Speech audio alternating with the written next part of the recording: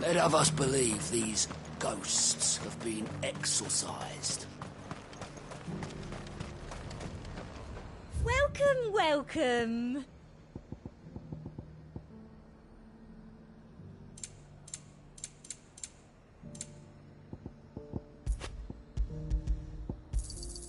I do like a customer who knows what he wants. An excellent choice. You've a keen eye. I'll be here if you need me.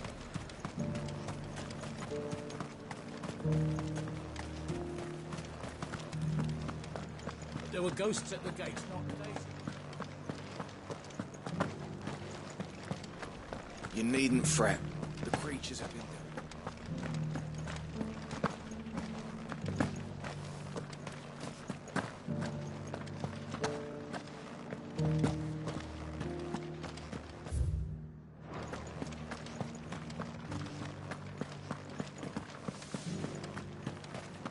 To the meadows, then.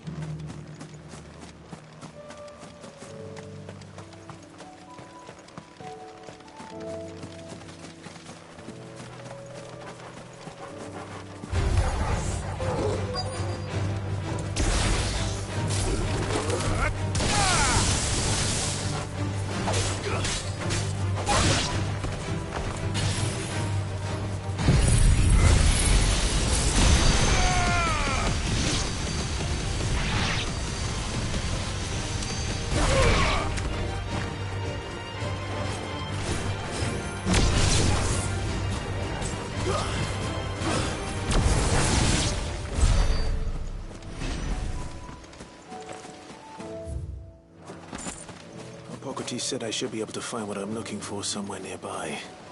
Bright blue dragons and bright yellow flowers. Should be easy enough to spot.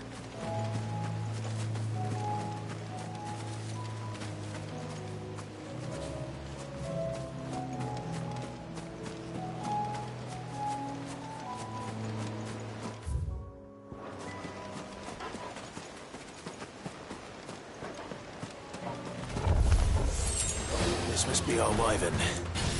All right. Let's get this over with. Silent stone!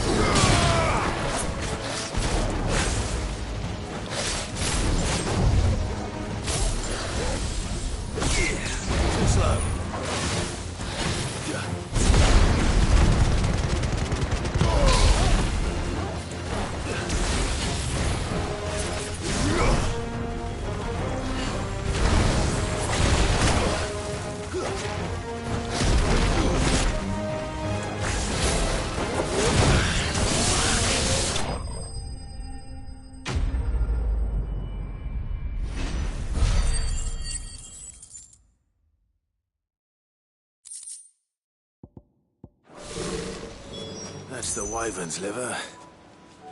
Now I just need to find the herbs. Bright yellow with a heady scent.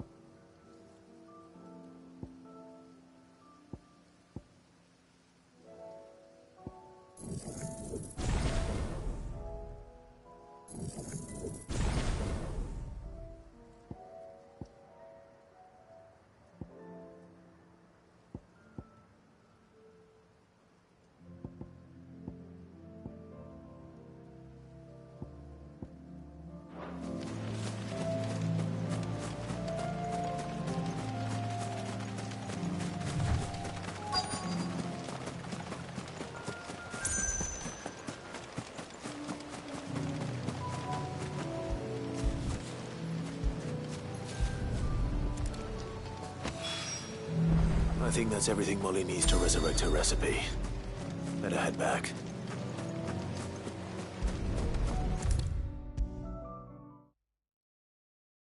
Which song should we listen to? All of them. So, did you have that word with Tomes then? I did, and he was as helpful as ever. He told me exactly where to look, in fact.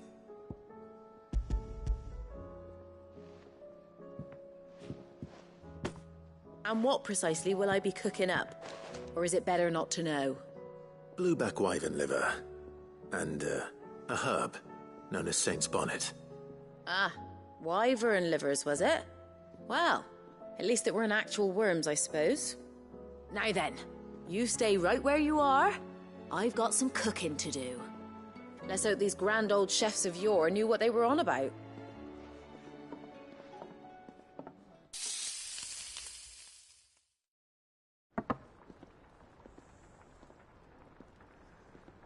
And here we have it. Fried mortress of skyworm. Ivan's offered to make sure it's fit for consumption. Well, I say offered. He as good as begged. And rightly so. Is there any higher honour than partaking in a slice of culinary history?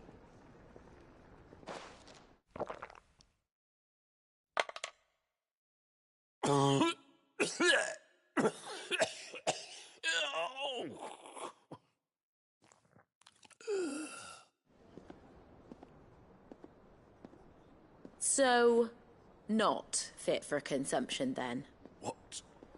What witchery is this?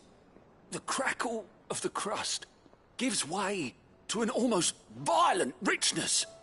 Yet, it is the piquant kiss of the saint's bonnet that tames this savage dish. It is a tour de force. A force of nature, even. A maelstrom of flavour and sensation. A graceful beast emerging from centuries of slumber. I think he likes it. Well, I can't quite tell with all that nonsense he's talking. But I reckon you might be right. It was decent then, I take it. Decent? It's remarkable. And I defy any man to say a word to the contrary. Sid, might I suggest that you command a party of your finest men and women to procure a dozen blueback wyverns forthwith? I'll give it some thought.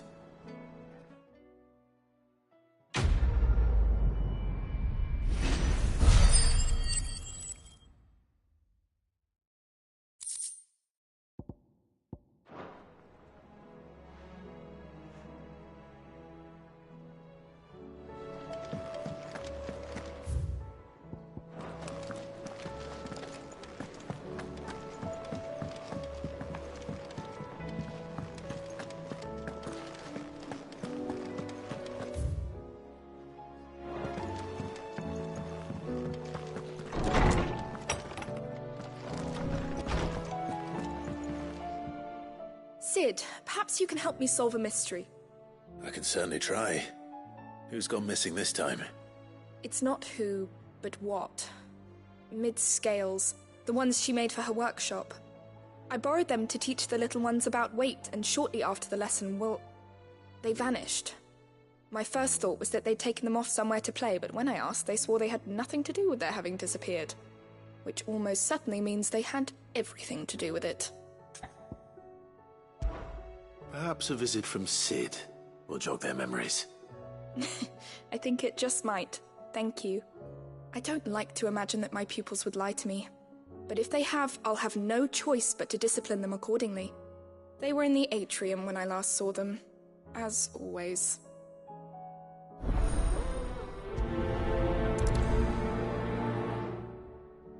Let me help. I know my letters. Most of them, anyway.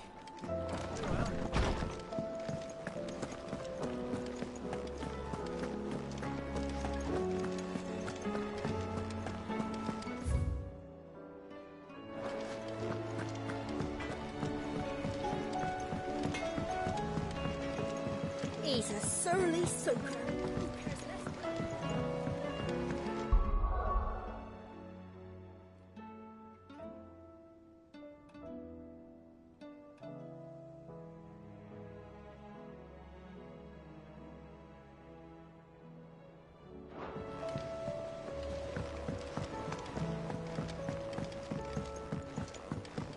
Sid!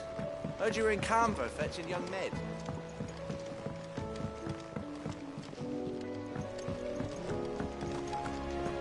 What do you reckon we should do? I say we should just tell Miss Shirley.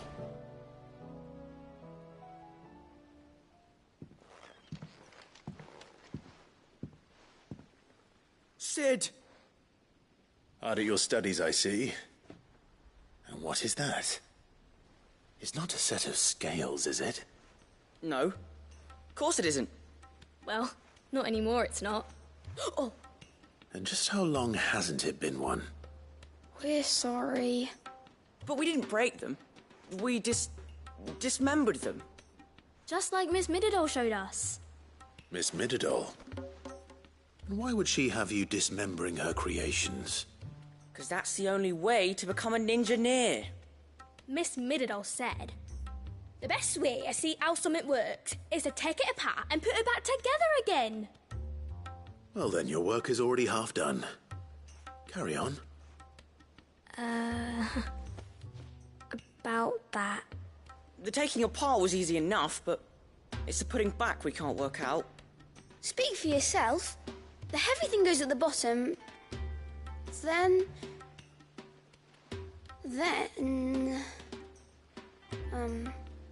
You three need to learn to take responsibility for your actions. So let's have a look at these parts with fresh eyes, shall we?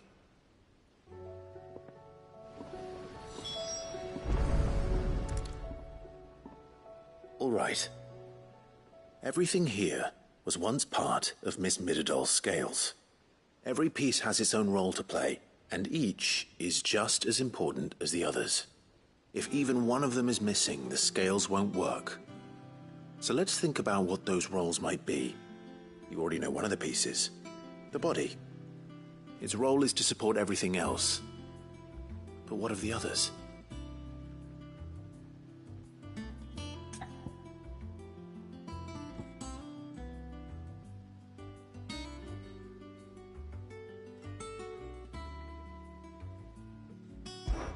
These round parts are called the pans. You all know what a pan is, don't you? I do. Molly uses them in the kitchens to fry bangers. But these aren't for frying bangers, you idiot. They're for weighing stuff. But what if I wanted to weigh Goots? I don't think he'd fit on that little thing. Probably not. What are the chains for? Holding the pans up? Well spotted. Which means something must hold the chains up in turn.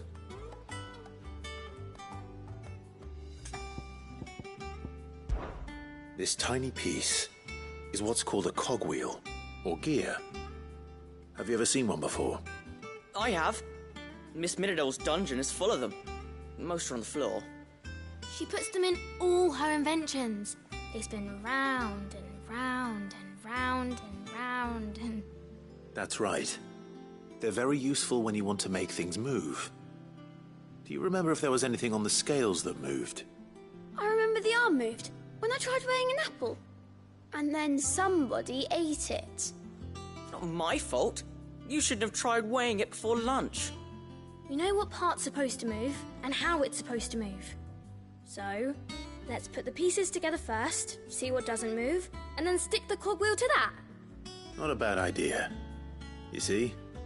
It's not so difficult.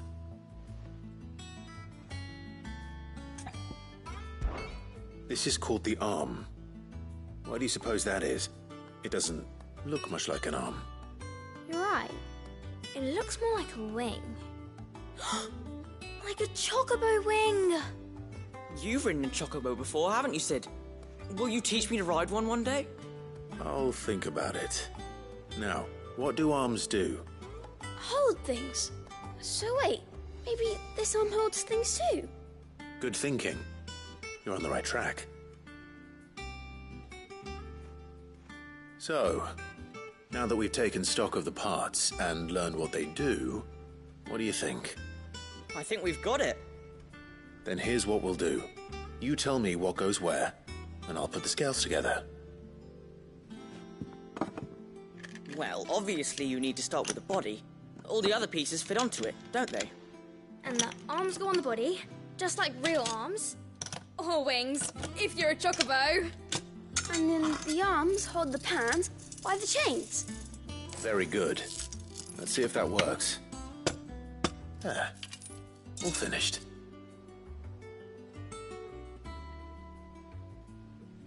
Yes! We did it! Well, with Sid's help. Oh, I just put the pieces together. It was you three engineers who showed me how.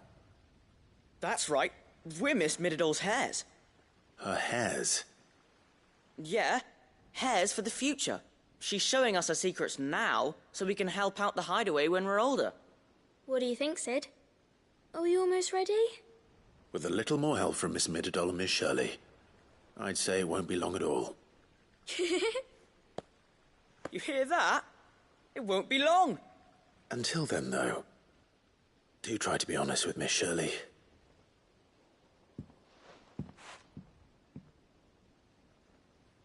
Hey, look! We never used the cogwheel.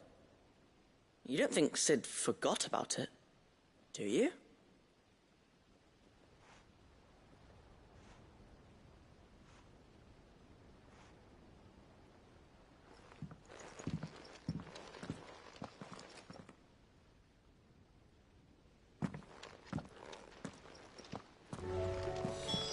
If Amber and the Lazarus are gone, then...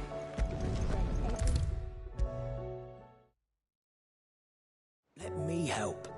I know my letters. Well, did you solve the mystery? It was as you thought. The children had the scales, or the parts of them at least. They dismantled them to see how they worked. Oh, no, Mid will have my head. Thankfully she won't. This might even have been her idea. Although I was the one who ended up teaching the lesson. I'm so sorry, Sid. I know how busy you are. I shall see that the children are properly punished. Please, there's no need. Mid seems to have taken the three of them under her wing. She's even calling them her heirs. She'd have them follow in her footsteps. And her father's.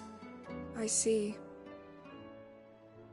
Sid, do you know why Mid has been spending so much time at the hideaway of late? She told me it was because her studies have been interrupted by events in Canva. Is that not true? No, it isn't. The university offered her a commission. In exchange for full tuition, room and board, they asked her to oversee the design of several new war engines. To anyone else it would be an opportunity, but to Mid, who lost both her parents to war, it was a bitter pill. One she was none too keen to swallow. But that should come as no surprise. She's only ever cared about bringing people hope. The very last thing war can be said to do. Which explains her heirs. She's working to give them a better life. And so should I. What's the odd engineering lesson? Oh, you've given them far more than that. And I'm sure they're very grateful.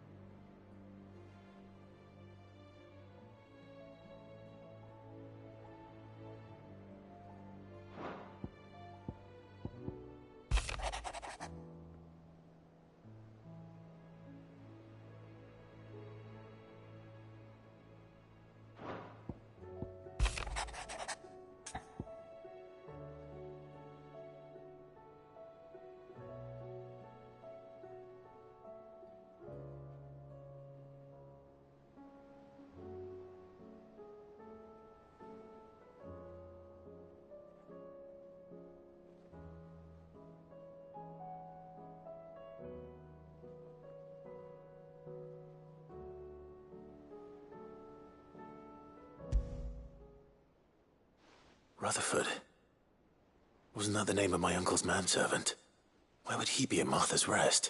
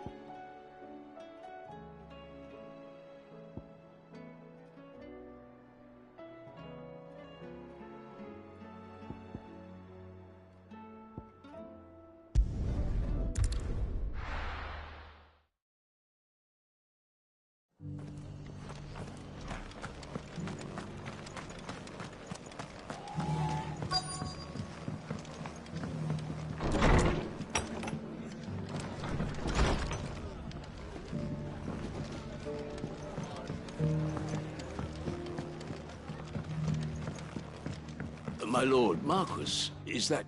It is you. Then you received my letter. I am Sebastian Rutherford, chief steward of your lord uncle's estate. Of course. We met once before. Yes, my lord. Thank you for coming. And what was so sensitive that you couldn't put it in writing? 1,000 apologies, my lord. I did not mean to offend. I merely... It's all right. Continue. I am here at Martha's Rest, at the behest of your lord uncle, tasked with learning what I am able of the realm's current state of affairs. And what I have learned is grim. The fall of the Mother Crystals has left Storm in a state of utter disarray. The subsequent darkening of the heavens has only made things worse. Akashic attacks, once unthinkable, are now commonplace. The gears of governance have ground to a halt, and without a steady hand on the tiller, the realm threatens to drift into utter chaos. Your lord uncle, however, believes there is a way to avoid this fate, and is determined to see it set in motion. That sounds like quite the undertaking. It is.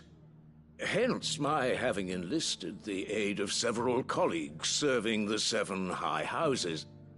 Alas... Alas? I have lost contact with 2 of those colleagues already. They are both able-bodied and trained in the sword, yet in these dark times even that may not prove sufficient to keep a man safe on the road. So you want me to find them? I'll need to know where they went. One I sent to investigate the Republic, the other the old Imperial capital of Oriflamme. That doesn't exactly narrow it down. I suppose I'll start in Dalamil and work my way east. Thank you, my lord. I shall pray for your success and safety.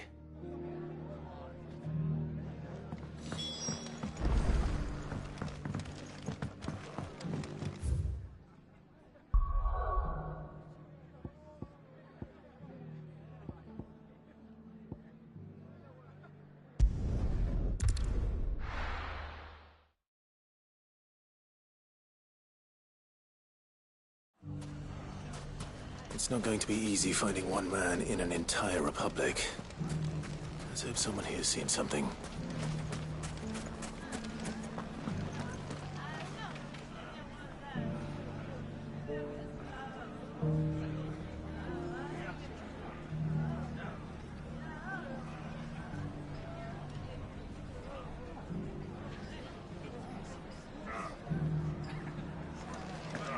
The bandits may be known, but look what they've left us with. Mummy, are the bad men going to come back? The gentlemen of the town guard are strapped to the bunch. Perhaps.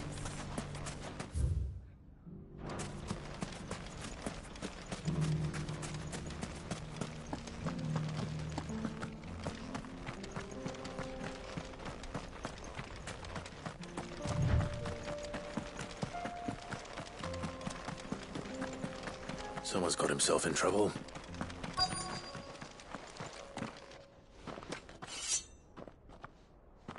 I don't see your master here, so you can start by giving us all the coppers in your purse. I already told you, I have nothing. Then maybe we'll take that pretty outfit and the steel you're wearing. Please! These men are trying to rob me! I'll deal with this. Thank you. You that one's master, then?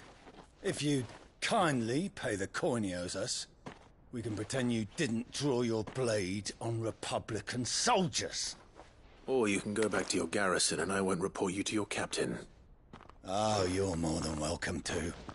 He hasn't had many visitors since we slit his throat.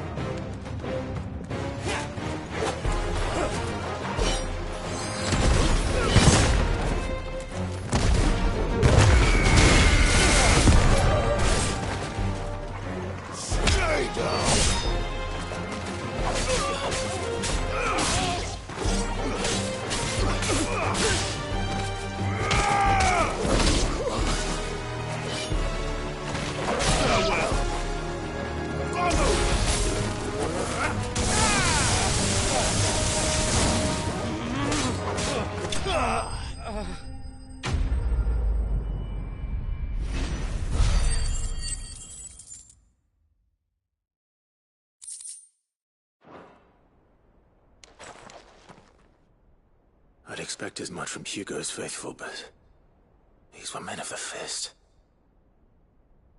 Much has changed in the Republican army since they lost their rock. You've seen this kind of thing before, then? Many times. I was sent here to observe the situation. You're one of Rutherford's men. He sent me to look for you. Well, then you have my thanks. I fancy I could defend myself against one, perhaps two, but a whole regiment... I arrived in Dalimil several days ago, but when I called upon the captain of the local garrison to make inquiries, his men confiscated my effects and locked me in a cell. The captain is no more, and his men make the rules now.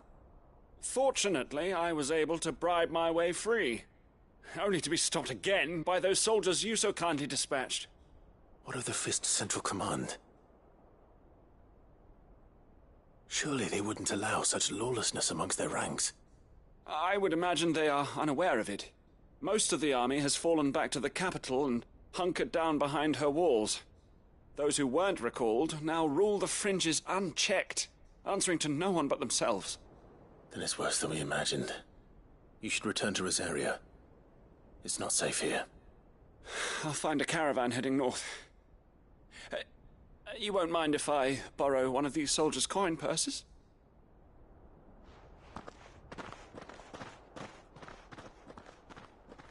Not at all.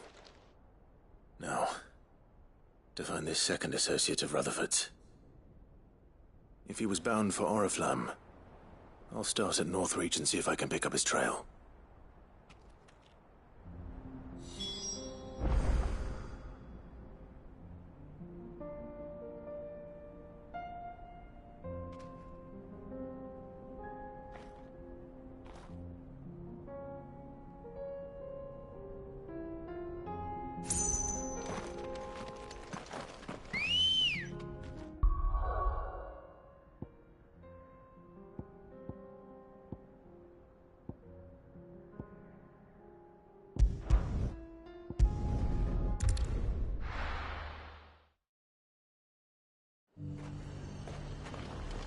There's a lot of road between here and the capital.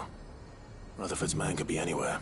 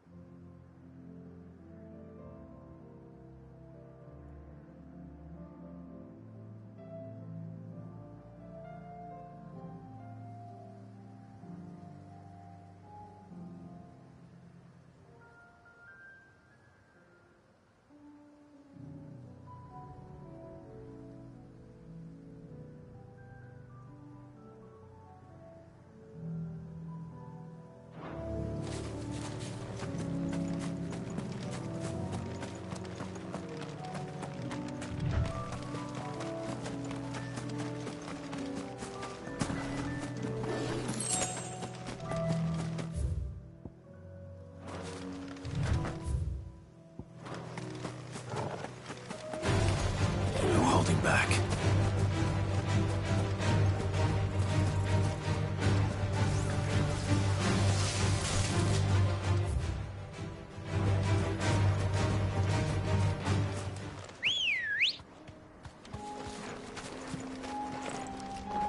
Good girl.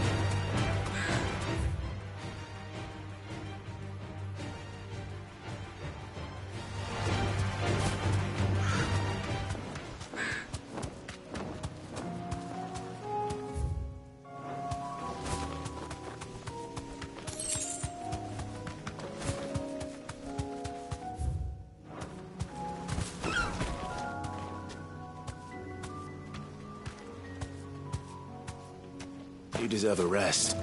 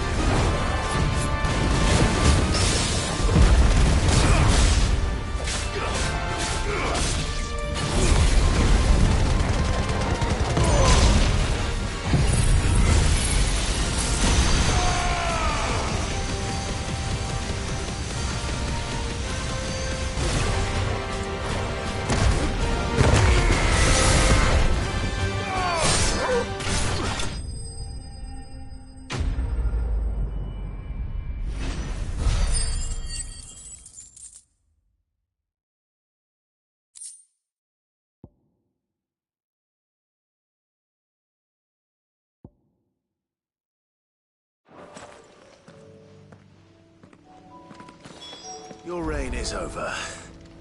Now to collect the ash. I should probably have brought a bucket. This looks like the stuff. Let's see if there's any more.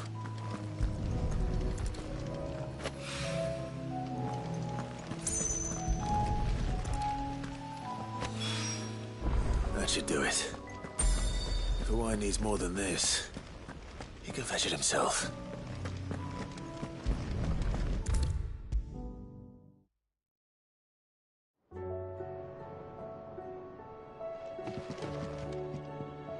All right there, Sid?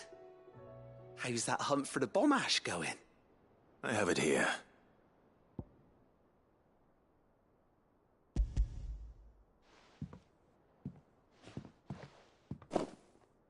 That's the stuff. And plenty of it, too. Enough to keep the Alembic bubbling away for a good old while. You're a gent, Sid. Let none say otherwise.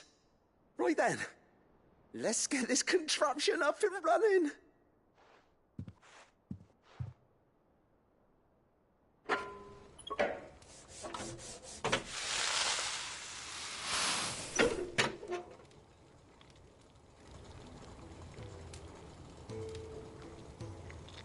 There we have it. The Telemon Alembic. And it works just like the chief said it would. Very impressive. Says the man who cut down a burning boulder. Speaking of which, I still haven't returned the favor. There's no need. The good it will do for the hideaway is reward enough. Don't be silly. Why don't you let me take a look at that bag of yours? The one you keep your potions in. Reckon I could work some magic on that. What kind of magic? Well, we happen to have isolated a substance in our test run of the Alembic that I reckon will make even the toughest lever supple as anything. Thought we might use it to breathe new life into old boots and the like. Save the hideaway a few gil. Ah, I reckon if we slap a bit on your bag, it'll loosen it up enough for you to squeeze in a bottle or two more. Well, it can't hurt to try, I suppose. That's the spirit. Leave it with me. I'll only be a mo.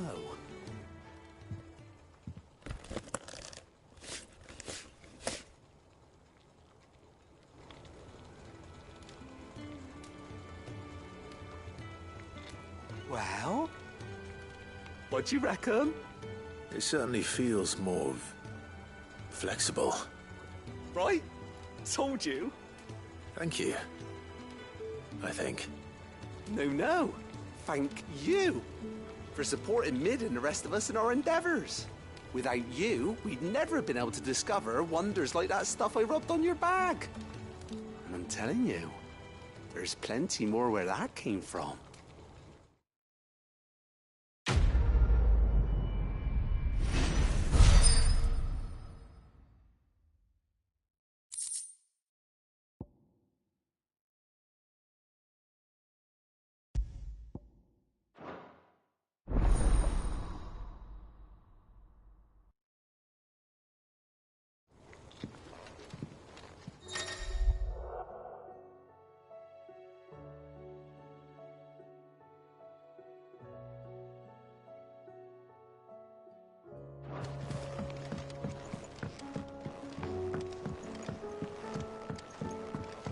Do you think Mid's ship will ever sail? If Amber and the Lazarus are gone, then...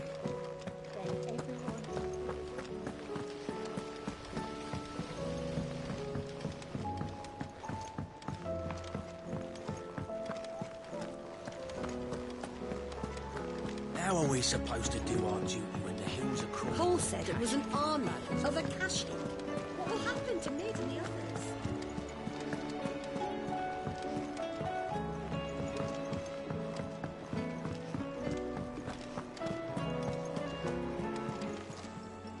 Still alive, are you?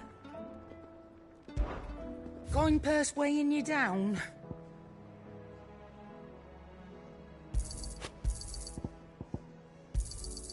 You'll not find a better price than that.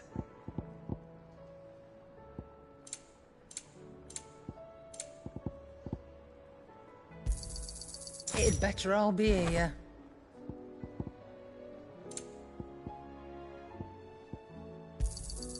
You'll not find a better price than that.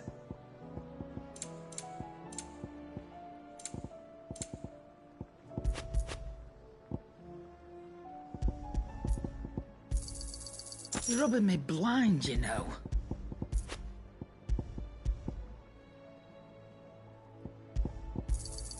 You'll not find a better price than that.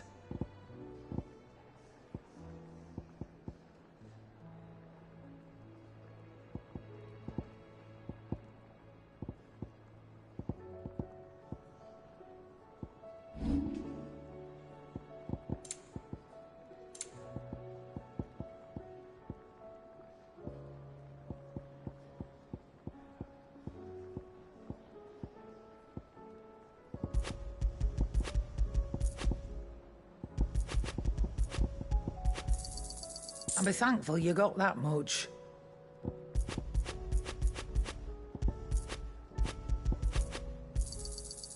I reckon I can find a buyer.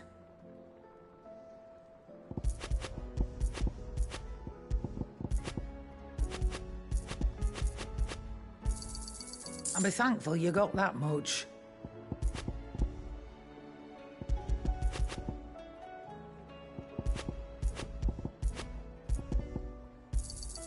You got out else? I'll be thankful you got that much.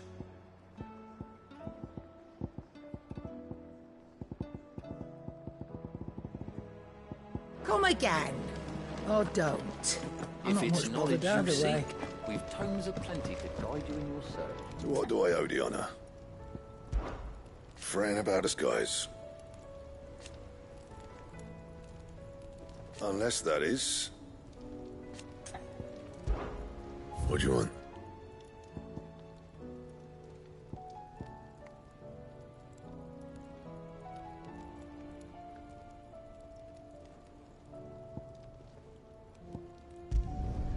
No scratches, all right?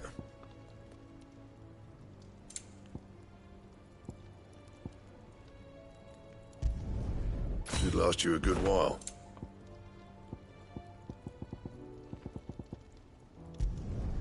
No scratches, all right?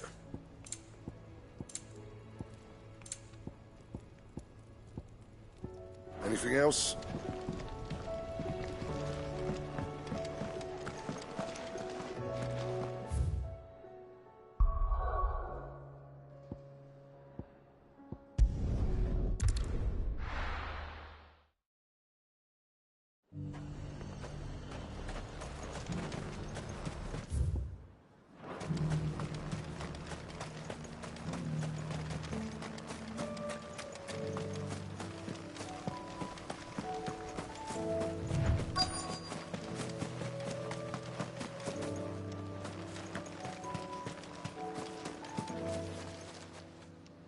What happened here?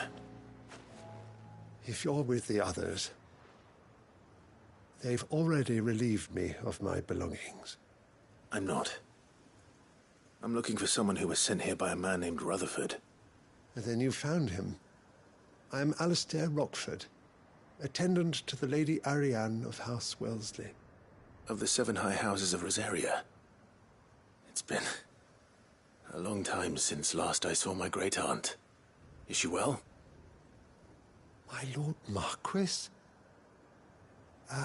Yes. Yes, she is. The Lady Dowager has granted me leave to assist your Uncle Stuart. I was on my way back from the old capital when I saw some villagers being robbed on the road here. Bandits? They looked more like field hands, but it didn't matter in the end. I did what I could to help the victims, but all it earned me was a pommel to the temple. Which way did they go? South, toward the gate. All right. I'll take care of them. Founder knows I've met enough of their kind. You head back to Northreach, visit the Vale, tell them I sent you. Thank you. I shall. Founder be your shield.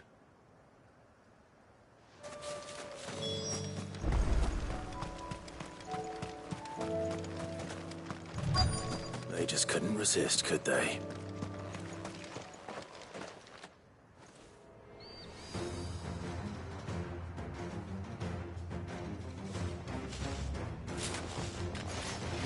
This one's ours, pretty boy.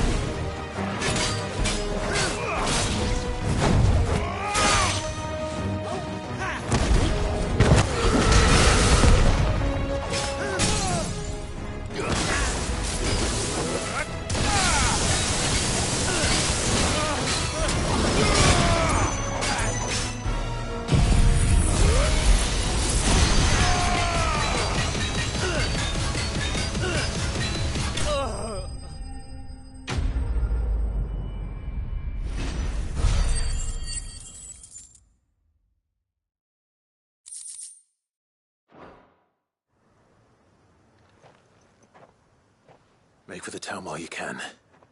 There may be more bandits nearby. You don't need to tell me twice. Many thanks, traveller.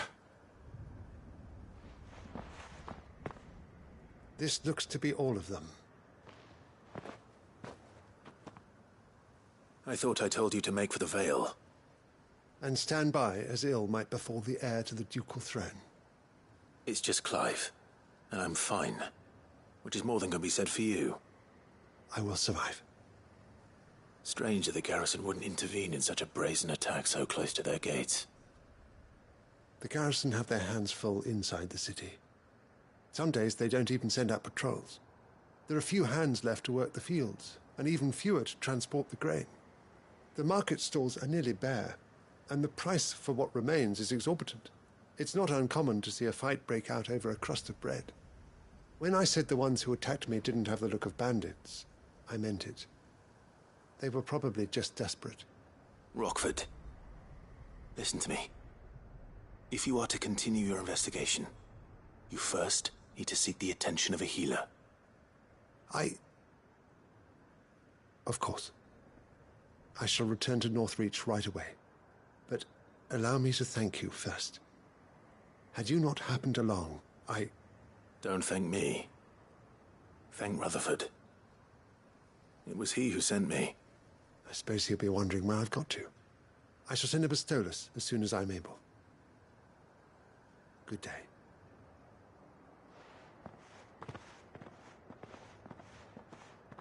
My uncle certainly has his work cut out for him. If it isn't already too late. I should go and tell Rutherford that his colleagues are still in one piece.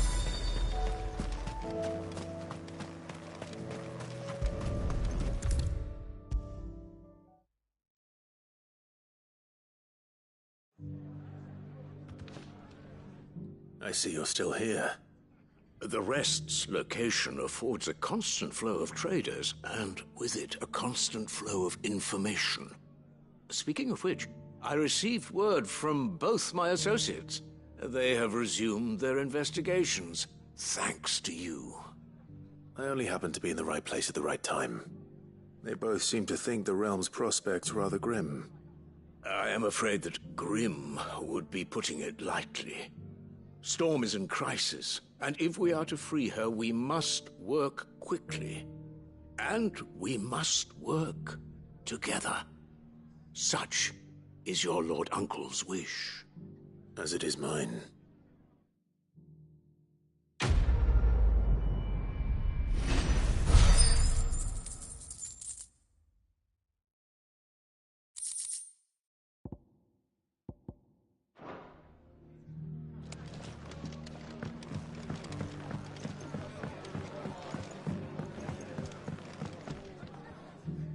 Clive. Just the man I was hoping to see. Oh? And why is that? You remember how some of Sir Wade's guardians took up residence here after the Akashic attacked? Well, now the rest have come to join him. Seems their barracks in the Lazarus have been lost to an ether flood. Now, I don't mind having a few more brave boys around to keep them animals at bay. I ain't daft after all. But we ain't got nowhere for 'em to bed down. Poor buggers are having to make do with haylofts and chocobo pens. I'd build 'em a new barracks here if I could. But where would I put 'em? There just isn't enough room up here on the rock. Which leaves us in a bit of a pickle. The people we're counting on to keep us safe are living like beggars. I see. And it isn't just that lot. There's bears to think about too.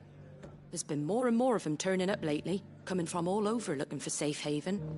But there's only so many we can shelter with the room we've got. We can't keep cramming more and more people into less and less space. What we need is a new home for our new arrivals. And that's what I was hoping you might help me with. If it ain't too much of a burden, of course.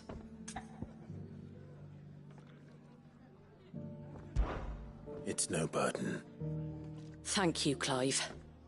So, where were you thinking of making this new home? Well, I reckon we could do a lot worse than Eastpool. Eastpool. It's been a long time since I thought about that place. It was a tragedy, what happened. And if any of us could have done anything to stop it, we would have. But what's done is done. And those who lived there wouldn't have wanted the village they loved to be left in ruins. I suppose you're right. The blight might be pressing in, but I reckon it's got a good few years left in it yet. There's just one problem. A band of cutthroats have made it their den, and they don't seem like they'll be moving on in a hurry. Nasty bastards they are too. I've lost some good men to their raids. Would have sent someone to clear 'em out sooner if my boys didn't already have their hands full fending off the Akashic. But now we've got a few more Guardians of the Flame to call on. I reckon it's time we made our move. What do you say? Fancy leading a raiding party? I do. Eastpool was once home to people I loved. I won't have bandits sully those memories. I'll gladly drive them out of there. And I know the men will gladly follow you. I've already shared a few thoughts with Sir Wade about how we might be able to win the place back. And I dare say he's got some ideas of his own too. Why don't you go and talk to him? Of course.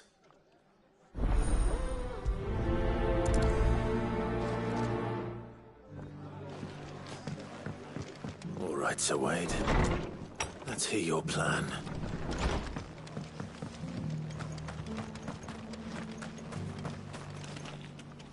So, Wade, it's good to see you well. And you, Lord Rossfield. And you. I spoke with Martha. She tells me you have plans to free Eastpool and make it your own. That's right, though it was mostly her idea. I rather fear my men have been treading on her toes somewhat since joining us, not to mention each other's. And then there are the bearers, men and women who found the courage to flee their masters and sought refuge here. We need somewhere to settle them, and I can think of worse places than Eastpool. As can I. Which is why I agreed to help you win it back. That's very kind of you. I'd be most grateful if you would. With you beside us, we shall soon send that rabble of rogues running for the hills. So, what can you tell me? That thankfully there aren't too many of them. Fewer than a dozen at our last count. And rather less, thankfully. The road that leads there will more than likely still be crawling with Akashic. A small force would suffice to clear the village, but if the Akashic were to follow them in, that force could end up trapped between a rock and a very hard place indeed. I'll head into Eastpool and deal with the bandits. You and the Guardians can stay outside the village and fend off any Akashic who come too close. Make sure I'm not taken unawares. I can't ask you to bear all that risk yourself, my lord. The Akashic are the bigger risk. I can handle a few bandits. Well, if you're sure, I shall summon my men at once. Shall I wait for you here? No need, my lord. You go on ahead. We'll be with you before long. All right. I'll meet you at Eastpool then. We shall see you there. And may victory await our coming.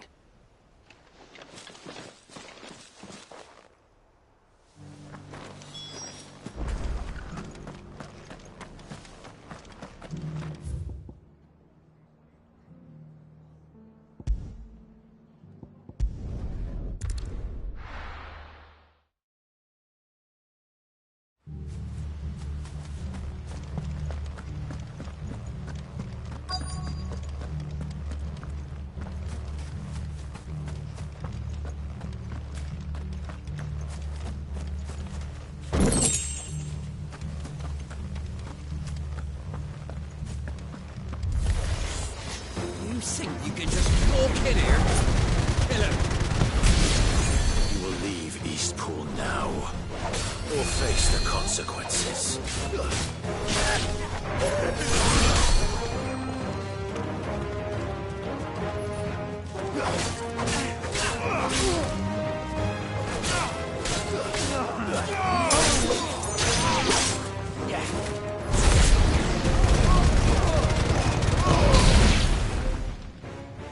That's the end of that, then.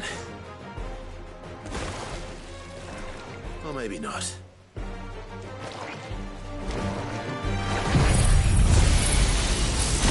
What's that thing doing here?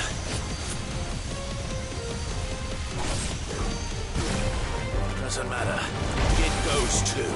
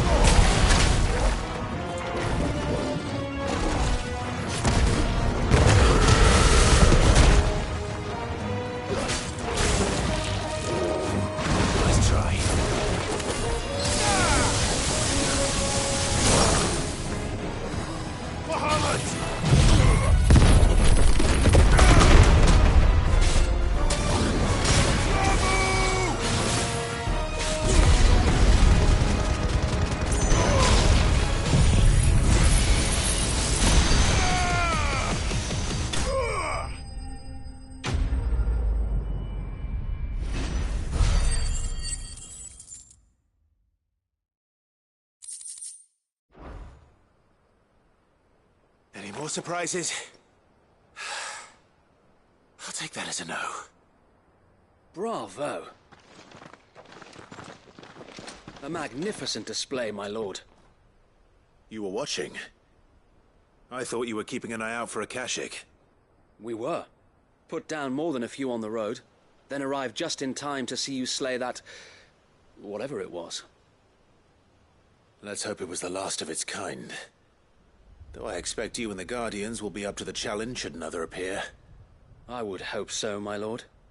Your men will be bringing the bearers who'll be living here, I assume.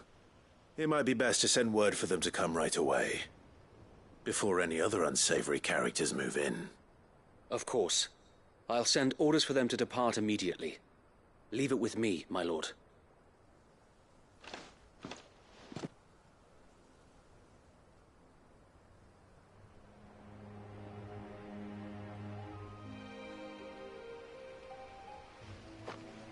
Home. Without masters. No. We're the masters now. Our lives are our own at last. That's all of them. And not a single Akashek in sight. Now to begin the important work of rebuilding the place. It won't be easy. Especially not after 5 years of beasts and blackguards having their wicked way with the place. The masonry might still be sturdy enough, but half the beams are rotted. Those that weren't lost in the fire or burned by the bandits, that is. It'll take a bit of elbow grease, but we'll see Eastpool rise again. Just you wait. So wait. Lady Hannah is buried here. If you don't mind, I'd like Oscar to join the rebuilding efforts. He should be a part of this. Of course. I couldn't agree more. I'll let Martha know that everyone arrived safely. If you need anything more, you have only to send a Stolas. And we will, my lord. Safe travels. Eastpool is in safe hands. Time to go and tell Martha the good news.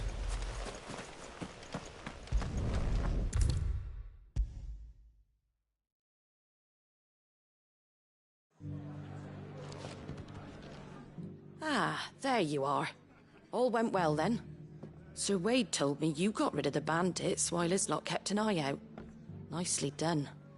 And what's all this about some shape-shifting nightmare showing up? On second thoughts, don't tell me. It'll only give me nightmares of me own. What matters is you did it, and now we can build our new village. I suppose it will be. What will you call it? What else? Eastpool. Sir Wade said it best. There's plenty bad happened to that place, but that don't undo the good that happened there.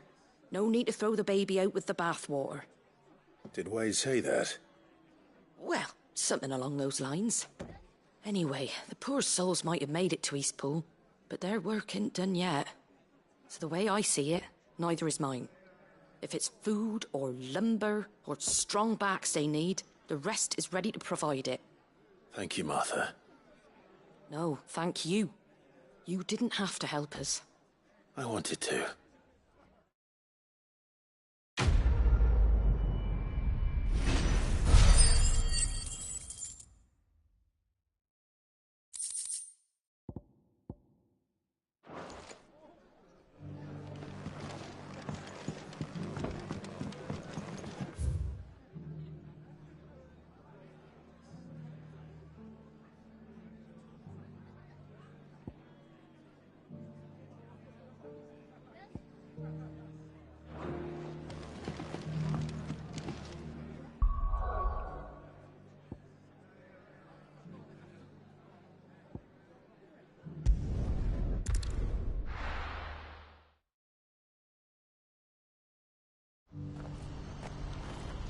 What's happened?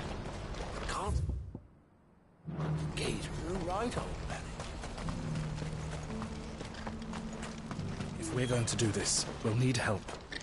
Then we'll have to find it, and fast. We cannot let this chance pass us by. Clive, your timing is impeccable. It just so happens that right at this very moment, we're in need of someone with your talents. And what talents would those be? Why, your fearlessness and your skill with a blade. I'm listening. Well, as I'm sure you're aware, when these dark skies swept over the Republic, so too did a wave of chaos and confusion. Randalar has been particularly badly affected. Many of the capital's bearers have lost their masters, or taken the opportunity to flee them. None remain free for long, of course. Most find themselves under the protection of the Fist before they get far. But the army too is in disarray, and finds itself unable to provide for its new charges. Which means it has been looking to sell. And you've been looking to buy, to make sure these masterless bearers remain that way. Precisely. It's the perfect opportunity to free dozens more, and for an attractive price, no less. So where does my skill with a blade come in? Though we may have the funds to buy these bearers, we have nowhere to house them.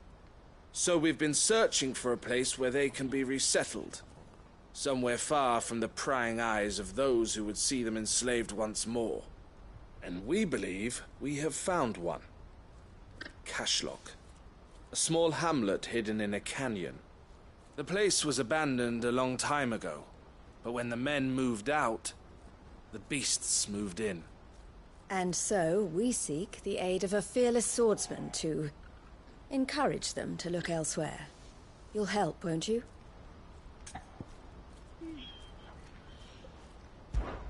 How could I refuse? Excellent. Theo, if you wouldn't mind making arrangements for the transportation of our guests, as we discussed. Of course. Leave everything with me.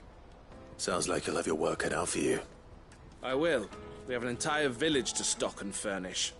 Residents and all. Even if I begin right now, I'll be working day and night. So I'd better get started. Try to clear the place out before the wagons roll in, won't you? I'll do my best. You will find a village in Chadra's Thread, past Lateney's Cleft. My man there will open the gate for you. All right. Wish me luck. I'm sure you won't need it.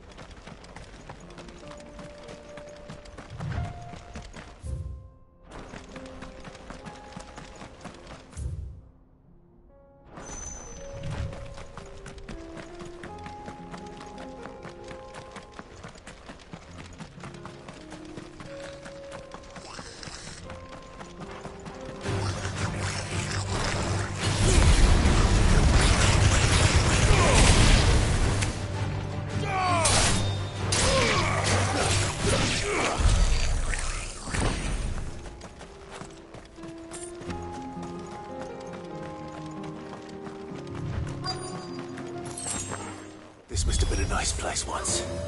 And it will be again.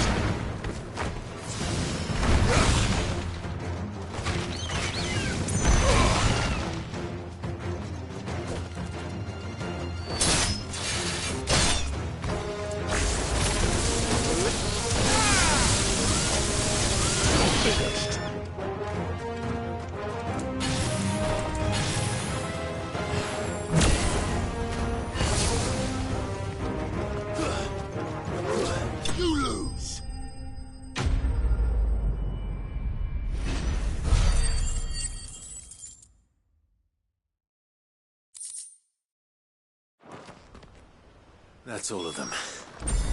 Come on, Toggle. Let's head back to Boklad.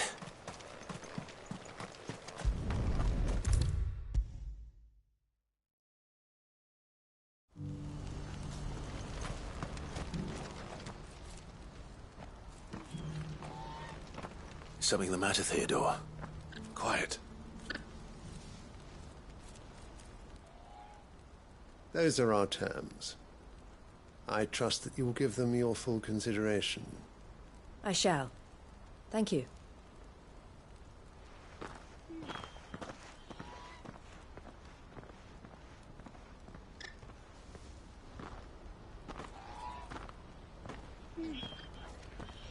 Him again. Someone you know? Yes. And, no. But enough about him. How did you fare down in Cashlock? It's done. The village is safe now. You made quick work of it, as always. I should go and let Eloise know. Don't let me keep you. But Clive, don't tell her I was watching her, will you? She'll only get upset. I'll explain everything once you've finished with your report. All right. We'll speak then.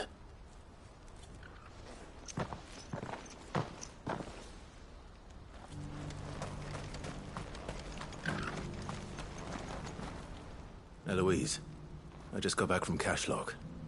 The village should be safe now. Thank you, Clive.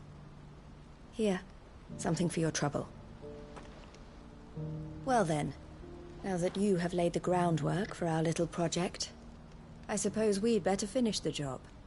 The first thing we'll need to do is make sure our offer for the bearers is accepted. You're still in negotiations? We are. A trusted colleague has been dealing with the Fist on our behalf, but things have been trickier than we anticipated. I suppose it's to be expected. This is the army we're dealing with. Fighting's what they do. But we shall emerge victorious in the end. Well, if you need any help, you know where to find me. I'm not sure I do, but thank you all the same.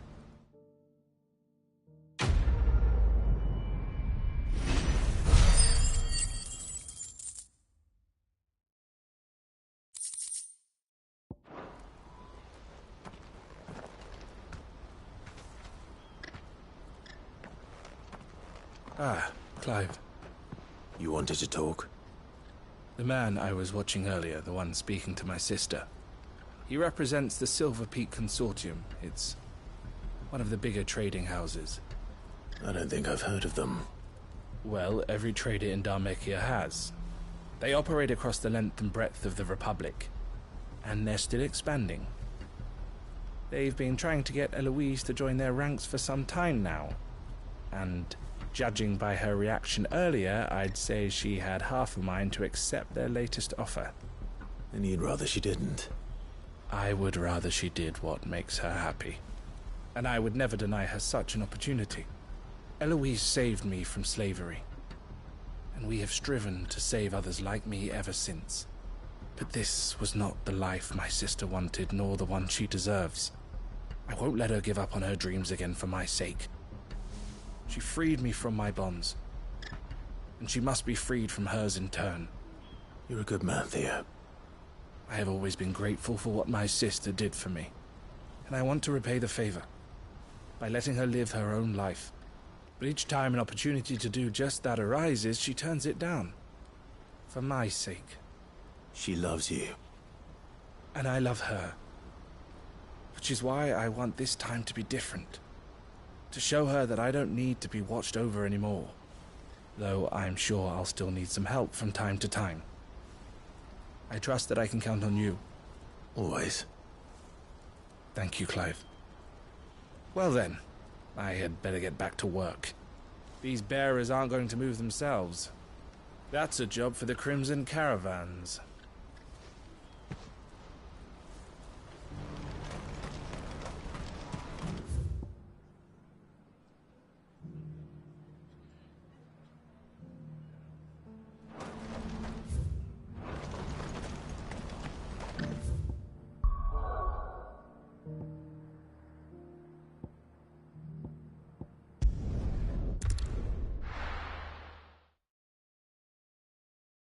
I'll be taking you all to a storehouse in the Bales.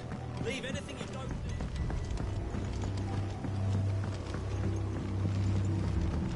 You know what you have to do. Clive, I fear that I must bid you farewell. As you know, our time grows short. The Lord Chief Justice's vultures are circling. We must strike now. Before we part, I want you to know that, though I may not always have been your most vocal ally, I trust you, as I trusted your predecessor. Thank you. I appreciate the sentiment, and I understand more than anyone how you feel. But is revenge really the answer? It is the one I found, and it is all that I have lived for since that day. But what of Lostwing? Everything you've built. I built Lostwing to achieve this aim. Once it is done, the village will have served its purpose. My comrades and I are sure of our cause, and we shall fight to the last, come what may.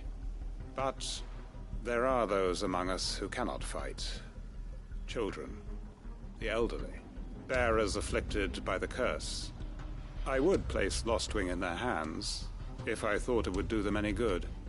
But a village home only to the frail and the infirm is not likely to stay a safe haven for long.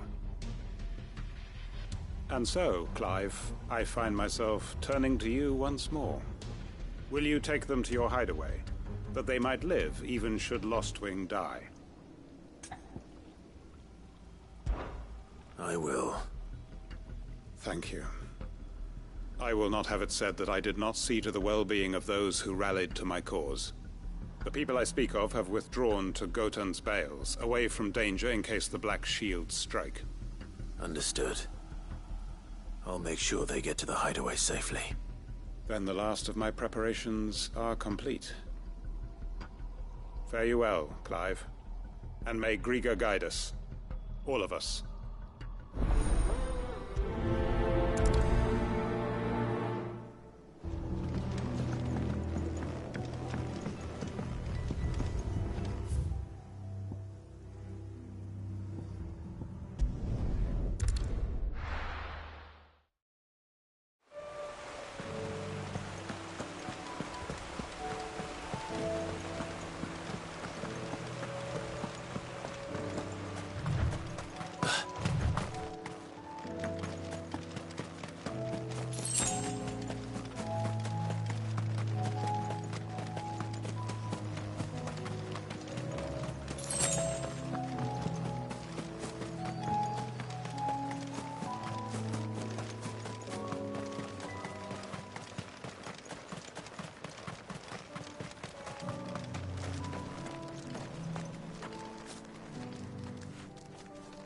Everyone, Quinton has asked that you come with me. He can no longer guarantee your protection, but I can. There's a safe place I can take you to. Well, if that's what the Master thinks best. Sid, none of us would be standing here today if it weren't for Master Quinton. We owe him our lives. So we ain't about to start telling him what he should do with his. If he's saying we ain't safe in Lostwing no more, it's 'cause he ain't coming back. And if that's what has to happen, then so be it. I only hope he can see this through to the end. That we get to see justice done. I hope so too. Oi! You lot! Where's everyone else? They ain't already left, have they? They've gone with Master Quinton. Fuck! Fuck! Fuck! What's wrong? I've just come from the Justice's manor. We have to get Quinton to call off the attack. It ain't just the Black Shields protecting the place. He's got a guard dog and all. A fucking monster. They don't stand a chance against that thing. If I don't get the message to them, they're all gonna fucking die. No. We can't let this happen. Sid! Don't worry about us. You've got to catch up with him. We can't let Quinton die before that bastard does. All right. I'll do what I can. Where is this manor? It's way over to the east, through the woods. Heavenhall, he calls it. Promise us, Sid. Promise us you'll do what you can.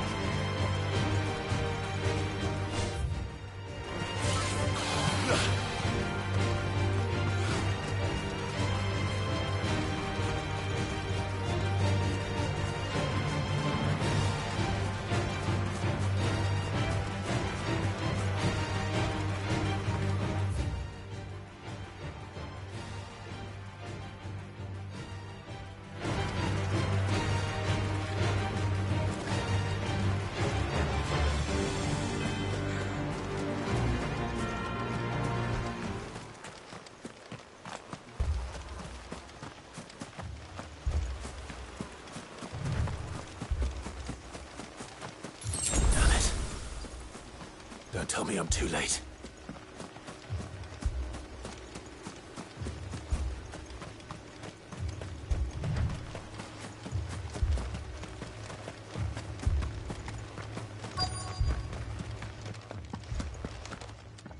Quentin, are you all right? No. But I am alive. Which is more than I can say for my comrades. They followed me without question all the way here. And they died. For nothing.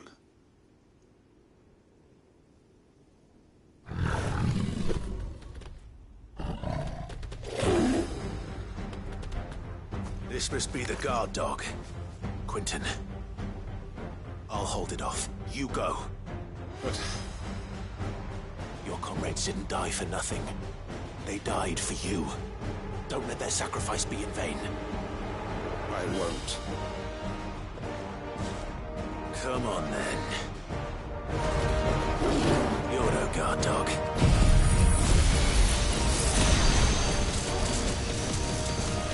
You're just a rabid beast that needs to be put down.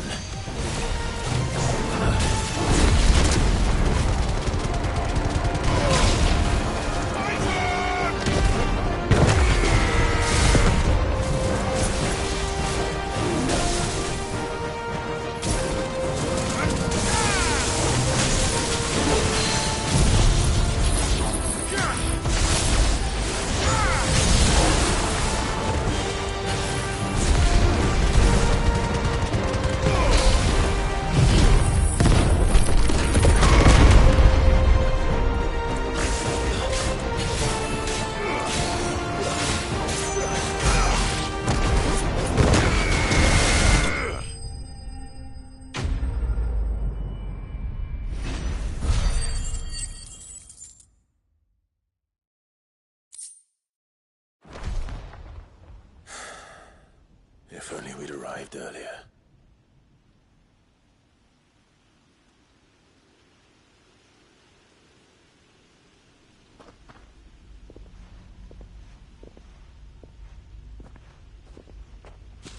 Is it over? It is. He wept and begged for mercy. And I cut him from ear to ear, just as I dreamed of doing all these years. All my plans, building a haven in Lostwing, freeing bearers from their chains and recruiting them to my cause. It was all for this. But what is this? Justice? My faithful comrades. All those lives lost, so that I might take another. Quentin. Master Quentin!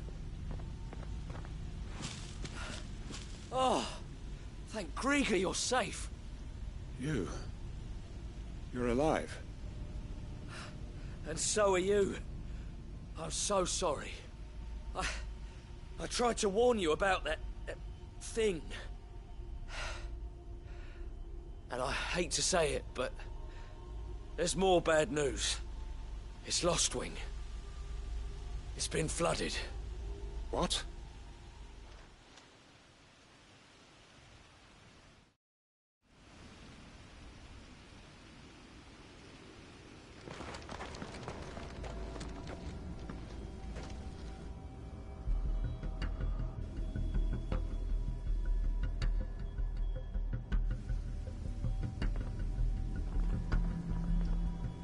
Lostwing. My Lostwing. And look who's here. They must have stolen in after we left, just before the flood struck. What if there are still people in there? Don't be a fool!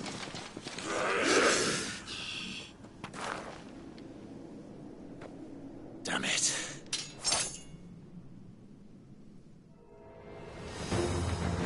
Quentin's not going to last long in there.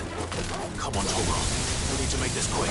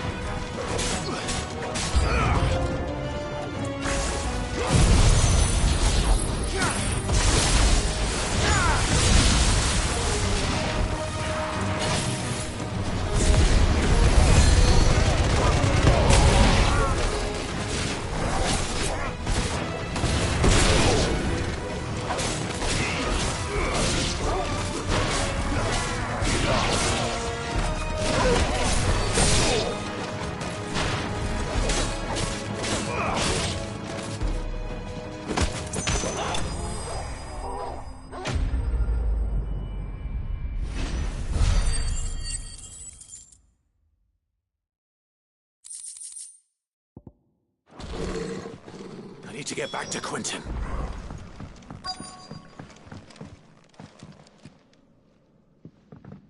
Quentin! Quentin! Look at me! Thank the Founder. He hasn't turned. I'm going to get you out of here.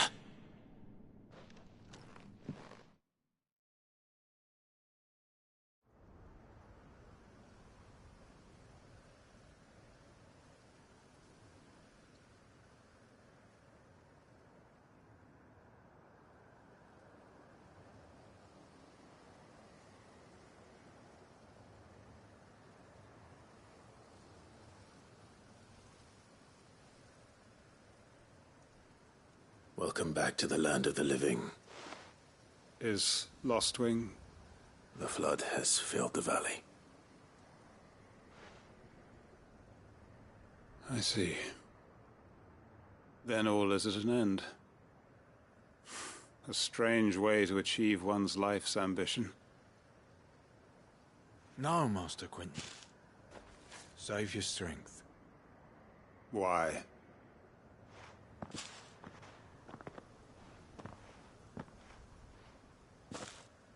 All that I strove for is gone. Only emptiness remains. I have nothing left to live for. What the heck are you on about? You've got us, ain't you? Don't try telling me you only freed us so you could get revenge. We're more than that to you, and we all know it. I thought you weren't coming back. But I prayed, and you did. There's got to be a reason for that, right? Can't we just go back to how it was? You know, you looking after us all. Your work ain't over yet, Master Quentin. We believed that you were the right man to lead us, and we still do. Your village may be lost, but it seems your people aren't, so long as you remain to guide them. But why? After what why would anyone follow me? 'Cause we're family, aren't we? Family? Yeah, and all our comrades who went with you, they felt the same. Lostwing weren't just a village. It was all of us. It was. And as long as we're still here, it is too. We can start again. Build a new Lostwing, right here in the Bales.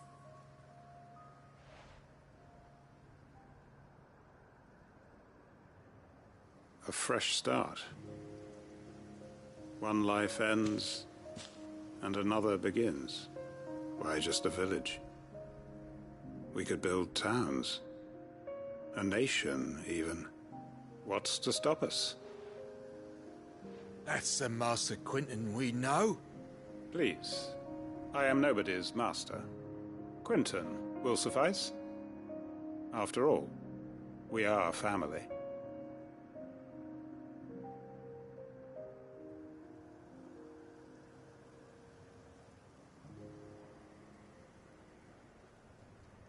Permit me to withdraw my request. I will no longer be needing your help in looking after my people. I'll pretend you never asked. But you must be rewarded for your efforts on our behalf. You saved my life twice over. And more besides. A bottle or two of your finest red will suffice. Of course. Nothing but the best. And I have a feeling that this year's vintage will be the finest yet. If you don't mind waiting, that is. I look forward to it.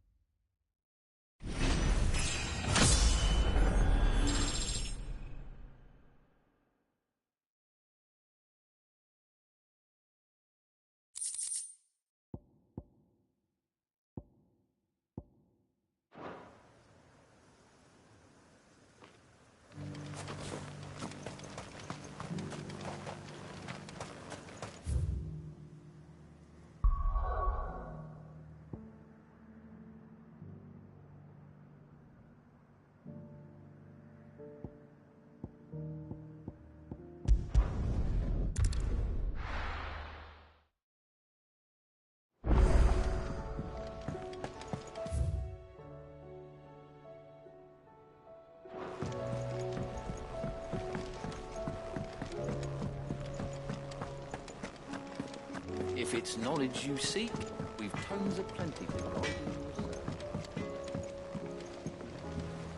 you. What am I gonna do?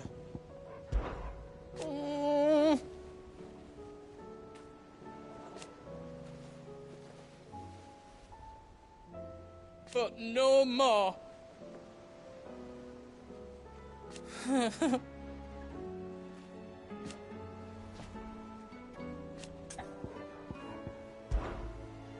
Is everything all right, Goots?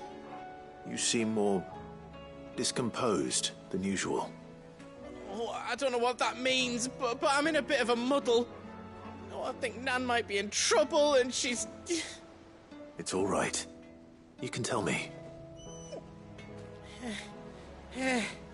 Oh. There was a trader came by. One of our usuals, like... Said he'd heard some rotten rumours about her down Dallimil Way. Folk are saying she's been selling to bandits and cutthroats and that. I mean, she's fond of a chance to make a coin or two, aye, but she'd never do business with baddies. Especially not the kind who go hurting people who haven't done out. I wanted to ask her about it myself, but I'm scared she'll give us a tongue lashing. She'd never give your tongue a lashing, though, would she? Don't worry. I'll speak to her. Oh, thanks, Clive. You'll let me know what she says, won't you? Of course. I'm sure it's all just a misunderstanding.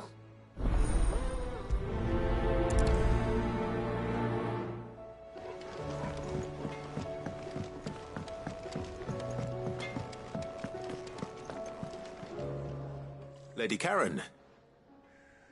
How's business? Not nearly as foul as the weather. You're doing good trade, then? Both in and out of the hideaway? Can't complain. Wait. What exactly are you getting at?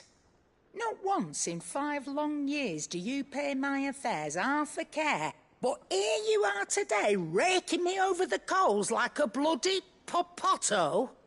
Just asking. Out of interest. All right. I'm here because I was told that certain rumors have been circulating. About you selling weapons to brigands. Oh, are you? And who was it who knows me so well as to tell tales of my evil exploits? I didn't exactly hear firsthand. All I know is that someone in Dallimil has been spreading word to that effect. And what? You believe it? You think I'm profiting off the blood of innocents, do you? Look, I've done things I'm not proud of. Might be there were a time when I turned a blind eye to the wretchedness of the world so I could line my pocket. But that woman is no more. And you'd know that if you'd ever paid the slightest bit of notice. You're right, Lady Karen. I apologize. It was wrong of me to doubt you. Aye, it was. Now, I reckon you've got better things to do than pointing your do-gooding finger at a poor old woman. Of course. Good day.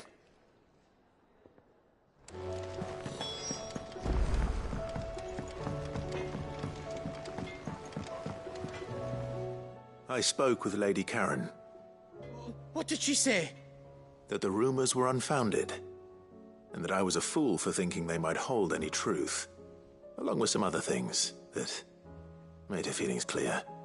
And while it sounds like she may have done things she regretted in her past, she says those days are behind her. Oh, well, that's good. I knew Nan wasn't caught up in out bad. But why would people say she was? What did she ever do to them? It's not right. No, it's not. But people do things for all sorts of reasons. Perhaps we'll never know. Well, I'm going to find out. That trader, he said they were all talking about her in Dallimil. So that's where I'm going. I'll find someone who'll tell me, you'll see. Are you sure that's wise? Whoever's spreading these rumors means Karen ill. Oh, right.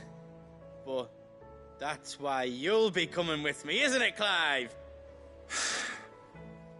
I suppose it is.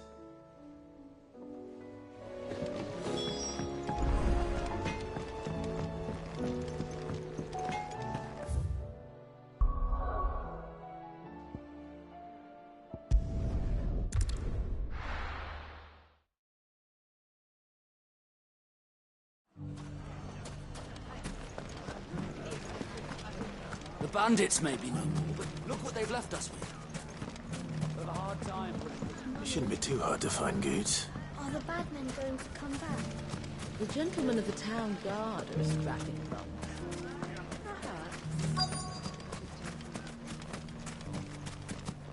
Could be I know something more. What's it worth to you? I've got 100 gil and a chocobo feather. Clive, listen! I found someone who says he's heard the rumours about Nan. Have you? Go on. Tell him what you told me. All right. It's like I said. A wizened old crone by the name of Karen's been selling steel to whoever will pay her price, be they knight or knave. Says the more swords and spears she puts in people's hands, the more war they'll wage. And the more war being waged, the more call for swords and spears. And who will they all turn to keep them in steel? Why, the good Reaper herself. And you've seen this Reaper at work? Aye, it just so happens I have. You'll find her right here plying her trade most days. Here in Delamil? Where exactly? She has a stall here in the market, but if you're not the patient type, you can probably find her at her storehouse on the edge of town. But it'd be a bolder man than me that braved that particular nest of vipers. Feeling bold, traveler? I hope so, for your sake. Now, if that's all, I have places to be. Sorry to have kept you. You don't think Nan's the Reaper, do you? Not unless she's discovered the secret of how to be in two places at once. Eh? What do you mean? Lady Karen hasn't left the hideaway in weeks. So who has been running this stall he spoke of? Good question. I'll go and have a look. And I'll visit this storehouse on the edge of town. All right, but be careful, Clive. You too, Goots.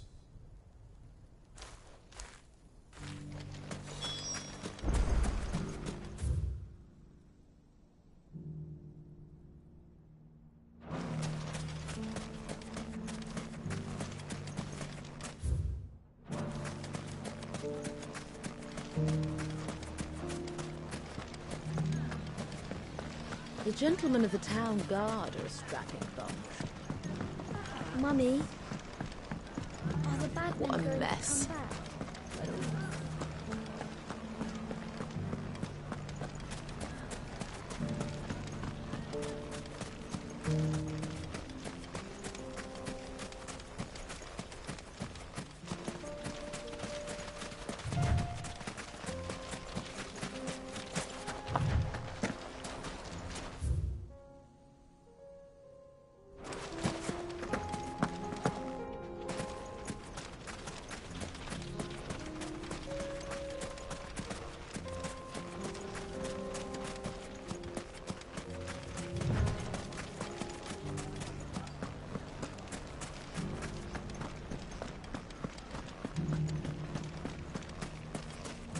You fought very bravely.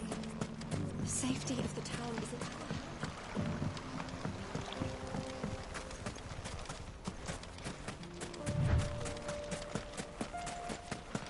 Time to brave the Viper's Nest.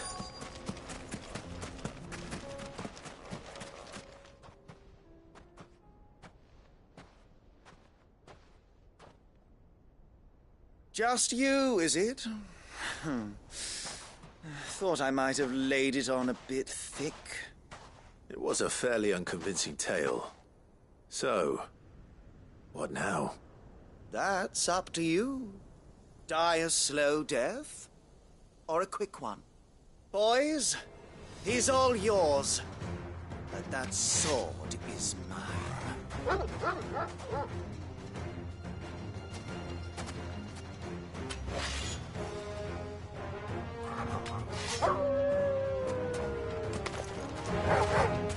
Speak now, and we can pretend this didn't happen. There you go.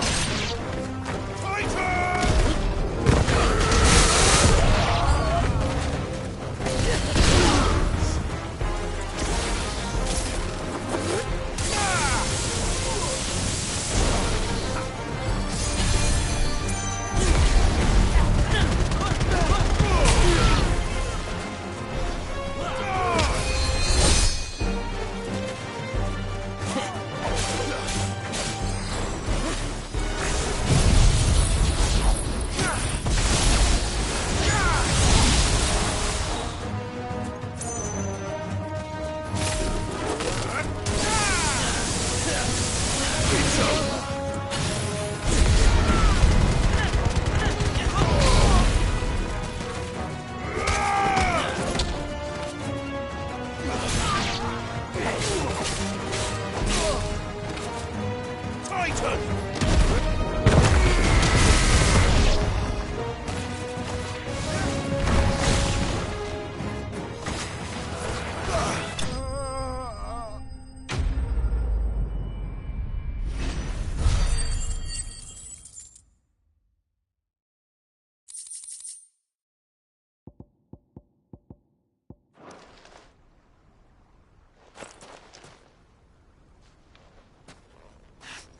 Oh, you've done it now. Go on. Tell me what I've done. When the Borgwyn finds out you've killed his men, he'll have your head. He only wanted that bull of a manservant, the dim one always clinging to Karen's skirts. You weren't even supposed to be here. Who the hell are you anyway? What were you going to do to him? The Borgwyn wanted him to get to Karen. I was only supposed to point the lamp in the right direction once he arrived in Dalamil. But then you turned up. Well, go on then. If you're going to end me, end me. You're not worth the effort. Now be gone, before I change my mind. Fucking coward! I need to find Goots. Right now.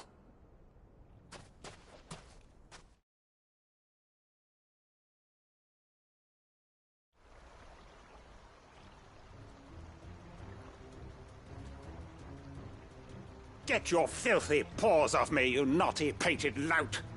Stop calling me names! And stop spreading them horrible lies about Nan! Well, that will be easy enough. For they are not lies. Every last word is true. And she must pay for her crimes in blood. Blood? Goose, are you all right? He's gonna kill Nan! He said she had to pay in blood! After what she did, it is only right. She ruined my life and the lives of countless others. That loathsome harpy's very existence is a crime, and I will not allow it to continue. Goots, was it? I have no quarrel with you. Only with your employer. Run along now. You need not pay for her sins. No. No? I don't care what she did. I won't let you hurt Nan. Promise me you won't hurt her. Or I'll kill you myself! Goots, no. Enough, all of you!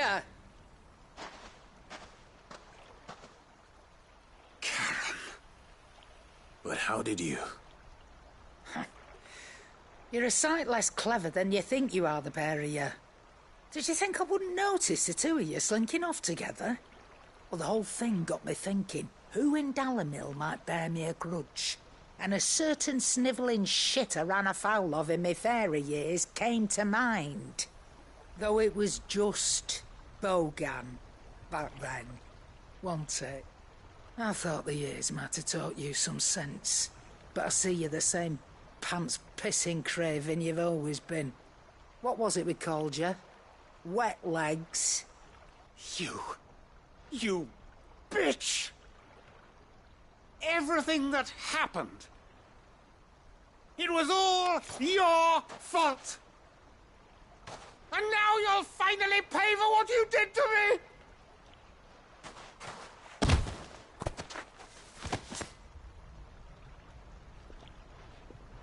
Goots, you... If you want a piece of Nan, you'll have to go through me. Fuck! You great galoot. Out of the way, I can handle this myself. So, wet legs, you remember what you told me when we last met? An eye for an eye. Wise words, Sam. Wise words. And now, it's time to collect.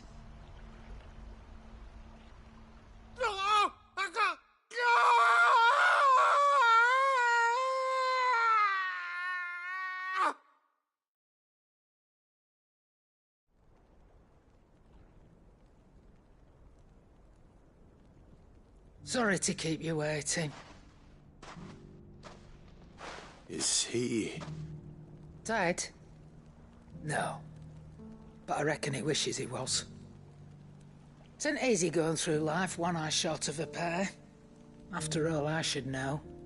You don't mean... Oh, don't tell me you didn't notice. Lost it to old Wet Legs back when we were working the same routes. Said I'd stolen from his strongbox. I'd done nothing of the sort, mind. But that didn't stop him taking his little revenge. So I took some of my own. Sorry, lost everything. His coin, his clients. Always knew he'd be back one day to claim his due. But he crossed a line dragging poor Goots into this. He didn't hurt you, did he? No, Nan. Still got all my arms, see? Legs too. But what if he comes back again? What if he does? First we take the other eye, then we work our way down. He'll learn his lesson soon enough. But something tells me the Wet Legs has learned it already. Right. Let's get you back to the hideaway. You've attracted quite enough attention already. Ta-ra, Clive. Remind me never to cross you, Karen.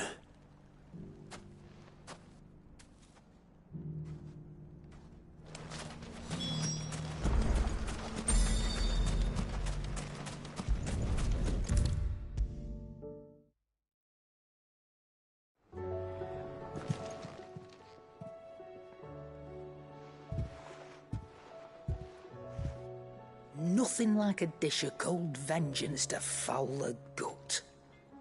I'm sorry, Nan. I didn't mean to make things worse. I just thought I had to protect you. Like you've protected me. Aye, well, someone had to. Your parents certainly didn't give a whit for your well-being. Reckon the both of us would be worse off if I'd not taken you on. You've always been me right eye, Goots. And I'd have you stay that way. So don't you dare go looking for trouble again. Well, I will. If you ever need help, I'll do it again and again, and you can't stop me. Why, you big lump. Fine. Play the hero if it makes you happy. Thanks, Nan. I won't let you down.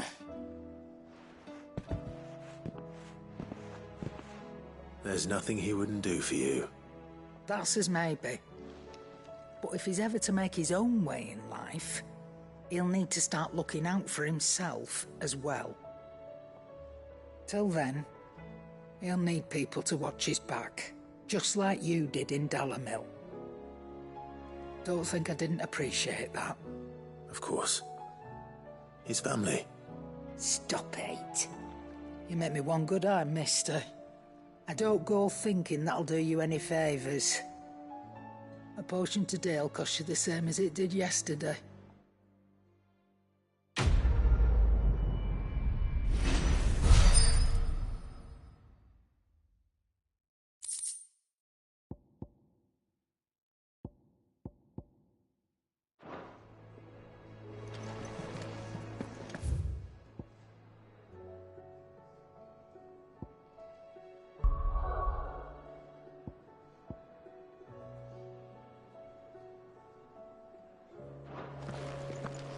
If it's knowledge you seek, we've tomes aplenty to guide you in your search.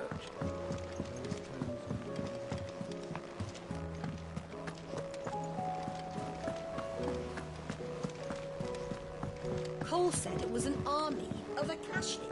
What will happen? How are we supposed to do our duty when the hills are crawling with Akashic? Clive?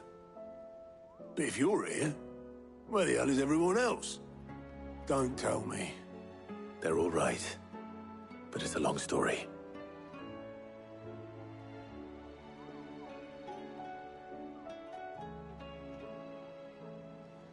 You lot don't do things by halves, do you?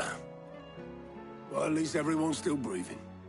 Now, as for these writings, I'm sorry to say, Clive, but if you had those, you'd be... Sitting under a pile of rubble, I know. But we were able to save a few bits and pieces from the ruins, most of which ended up being used to build this place. The more personal items we gave to the next of kin. In the case of Sid's things, that would have been Mid. Then I'll check the workshop.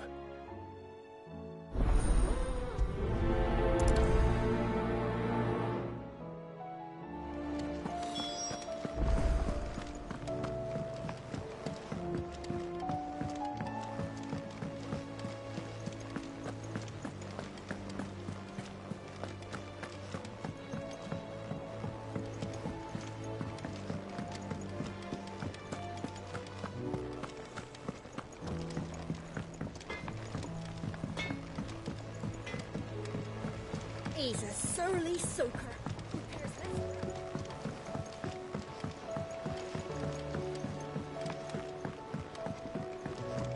Sid! Heard you were in Canva fetching young Mid.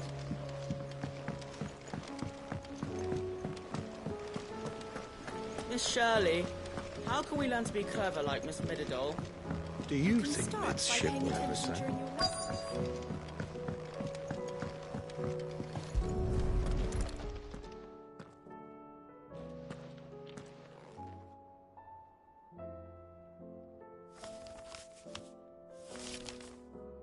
This looks like it's from Sid's old diary. But you'll already have read it. I'd better keep looking.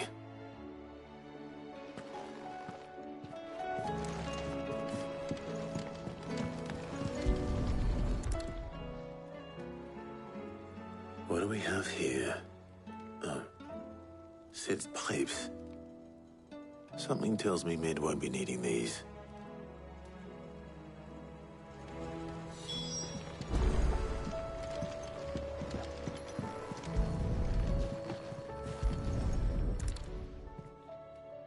I remember seeing this doll in Sid's cellar. I wonder if it was Mid's.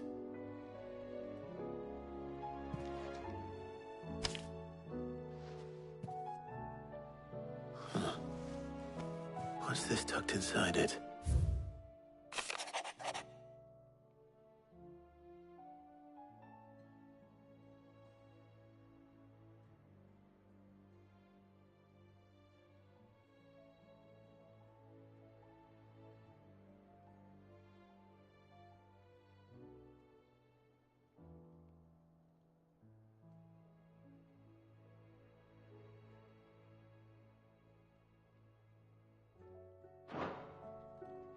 Sid's best invention. Huh. That sounds promising. So Sid hid something in Mid's first opus. What would that be? Perhaps Otto might know. I've had no word from Canva for days. Please tell me Mid is all right.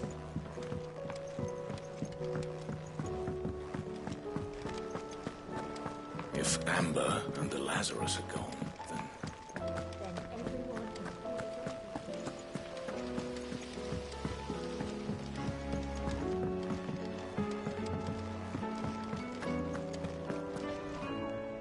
Well, did you find anything? Possibly. You wouldn't happen to know what Mid's first opus was? Opus? That girl's as tone deaf as a banshee. Unless you mean the orchestrion. She couldn't have been more than, what, 11, 12 when she cobbled that thing together? It surprised us all. Not least her dad. You should have seen how proud he was of the little scamp. What's that battered old box have to do with anything? I think Sid may have hidden something inside it. Wouldn't surprise me. Those two and their bloody treasure hunts. Half the things in the hideaway were hidden one time or another. how are we supposed to do our duty when the hills are crawling with a Kashik and the valleys are full of ether?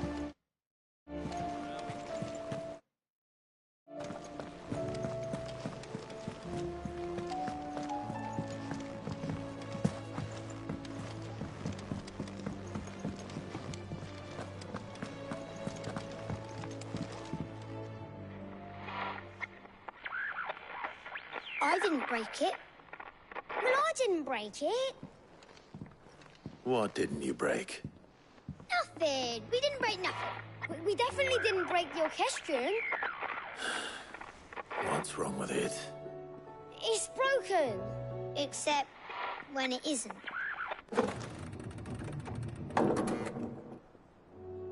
See?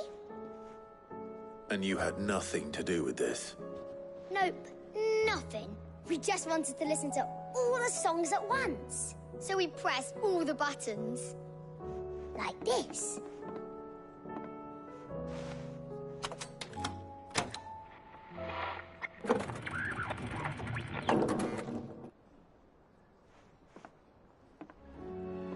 See? All too well. All right, out of the way.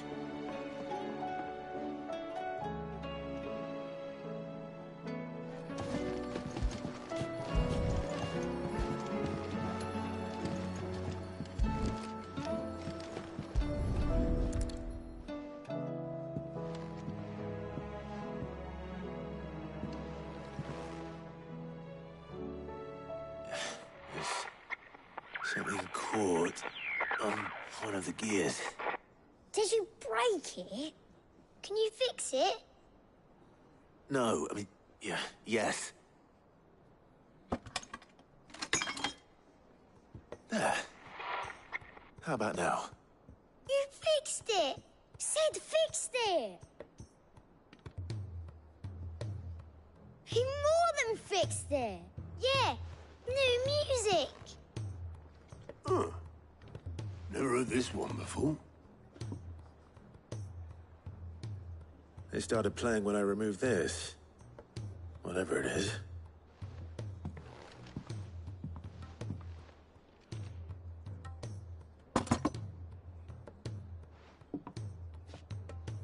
Well, don't look at me. I can tell you it's important, though. Sid showed it to me once and said as much. Said it was the stuff dreams were made of. Let's just hope it's the stuff ships are made of as well. Indeed. Let's see if we can make some dreams come true.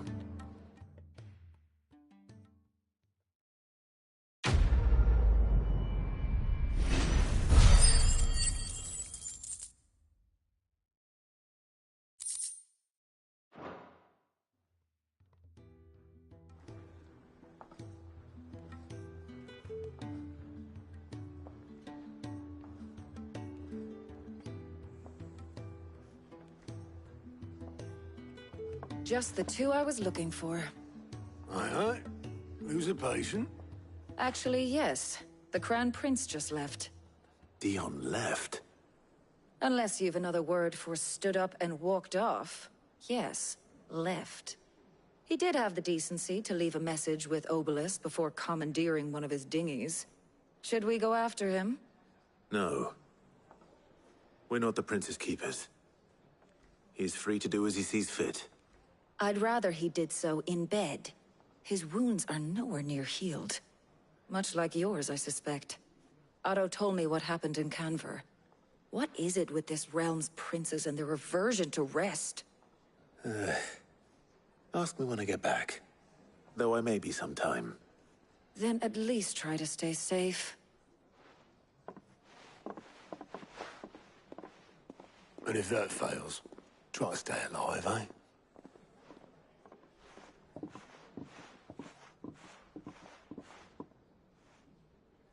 Every moment I waste here, the further the flagship sails. I have to get back.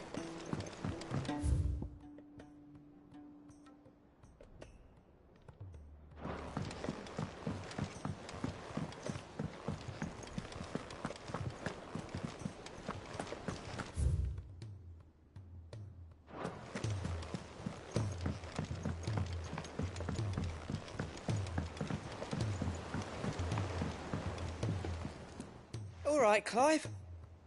Blackthorn told me you helped him out again. Tough of that.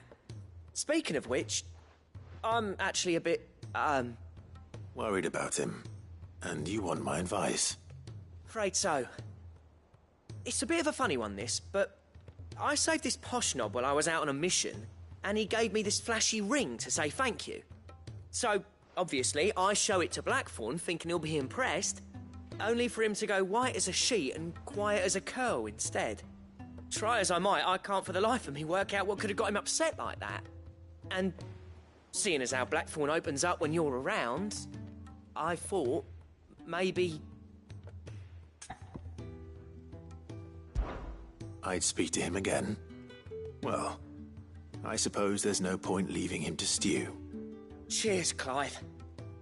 I'll be sure to pay him a visit as soon as I have a moment. All right, I'll meet you by the forge then. You come along when you're ready.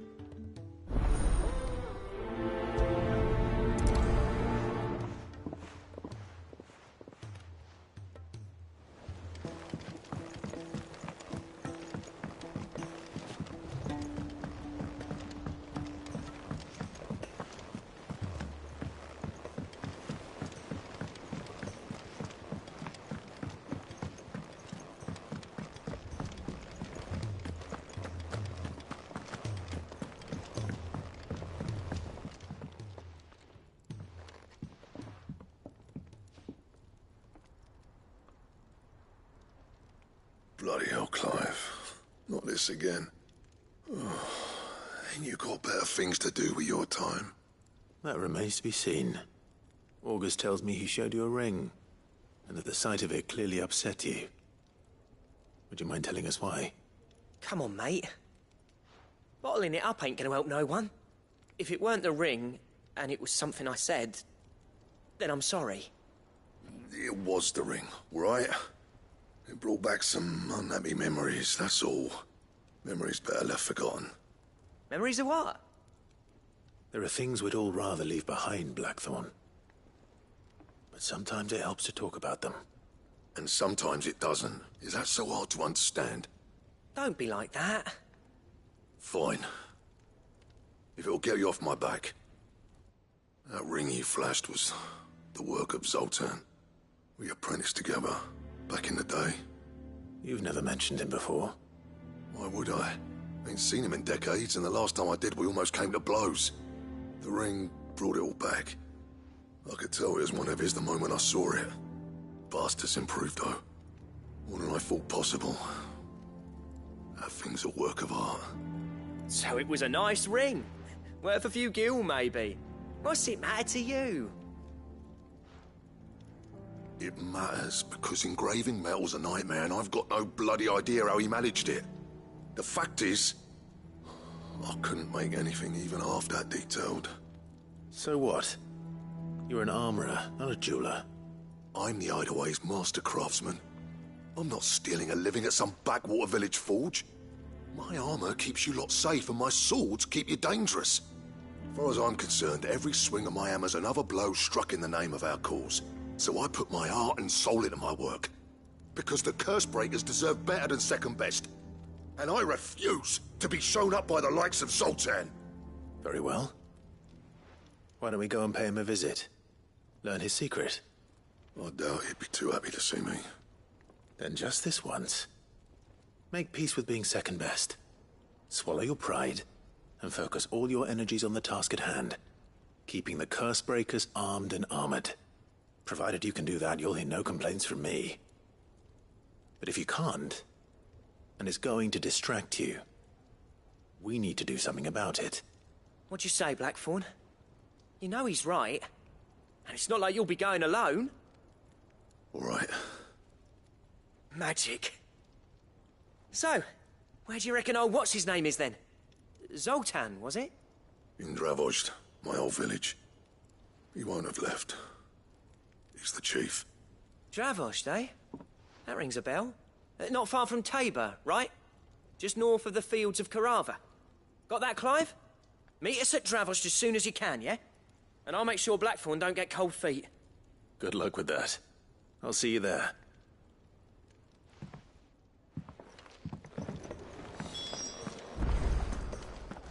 If it's knowledge you seek, we've tomes aplenty to guide you.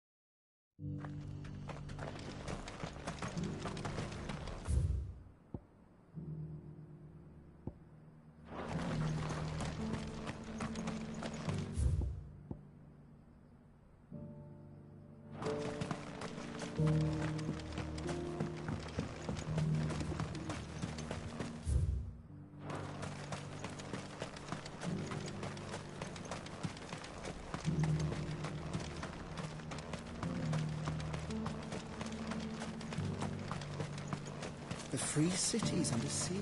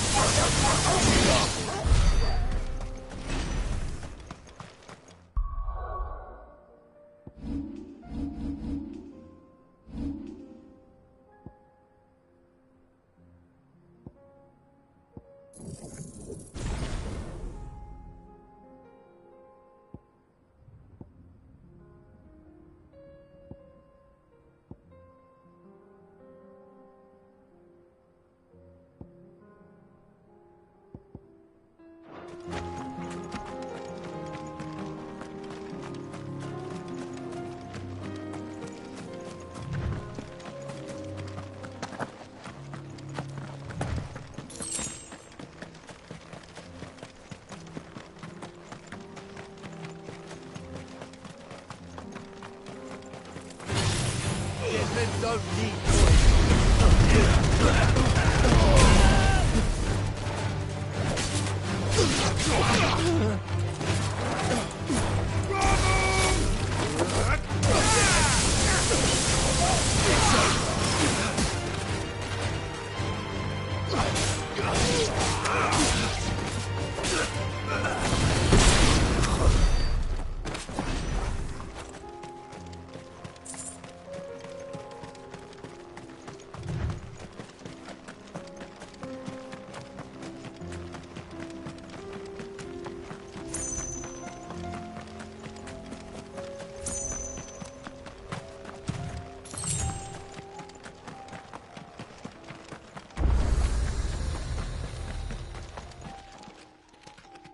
Kicked out already? No. This charmer ain't letting anyone through. Why are the gates closed? Chief's orders. No one's allowed in without his say-so. Not that I'd have let you in anyway. You look like trouble. I suggest you go home. That's what I'm trying to do, you little prick. Ain't changed a bit, have you, Snotty? No. It isn't. Blackthorn. Long time no see, eh? What the hell are you doing here? Well, it was meant to be a surprise, but since you are so nicely, I'm here to see Zoltan, you fucking numbskull. Now let us through. All right. Just don't go starting anything with the chief. Yeah, I promise I won't throw the first punch. That good enough for you?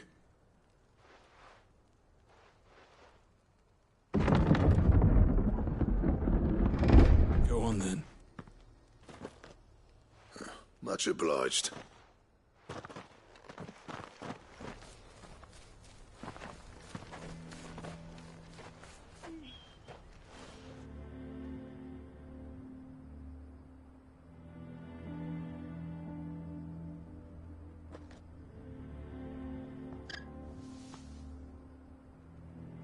So this is Dravosht. Not much going on, is there? It's a smithing town.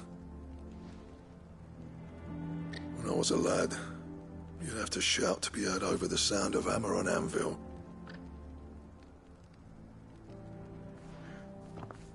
Clive, you're good with people. You speak to Sultan. Hey, you ain't backing out now, are you? There's a river of bad blood between me and the chief. But if someone can build me a bridge, then I'll cross it. All right. I'll see what I can do. I appreciate it. It'll be near the forge on the hill. It was our master's. He'd have inherited it when I left. The forge on the hill? Good luck. You'll be needing it.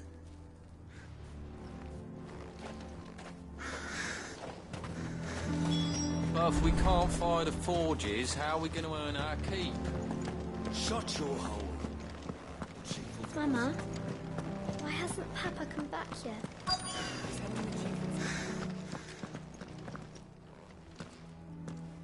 Hotter! Hotter, damn it! Those miserable flames wouldn't melt butter, let alone iron. Pardon the intrusion. I'm looking for the chief. That'd be me. It's a pleasure to meet you. I'll bet it is. Keep the gates closed, I tell him. Well done, Snotty. You're not welcome here. Get out. Before things turn nasty. Blackthorn's here.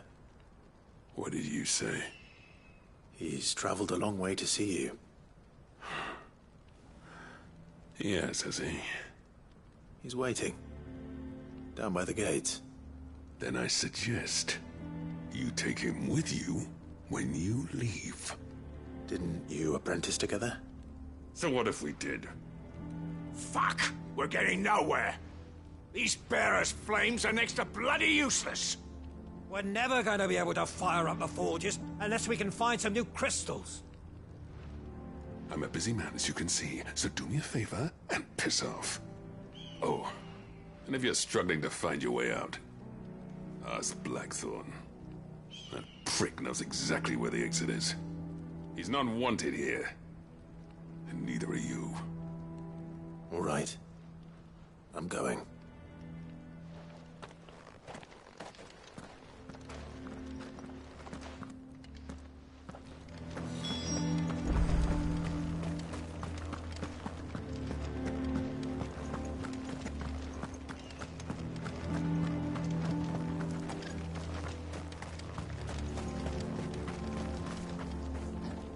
Let me guess. Zoltan told you to piss off. As a personal favor to him, yes.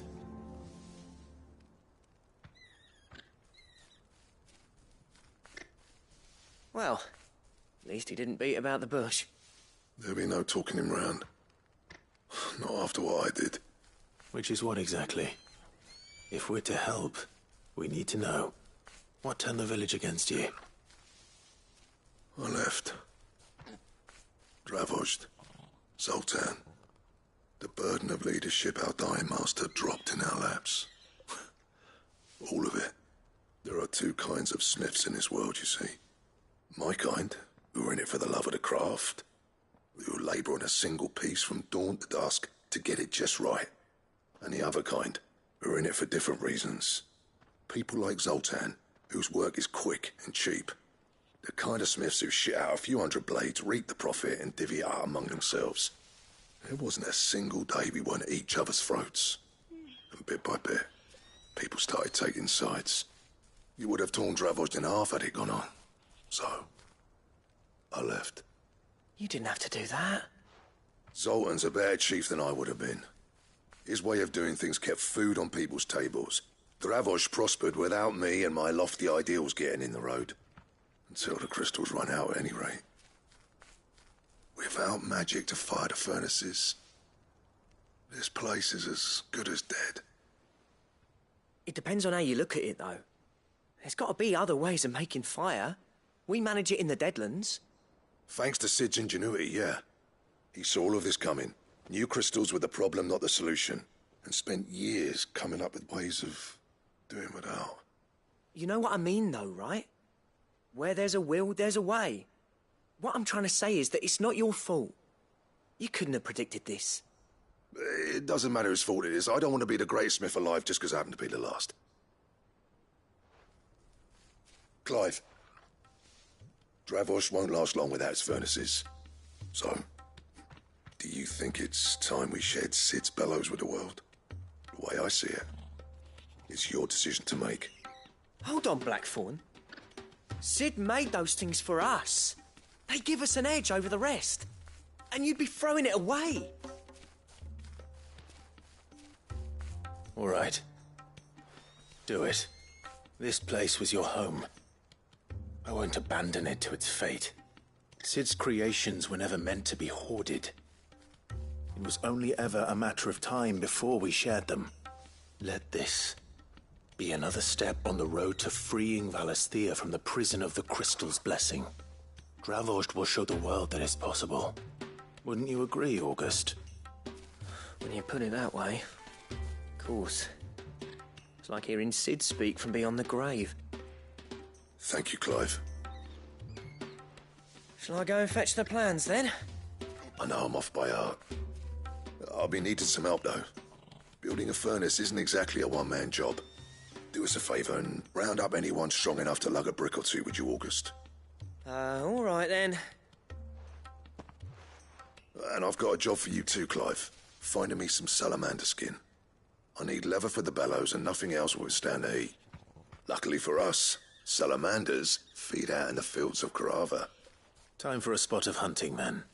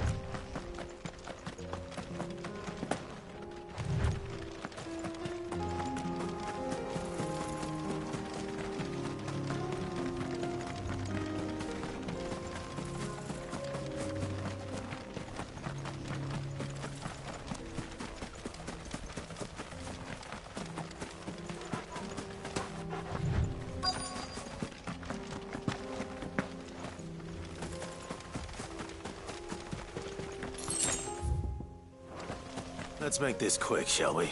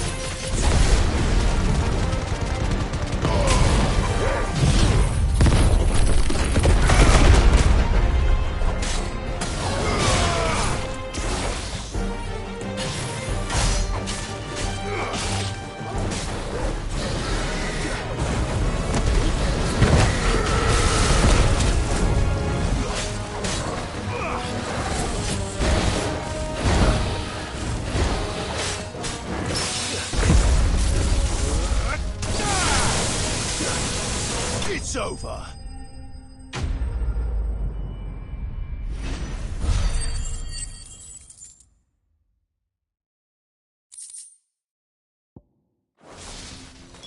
I dare say that will be enough for a decent set of bellows.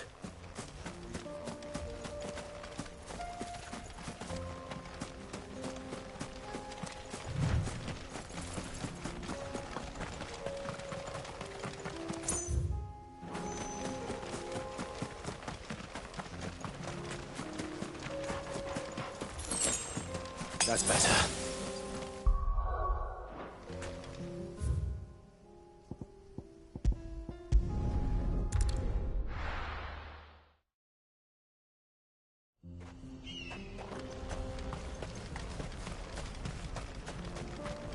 What's this all about, then?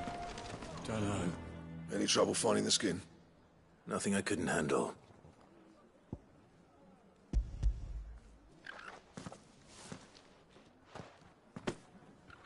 There should be plenty. Right then, time to put these louds to work. If everyone pulls their weight, we'll be finished in no time.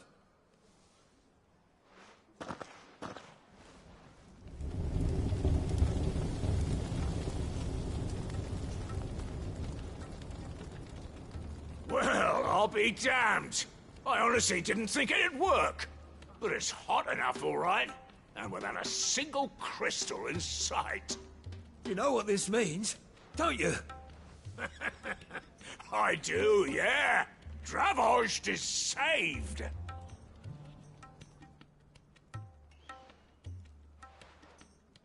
Sorry about earlier.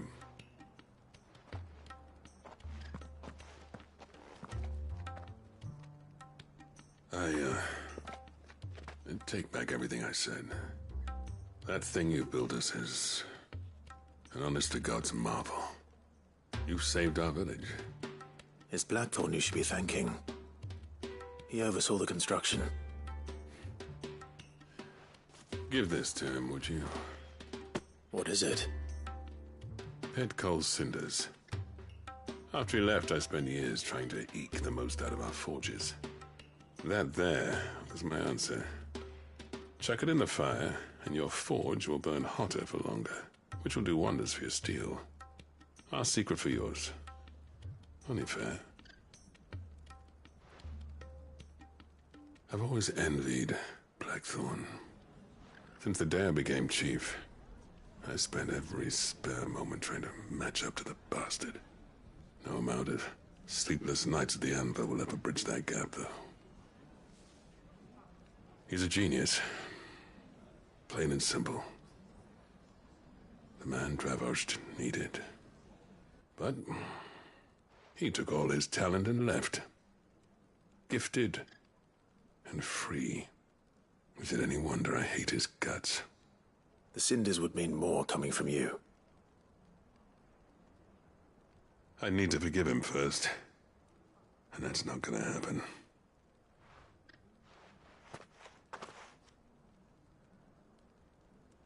Well, you know what they say.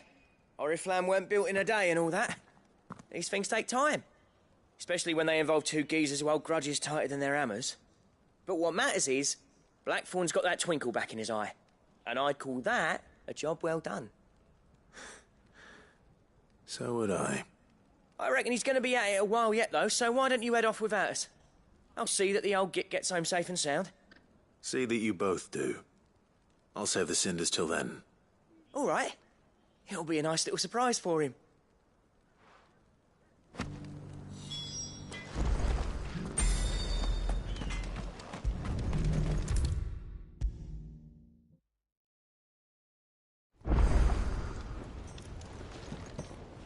Gentlemen, I see you both made it home in one piece. Yeah, well, we didn't want to outstay our welcome. The whole village turned out for a go on the bellows after you left. Everyone except Zoltan, that is. Didn't see hide nor hair of him. Oh, but that reminds me. I have something for you.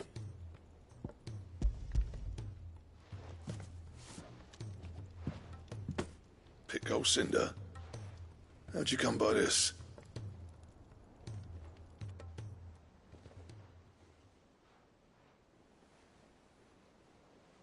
And you're sure he wanted me to have it? I'm sure. He didn't say so, but I think he wants to forgive you. Huh. Imagine that. Yeah. You know I could never leave this place, don't you? Every time you put on mail, you and the curse breakers are trusting me with your lives. There's no greater honor for a smith than that. I'm not about to go crawling back to Zoltan for forgiveness, but I will make good use of his cinder. And if that helps save even a single life, then he'll have my gratitude. What was it you said he called me? Huh? A genius? And he spent sleepless night trying to copy me, did he? Sounds like I better get to work. I've got a reputation to uphold. It's good to see you back on form, Blackthorn. I don't know how you pair put up with me sometimes, but I'm grateful all the same. Now, Where was I? Oh, yeah. About to put Zoltan back in his place.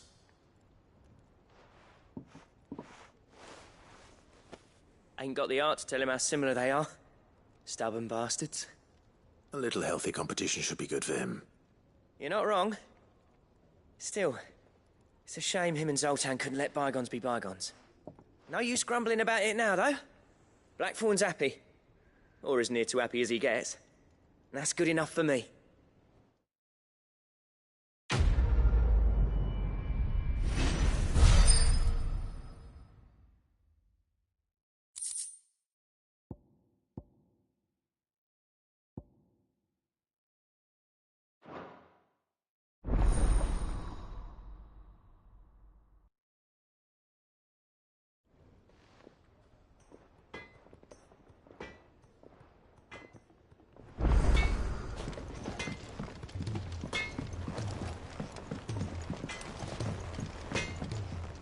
Trouble with your gear, or... What do you want?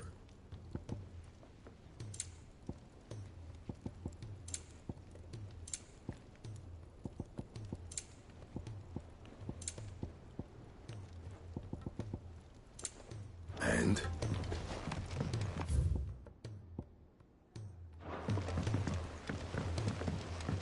He's a surly soaker.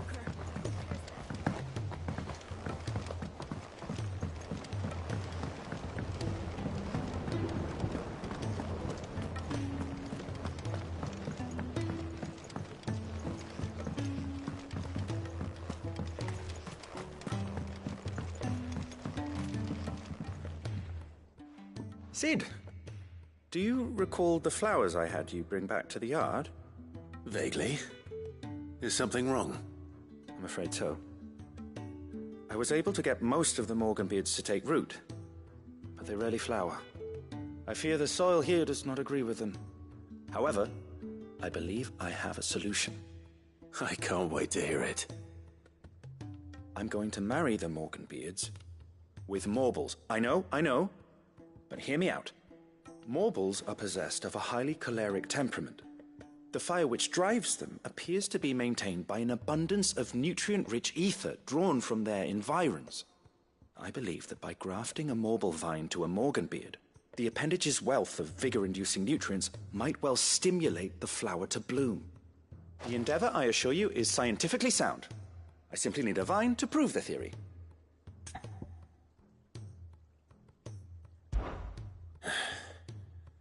And all you need is a single vine from an ordinary Morble. That is correct. A single vine. As for the Morble, I fear ordinary may not suffice. But, as luck would have it, a most extraordinary specimen is rumored to haunt the swamps of Rosaria. Why, a notice concerning this very creature was only recently posted on the hunt board. How timely. Well, I shan't keep you any longer. I know you have much to do, as do I. Now, where did I put my watering can?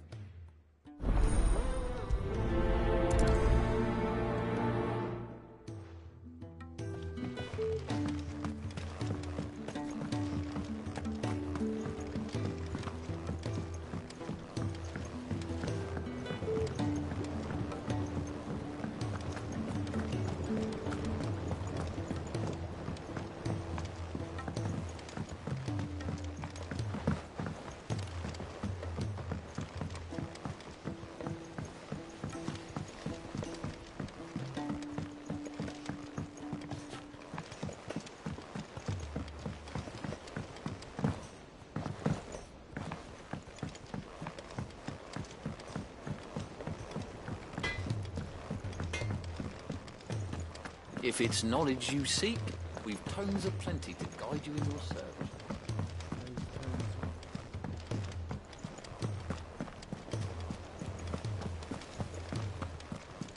Cole said it was an army of Akashic. What will happen to Mid and the others?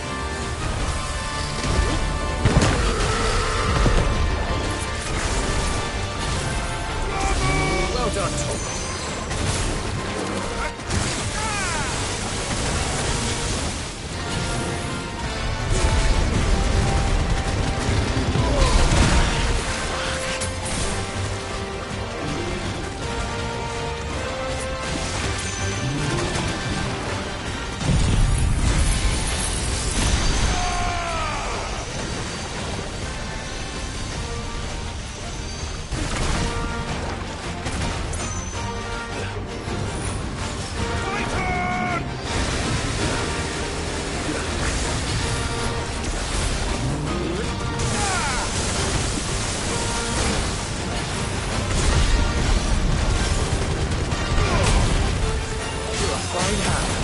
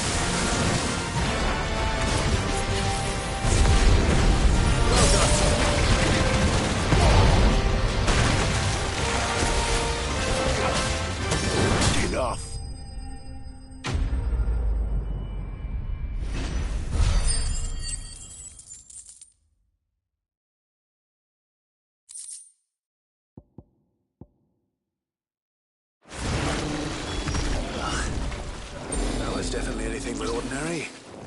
Now, let's get this vine back to the yard.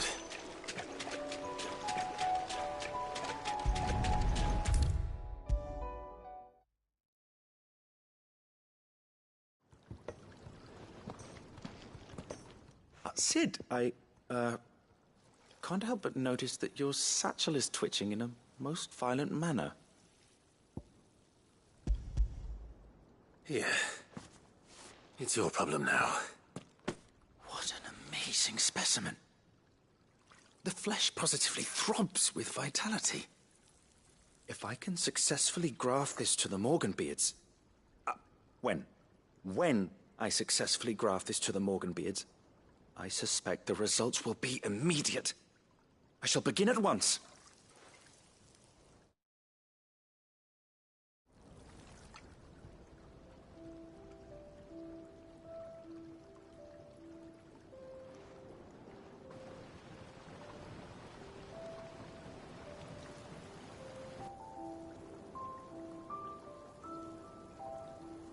It is just as I hoped. Witness how the Morganbeards have taken to the blighted soil. How they bloom with heretofore unseen vigor. Why, I dare say such a vine graft would yield similar results when applied to other specimens as well. I'm glad I could be of assistance. You've not only helped us, Sid, you've saved us. Do you recall the extract with which I provided you before? I took a moment to distill some more, but this time with the petals from the invigorated Morganbeards. And would you believe? Its potency has nearly doubled. You must accept this vial as thanks for your assistance. The rest, I shall give to Taya.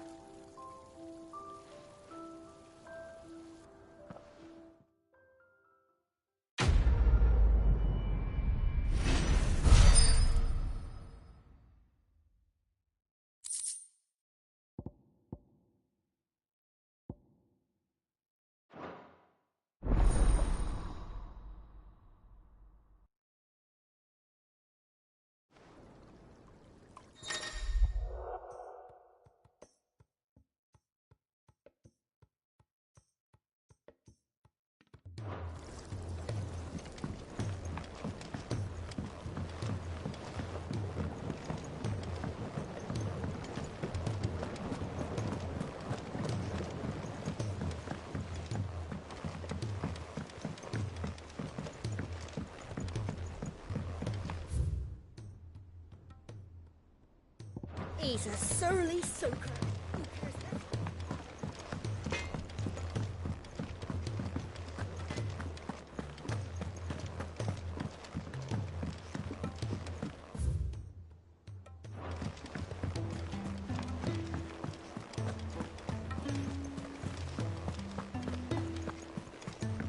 Cole said it was an army of Akashi. What will happen to Mid and the others?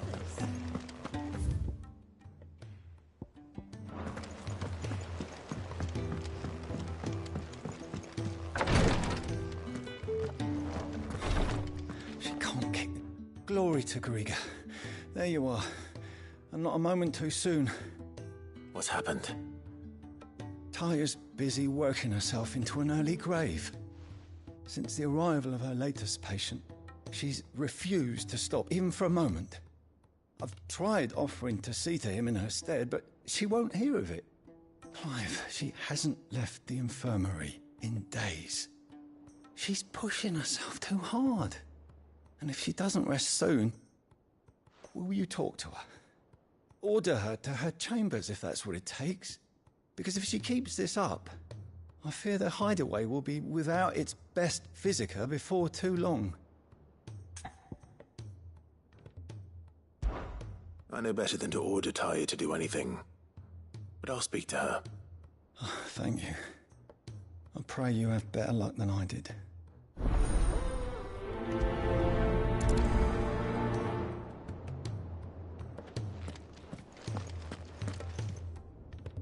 Well, Taya, Rodriguez worried about you. And if what he says is true, then so am I. We all admire your dedication, but you do need to rest. I will, when it's time. Until then, I'm staying put. We owe him that much. Who is he? Someone from my past. Someone who doesn't deserve to die alone. It won't be much longer. The crystal's curse has almost finished its work. If I had the tears, I could ease his passing. But without them, we've nothing that will touch the agony of those last few hours. How would tears help this man? Not my tears. Tears of mercy. Alicia. It's the only thing strong enough. You wouldn't, Talia. Surely. There must be something we can do for him. Sometimes an easy death is the greatest kindness we can offer. You do well to remember that, Rodrigue. I will. We have all the ingredients we need for Alicia Balwam. It needs to be fresh, though, so we rarely have much to hand. I can make the draft if you can bring me what we're missing. Just tell me what you need. There is a species of venom-weeping spider that lives in the forests of Norvent, near Lorbert's Pass. Bring me one of their eyes. Preserve it as best you can, but avoid contact with the tears. I'll make sure the other ingredients are ready before you return.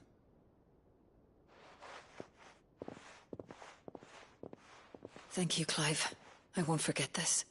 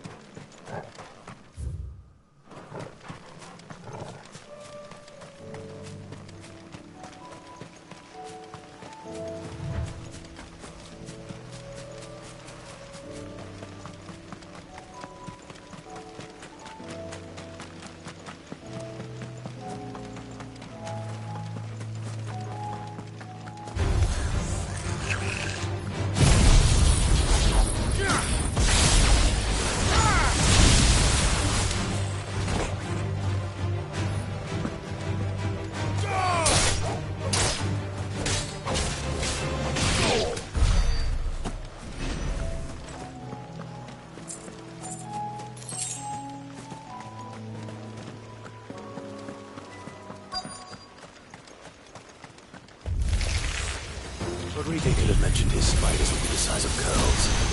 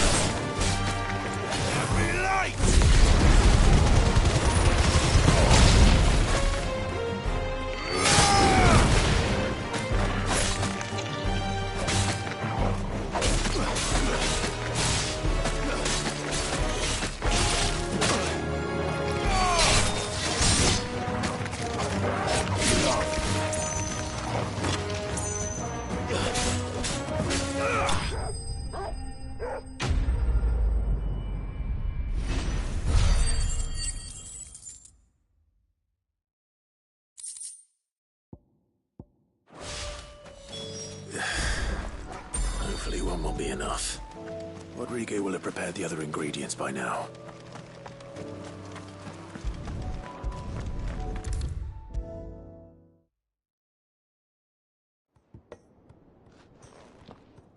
Thank goodness you're back. Taya looks like she's about to collapse. Is this what you needed?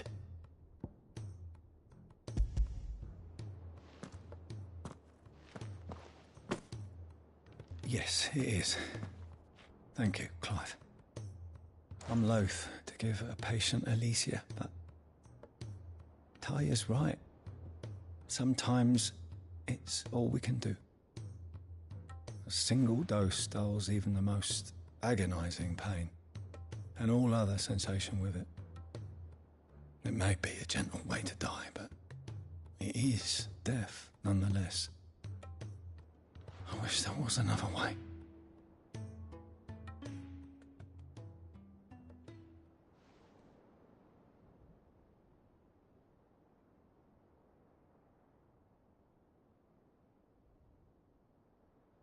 How are you feeling? Light, mid-here. Drifting on waves. Good. Just relax. Let the waves carry you to a better place. Thank you, Taya. I'm so proud of you.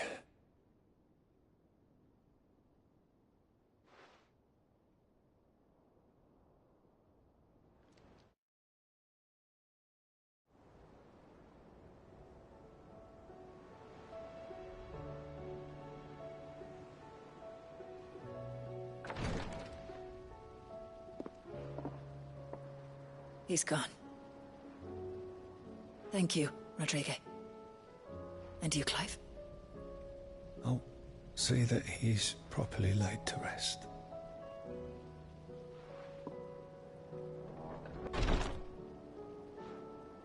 The man you helped today was my mentor, back in the Southern Isles, on the front lines of some meaningless war.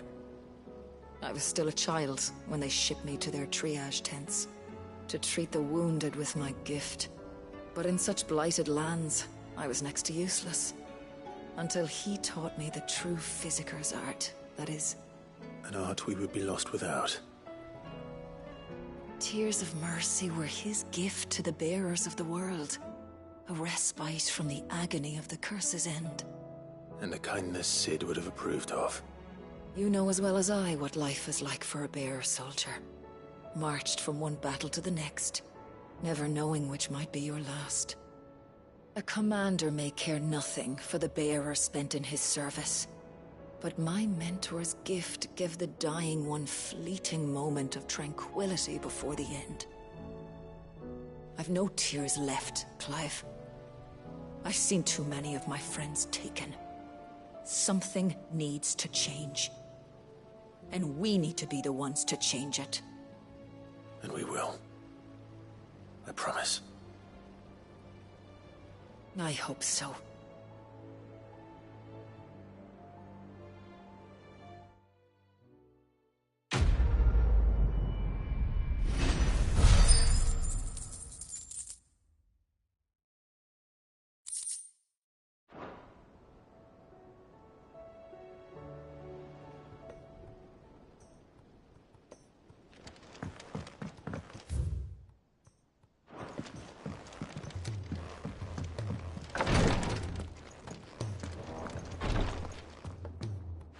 Clive, I wanted to give you something for the kindness you showed my mentor. What's this? A chest of all the medicines you're ever likely to need. Seeing as you're so reluctant to come to the infirmary, I thought you might as well take a part of the infirmary with you. I'm sure it will be very helpful indeed. And Taya, try not to work too hard. And work Rodrigue all the harder, you mean? He's a quick study, but he's got a long way to go yet. I'll take that particular piece of advice when you heed it yourself, thank you very much. Besides, who else is going to see that your brother takes his medicine? Who indeed?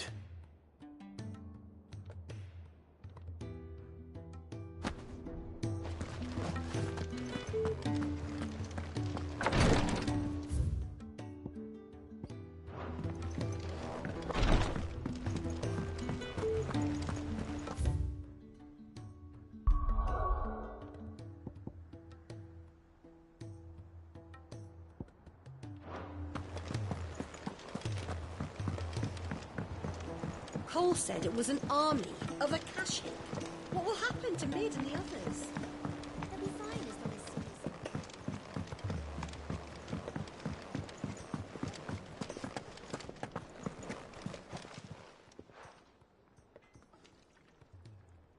Let me tell you a story, Clive.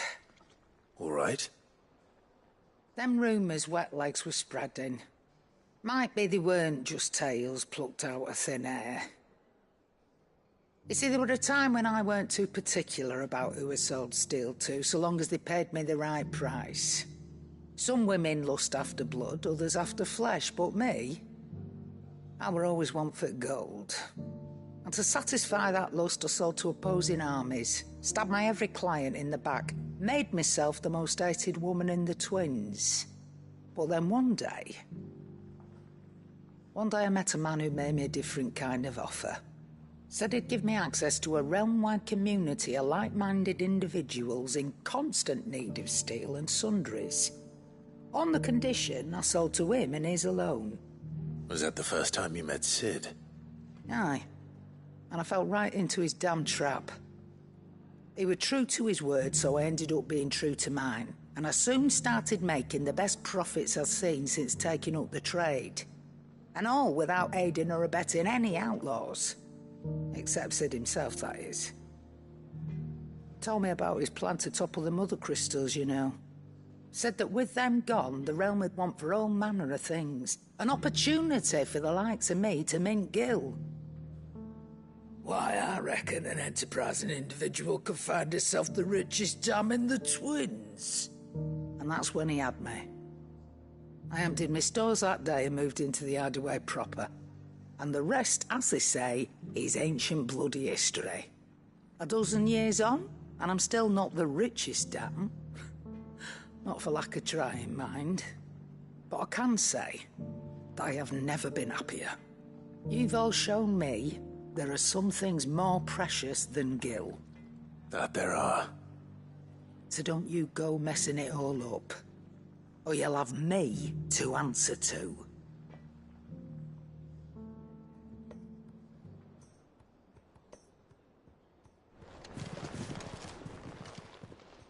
Aye, it's a dangerous world out there.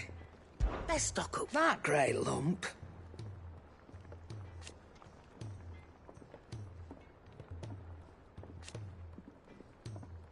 No.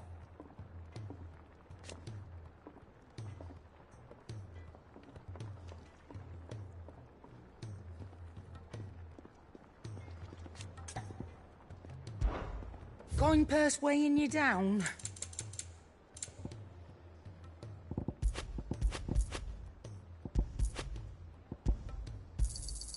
It'd better all be here.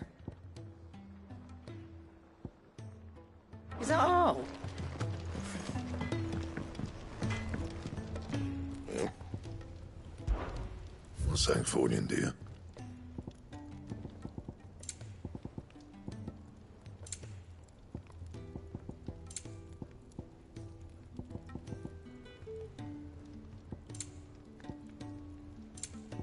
That it? Fine. If it's...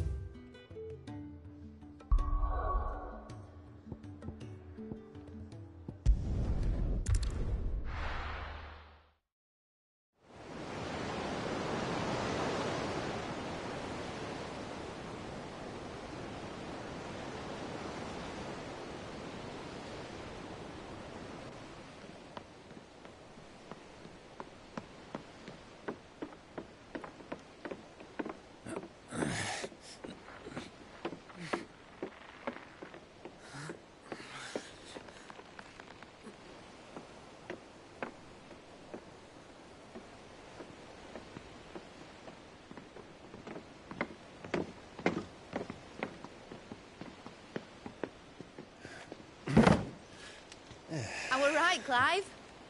My dad had it all worked out. He'd be proud of you, Mid. His writings may have helped, but this achievement is all yours. Can we catch them? The Ainayar's one of the largest, fastest vessels ever built. And it won't help she has the wind at her back.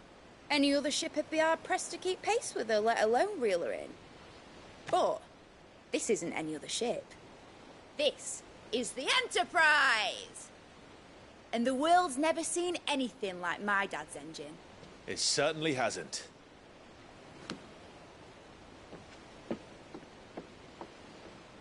Clive, what do you know of Barnabas Tharm? Only what the bards sing. That he sailed to Ash from southern lands. That it was his mastery of the blade which won him the throne. And that his sword, Odin's sword, can sever the very threads of creation. But don't lose any sleep over a last tilt. We'll do what we must to survive. What we must. The light! I thought this cove was meant to be hidden.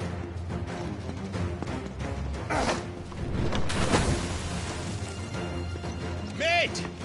Company! Eh? We'll hold them off until the ship is ready. But hurry! Bollocks! All hands! Man your stations!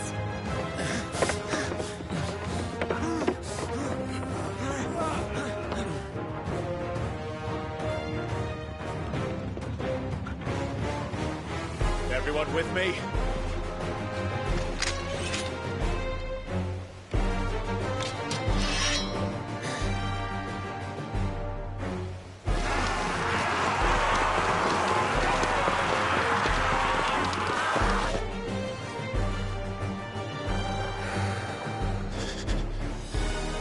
Here they come!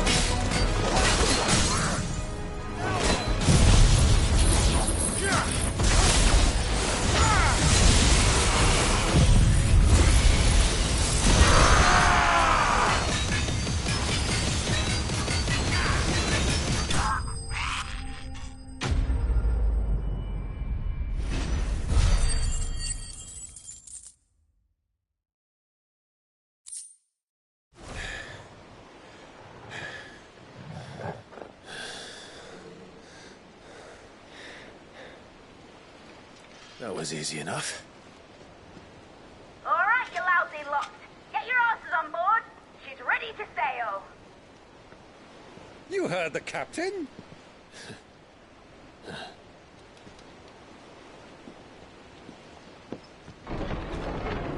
Clive?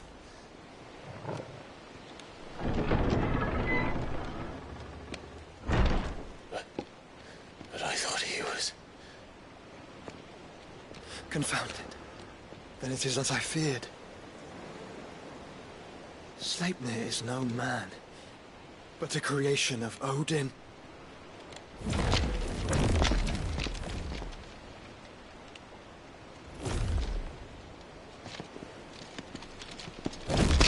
Phoenix's fiery fundament. Have you no normal enemies?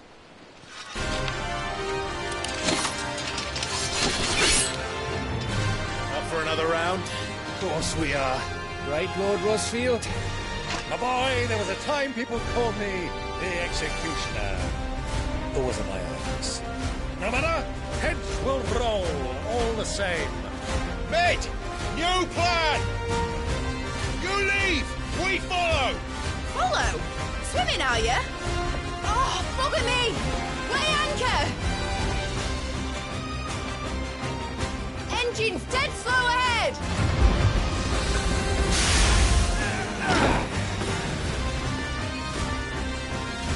Have care, my friends. Is not blood that runs through in every veins. These foes will not fall easily, but they will fall. Like oaks before a woodman's axe. Good thing I brought one! How long are we meant to keep this up? As long as it takes. Unless you have a deadline.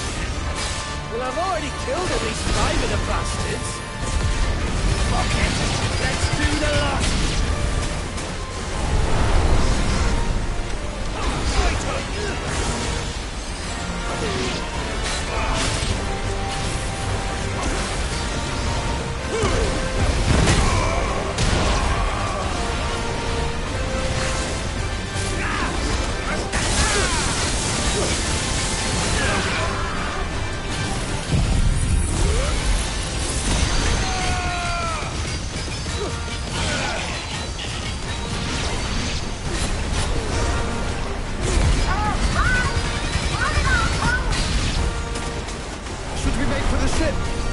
Not yet.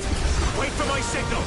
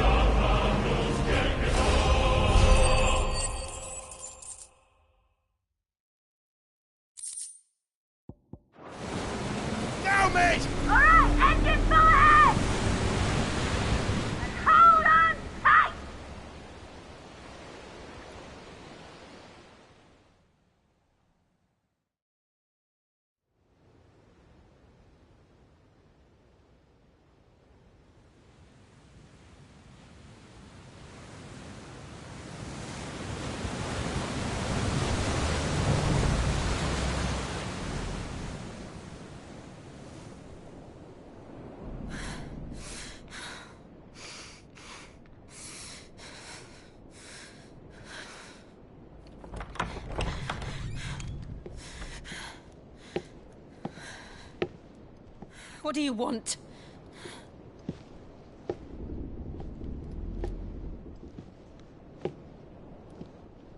That's quite a mess you've made. And wholly unnecessary. You are my offering to Mythos. I would not see you damaged.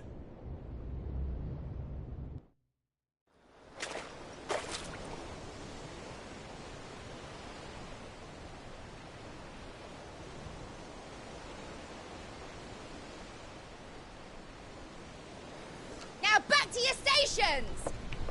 Every bell spent treading water puts another league between us and the galleon.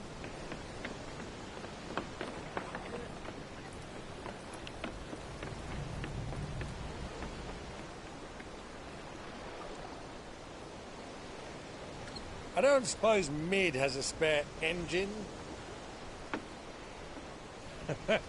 Since you rose from the grave, my fortunes have plummeted.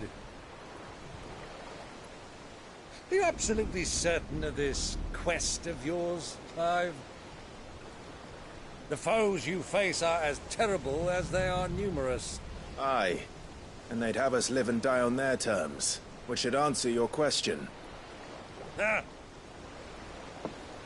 You have that same stubborn look as your father did when he set his mind to something. On the battlefield, I am but a single axe. A deadly one, mind, but a single one nonetheless. Yet what you require is 1,000, and I believe my old friend in Brandalar can provide them.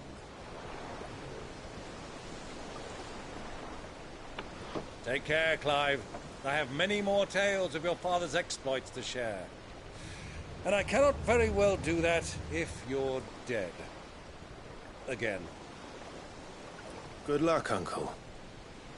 And may fair winds attend you. As for you, Joshua, take care.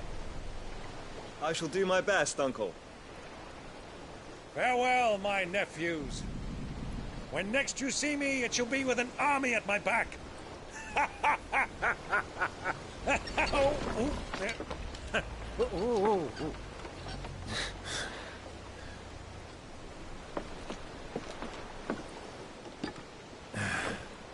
Cheerio!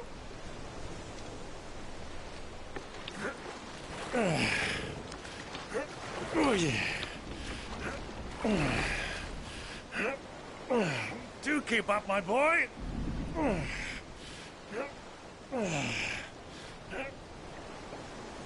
Well, we can't have him showing us up now, can we? We would never hear the end of it.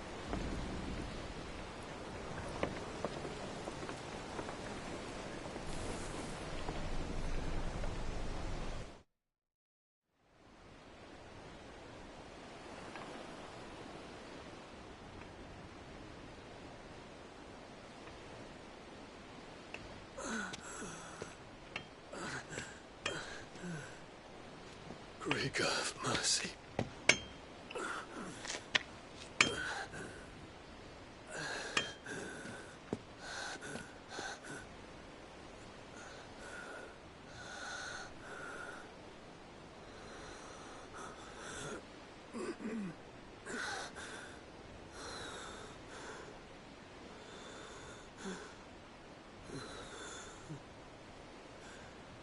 All this.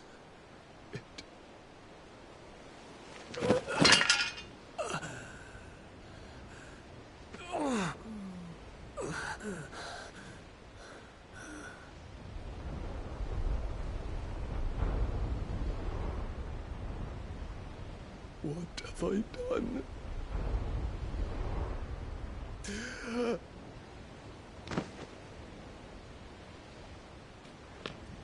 My lord.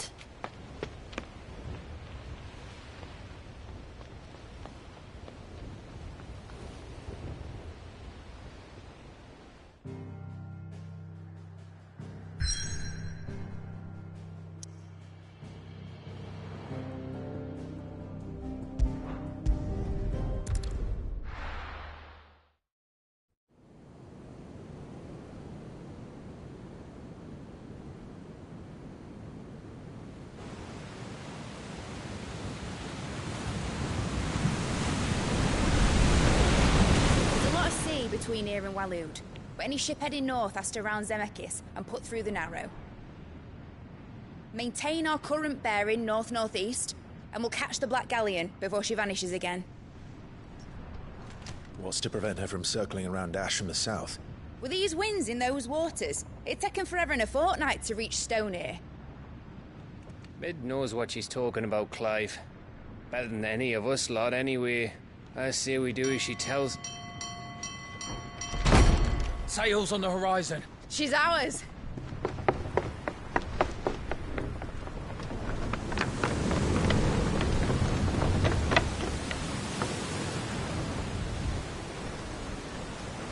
Look alive, boys! Full ahead! And keep those furnaces fed! Aye, aye! Do you feel that, Jill? All hands! Battle stations!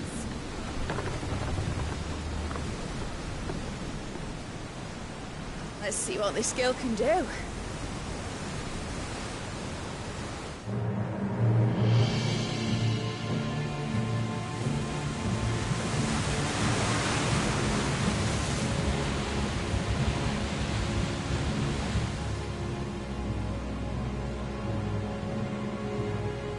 Where one leads, so does the other follow. The bond of consciousness which joins them condemning both to the same fate. Yet my every attempt to strike it from their hearts serves only to tighten its hold.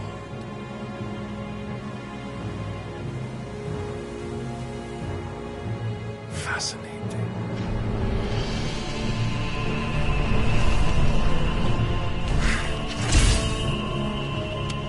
But then, there is naught my blade cannot sever.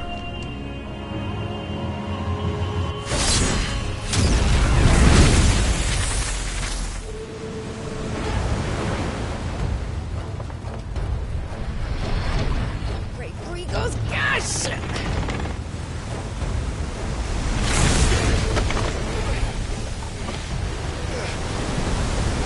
One of us.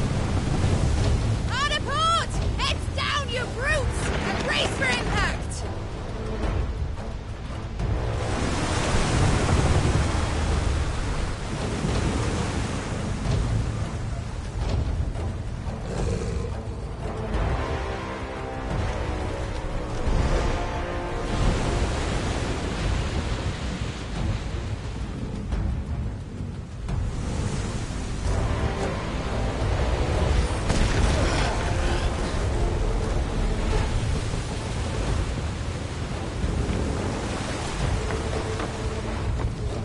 It's now or never. I'll find her.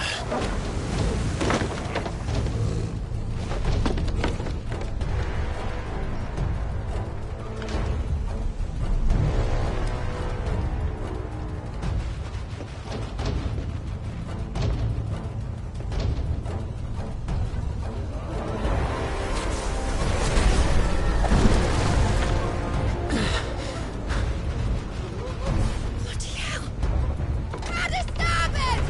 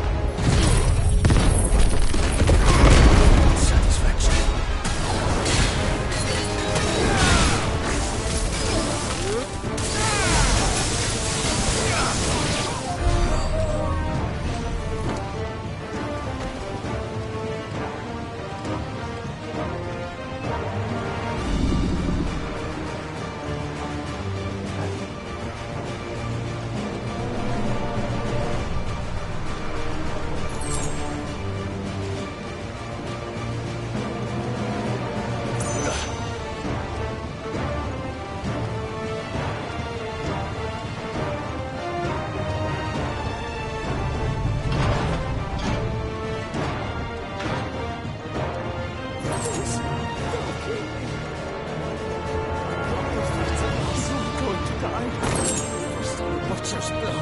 I need to hurry.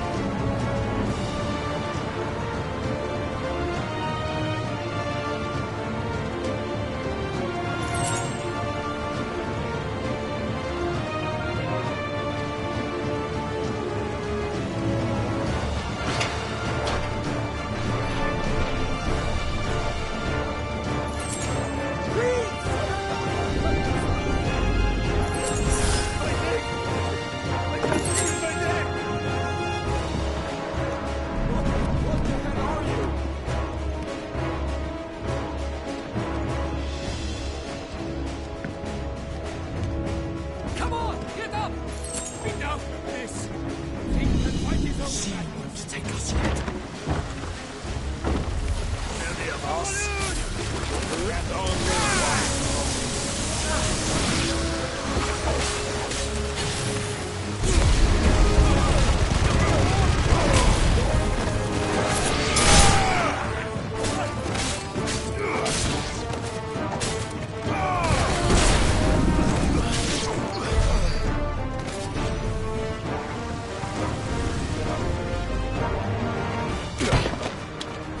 Jill! You came. Get back.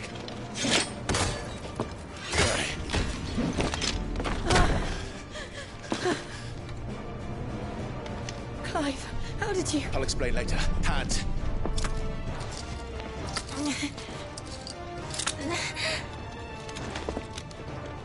Can you walk? Out of here I can.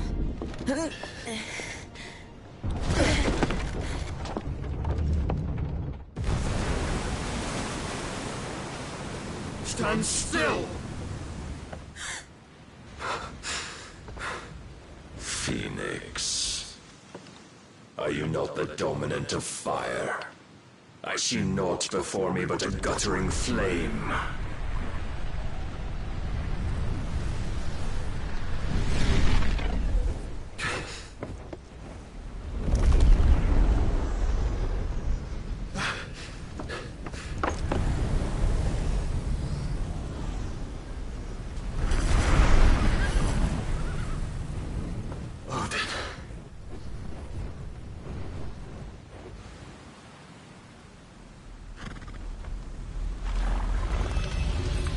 In earnest, then.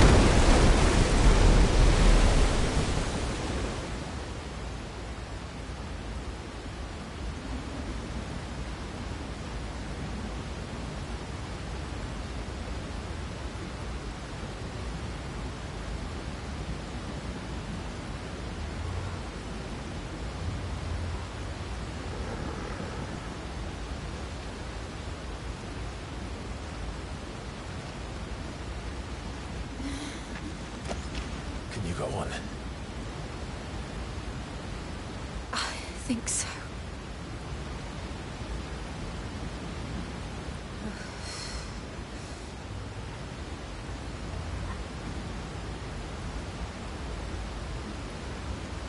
But to where?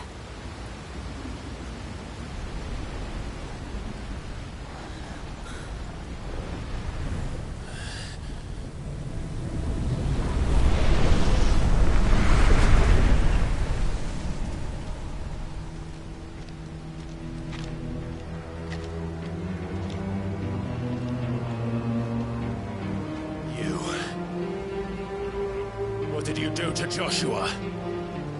The Phoenix? Oh, I expect he will survive. This consciousness in which you coil your feeble souls is grown thick with desperation. And thus has my master turned to my blade.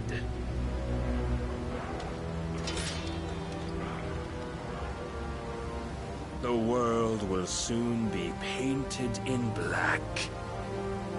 And all that live shall gather in death's autumn wake. Not if we remove the cause of this misery. Not What if we destroy the last of the Mother Crystals and restore balance to the world? Come. Do you truly think it's so simple?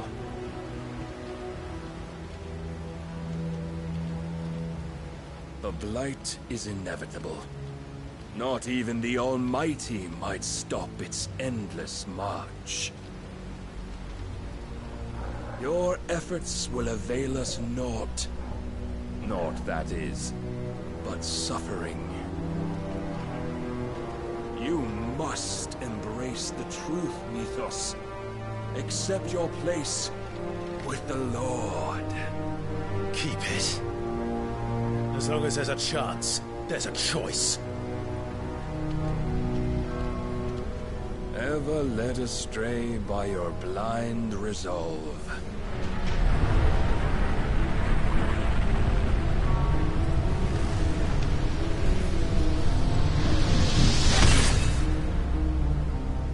Now, it is time you learn the inevitability of your divine fate, however much it may hurt.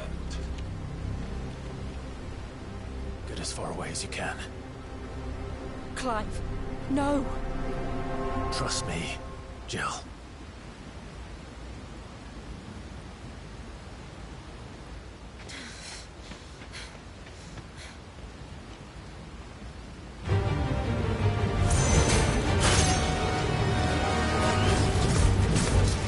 We don't have to do this. Oh, but we do. If only to remind you of your duty.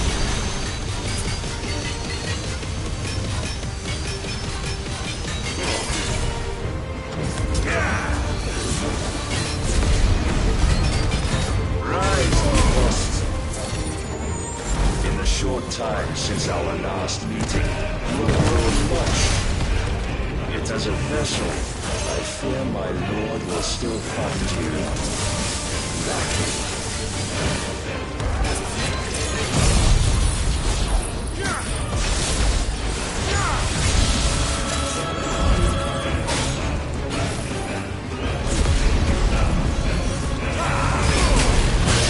All this fire and fury, and for what? Stopping the blight. A foolish notion fed to you by a foolish man. How dare you? You know naught of this world nor of our place in it. If our fates were so easily rewritten, we would all be gods.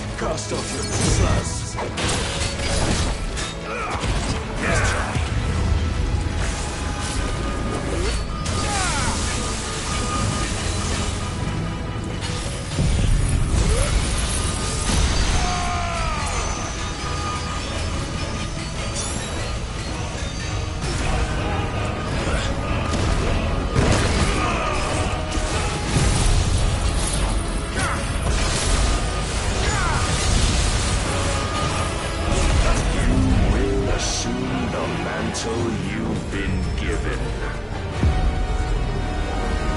And thus is the light of hope severed.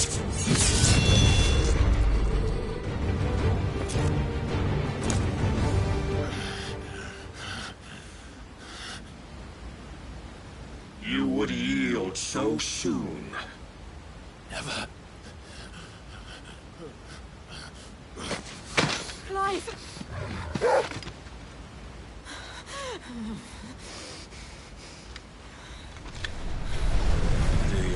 see. Your iron will weighs you down, dragging you ever further from your purpose. And what is my purpose? Mythos. Who are we? What are the dominants? The breath of the Creator still warm on our lips. We carry his light that we might guide the masses in his name. We are but mighty acts of God. We are more than that. You would be nothing without what he has granted you. The power we wield is his, and yet every time we draw upon it, it wears away at our very being. It breaks us. It unmakes us, that its immaculate aspect might reveal itself. The icon. It is too much for even his chosen few. Apart from you, Mythos, you wield the might of many, yet your body does not answer for its avarice. What are you saying? What I am saying is that we dominants are a means to an end. We were created for you, that you might drink deep of our strength and thereby fulfill your divine purpose. Which is? To feed. As you would know, could you only look beyond the walls of your prison of self-regard. As long as you choose to ignore this, you shall never penetrate my defenses. Still, you may take solace in the fact that you are not alone in your plight. The chains of volition shackle all of mankind, but there is yet cause to rejoice. For the Lord, in his mercy, has taken pity on his flawed creations, and shall see them restored to their proper forms. And what exactly would that be? Why, loyal servants to God. No. Manners, Lord Rossfield? They are men, like you and me. Albeit ones unburdened by the wills that drive our kind to madness. They are pure. They are divine. You mean to turn everyone Akashic? Not turn, Mythos. Turn back. For too long has mankind been led astray by their clamorous wills. It is time they return to a world of quiet equality, where they might once more know salvation. Salvation? And abandon everything we hold dear? We don't need your salvation.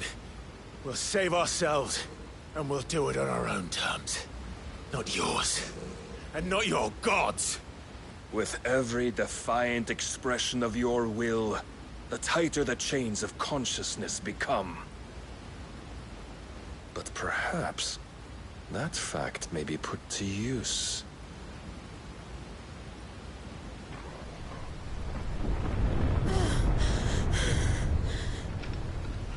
Clive! The faster it binds you to the remaining dominance, the stronger your hunger will become. Until it leads you back to the only answer there ever was. Mayhap not by the path my master intended, but back all the same.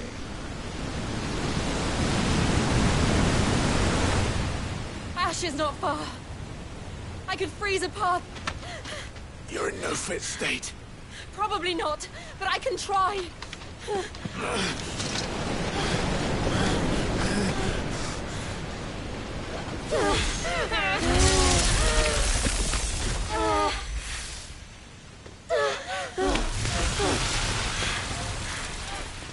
Don't look back!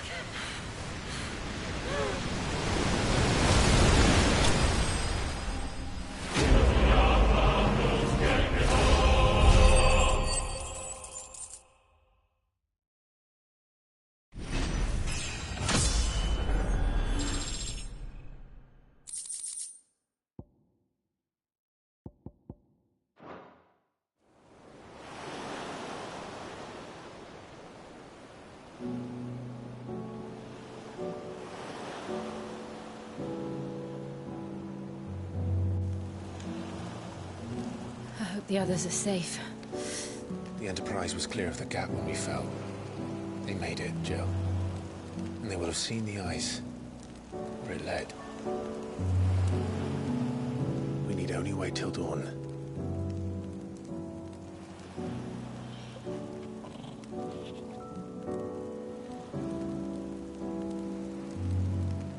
This is the second time Barnabas has bested me. I'm powerless against him. And maybe there really is nothing else for it but to give yourself to his master.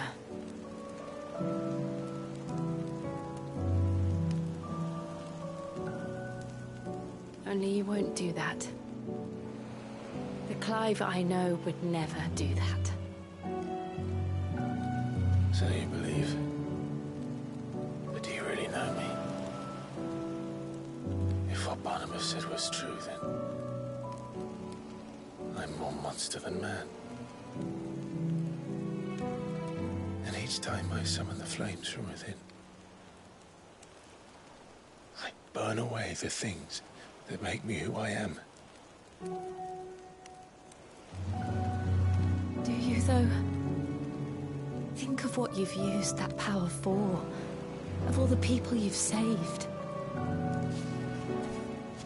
It doesn't matter how or by whom it was granted, only how you choose to use it. And you've chosen to use it for good, haven't you?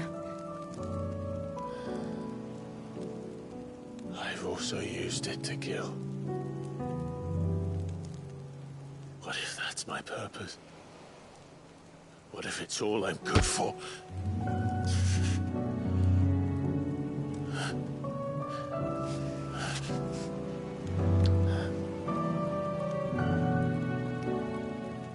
You're still that same boy I grew up with. Always so eager to save everyone around you, and yet always so lone. Because you failed to realize the one thing that needed saving most of all. You, Clive. You. You never once took the time to save yourself.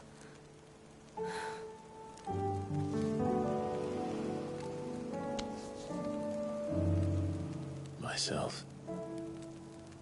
I think I might be beyond saving. No one is beyond saving.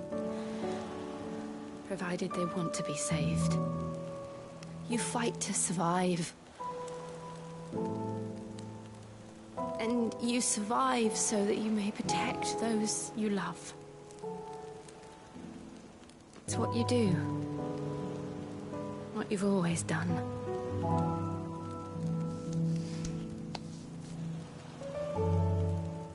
And I know you're not about to change. So I'm going to help you. To give you what you need to protect us all.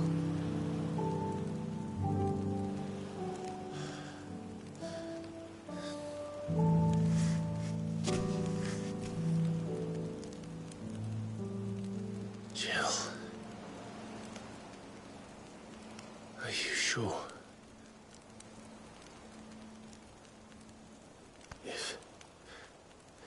If this is what you want, then...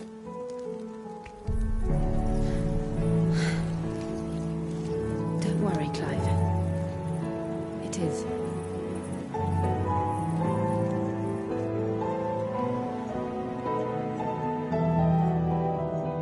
This burden, I'll I'll give you the strength to bear it alone. But I'm not alone. These burdens I carry, my sins, my pain, my sorrow, I see now that they are all a part of me.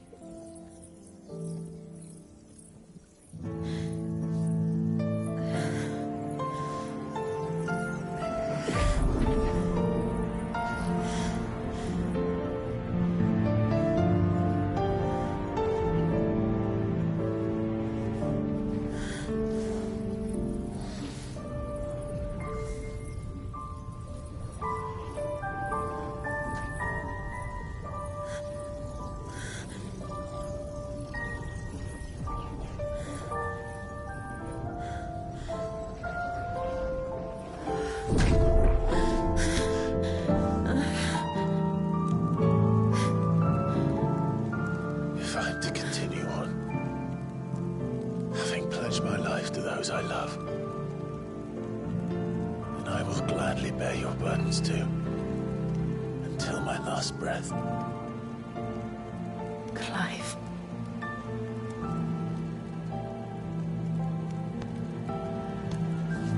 I promise you, Jill, we will find a way to escape this fate. Find a way to save each other.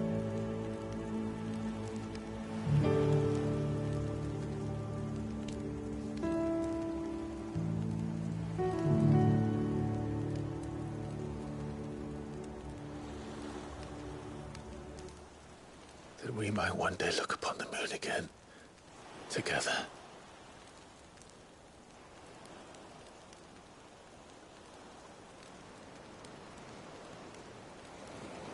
And I promise you, Clive,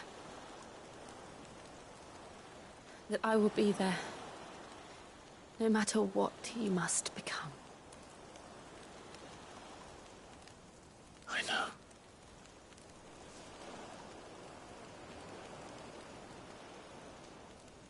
I never thought a smile could bring me so much joy.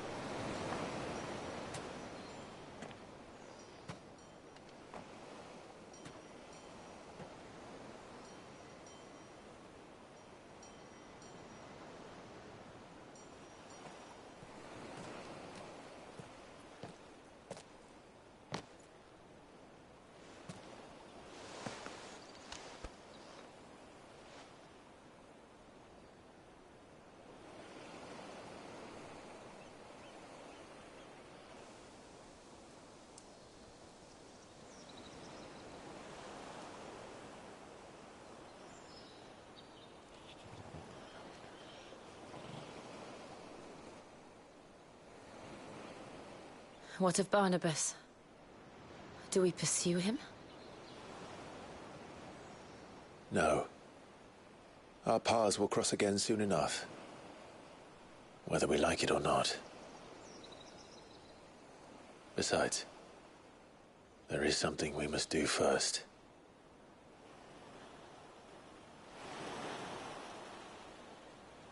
Of course. Drake's spine.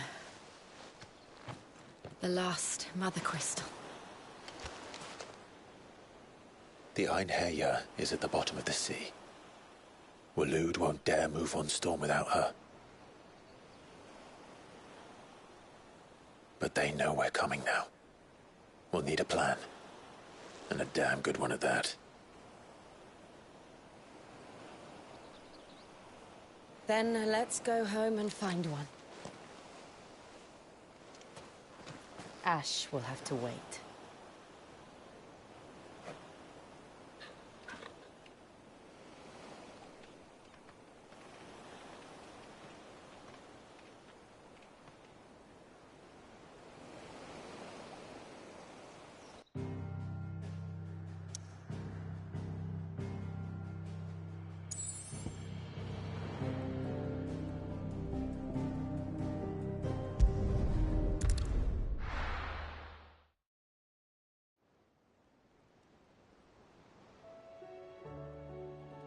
Mid says Odin split the sea in two.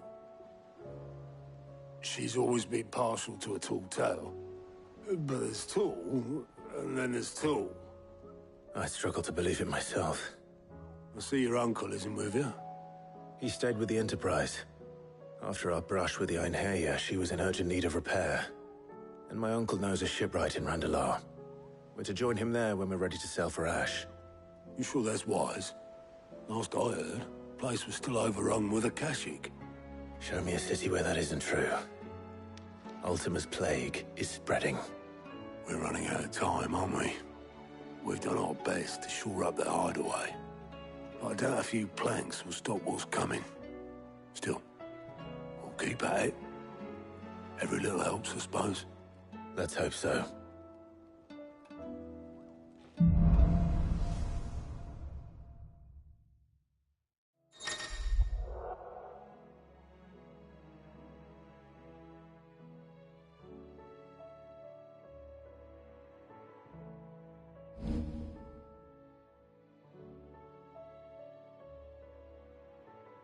I should visit Joshua, assuming Talia will allow it.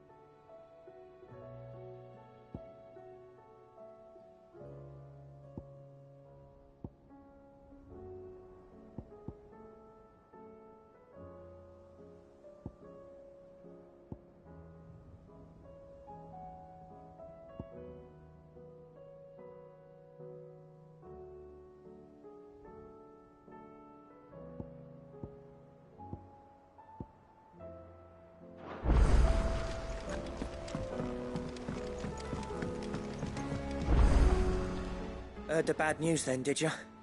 What bad news? About Dravost. Blackthorn's old haunt. With the forge and all that. Well, anyway, the mines just down the road from there are spewing out ether like no one's business. And the village? Safe from the flood for now, but they've got other problems. Akashic.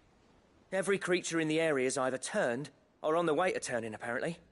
Zoltan and the others are living on borrowed time. They need help, and quick. Doris sent a few curse breakers to keep an eye on things, but there's only so much a couple of scouts can do. Except get eaten. If something ain't done soon, the whole place will be overrun.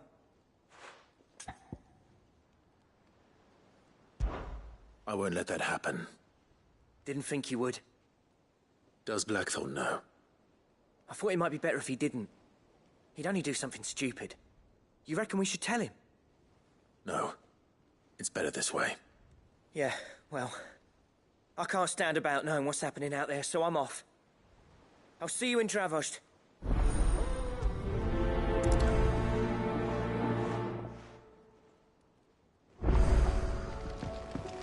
How do you split the sea?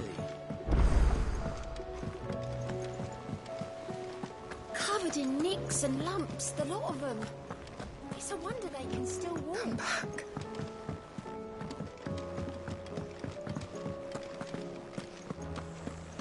Oh, don't tell tell me we've run out of... Aye, it's a dangerous world out there. Let's stock up, what?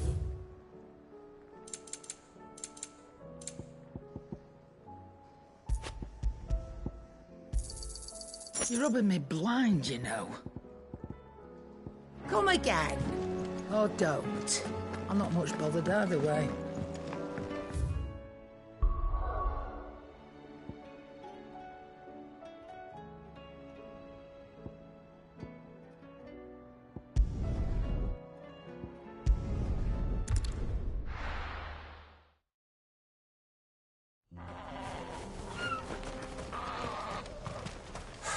So Dravost is still standing.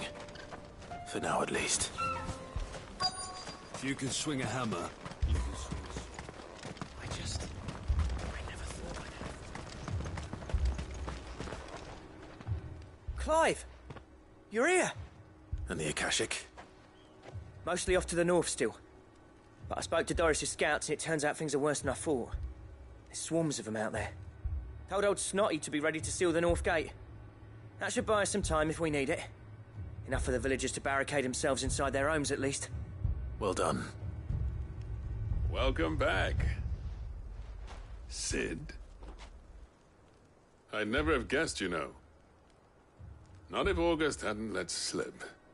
Who'd have thought that the savior of Dravost would turn out to be the realm's most infamous outlaw? Keen to help us out again? I am. Thought you could sneak off without me, did you? Blackthorn. Oh, what are you doing here? One of the scouts couldn't keep his voice down. Unlike my best mate who didn't think I deserved to know. Zoltan, how long's it been? Long enough for us two to turn into a pair of old codgers, I see. That your idea of an apology? Prick. Don't listen to him. You only did what you thought was best. For the village and that. I did, yeah. But that ain't the whole of it. Vulcan, our master, didn't leave the chiefdom to the two of us. He left it to me. The best blacksmith in Dravost, barring himself, of course. Bloody stupid tradition, in my opinion. If someone's got talent, you should let them practice their craft, not ask them to settle petty feuds and barter for grain. Our master wasted half his life that way. I wasn't about to let that happen to me. So you wasted half of mine instead? You're what Dravost needed. Under me and my precious ideals, this place wouldn't have lasted a year. So I left to devote myself to the work and spare you lot the consequences. I may be a selfish prick, but I only did what I felt I had to. What you had to do was your duty! Even if it meant we all starved? Enough. This is no time for bickering. You can finish beating each other up once Dravost is safe. Fine. I've said my piece anyway.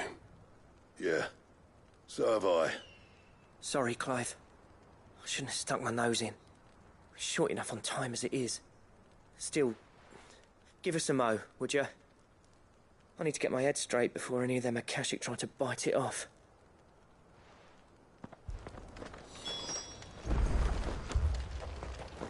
Just say the word. The villagers know to keep out of sight when the fighting starts. You, ready for the off, then? We can't afford to waste any more time. Right you are. Might be worth having one last word with the scouts, though. Don't want any nasty surprises, do we? Oh, and Blackthorn, you and Zoltan might be better off staying inside the... Akashic on the move. How close are they?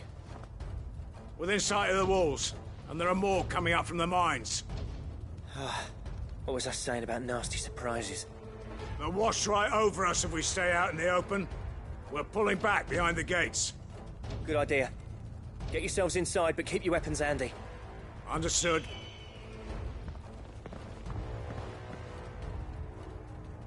I'm prepared to fight if I have to. Well, let's hope you don't. That's our job. Once the scouts are inside, order your men to barricade the gates. No heroic last stands, you hear me? No fighting at all if you can help it. August's right. I've seen what Akashic beasts can do to armor. The people here are tough and willing, but they ain't equipped to face what's coming. I'm going out there. Start work on the gate as soon as I've left. I'll give you as much time as I can. And if they kill you? You evacuate. But it won't come to that. I promise. You'd better be right. Take good care of Dravos till I get back. Leave it to me. And give those things what for, yeah?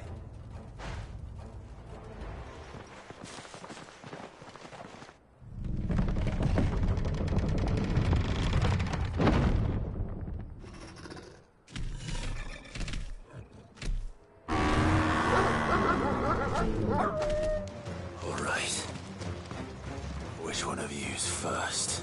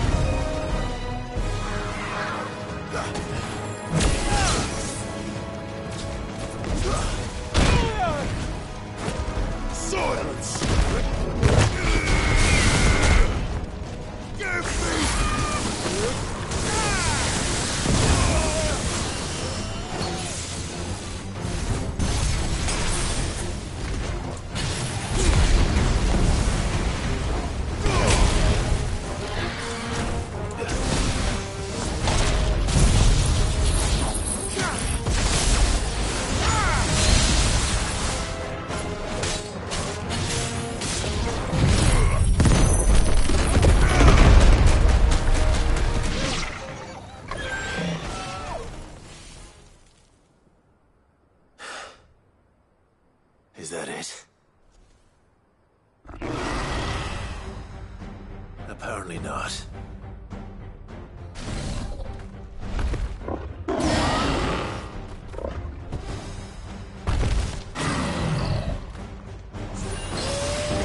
not getting past me.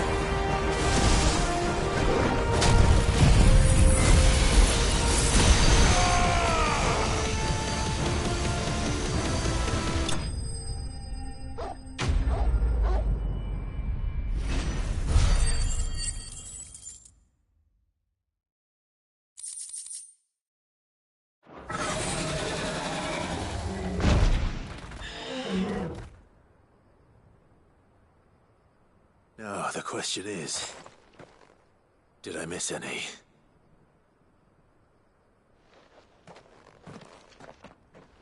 Man alive! You're still in one piece! I slew as many as I could. As many as I could, he says. The old bleeding lot, more like it. Well, almost. Only almost. Yeah, one or two did try to sneak over the wall. But we got the bastards, don't you worry. Good. Though you do know, more will come in time. In time, yeah. But we can think about them later. Let's get you back inside.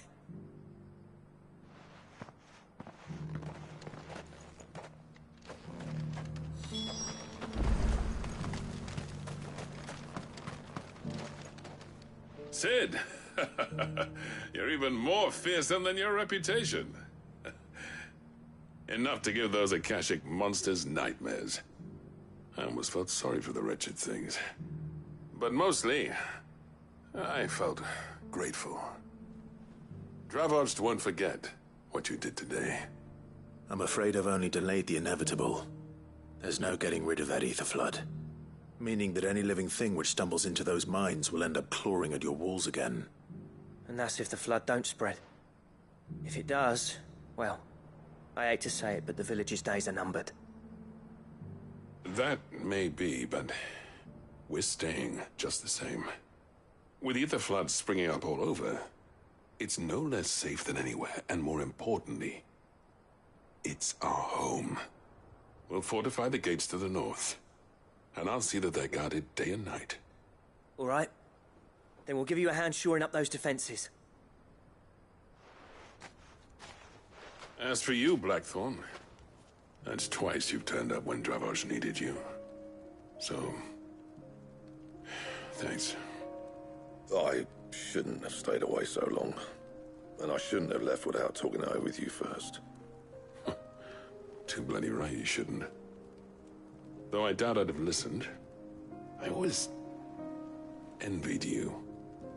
How you made everything look so easy when, for me, it was anything but. You leaving gave me the perfect excuse to hate you. And from that day on, I never once stopped to wonder what it would have been like if you'd stayed. But what you said earlier, it was true. You'd have been the death of this place. Finally, something we can agree on. I hope you see the sense of it eventually. You kept this place alive. Alive, perhaps. Wealthy even, but Dravosh isn't what it once was. Our work used to be the pride of Dalmekia. Now, we churn out the same rubbish day after day because it's easy and turns a profit. It's not about the craft anymore. I wouldn't send my sons to war wearing the shit most of our smiths are making. I've kept working, honing my skills, trying to lead by example, but no one sees the point. The average castle apprentice has as much passion for the craft as our current lot. Come back to us, Blackthorn. Remind Dravosh what a true master blacksmith looks like. I'll even man those bellows of yours if it means we can work at the same forge again. That's a kind offer. Kinder than I deserve. And I wish I could accept, but I'm needed elsewhere. There's people who trust their lives to my steel, and I daren't let them down. Fair enough. But that doesn't mean I couldn't visit from time to time. Let's see if we can't rekindle this town's passion for the craft, shall we? I'd like that. Just be sure to tell Snotty to let me in the next time I come calling, yeah? Knowing him, he'd let you in anyway. Blackthorn. The Master Smith turned outlaw, back in my good graces. I never thought I'd see the day.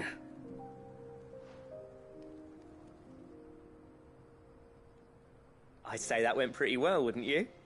Even better than I'd hoped. Sid, I've got something for you.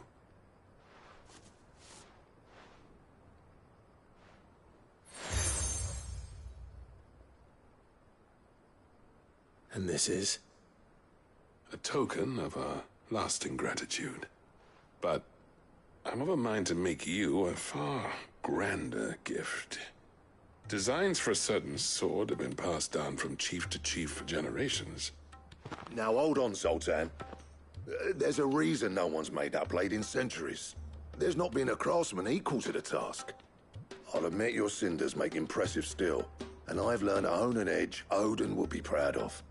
But the engravings on that thing are enough to make a jeweler cry. And they're not just for show, either. Have you forgotten what brought you back to Dravojd in the first place? Hmm? A certain ring? I knew I'd never surpass you with the hammer and tongs. So I turned my hand to a different kind of metalwork. Between the two of us, I'd say we're the equal of any master craftsman ever to have graced a forge.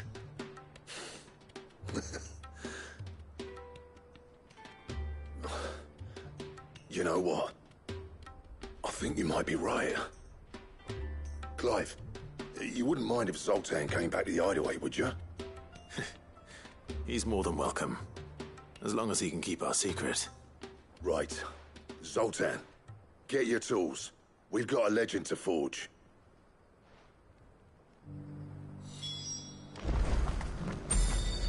The beast was charging at me, and he threw himself in its path.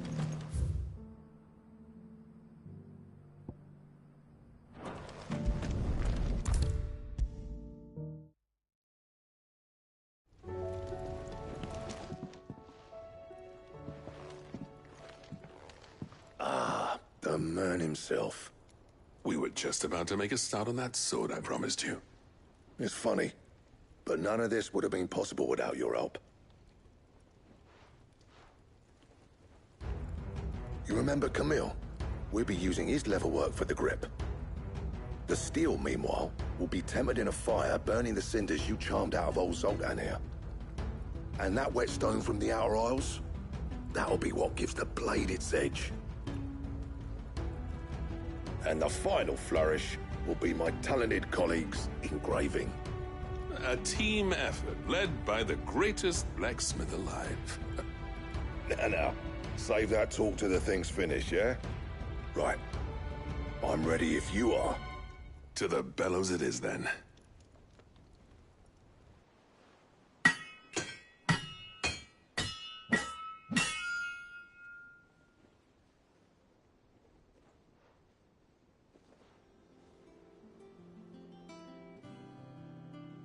Well, bugger me. We actually did it.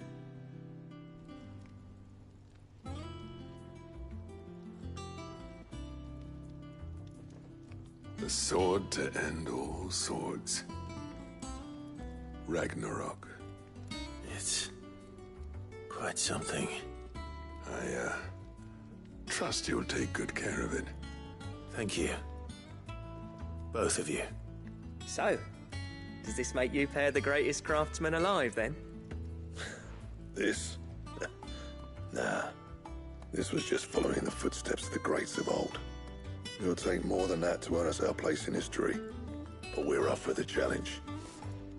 Here. A list of materials.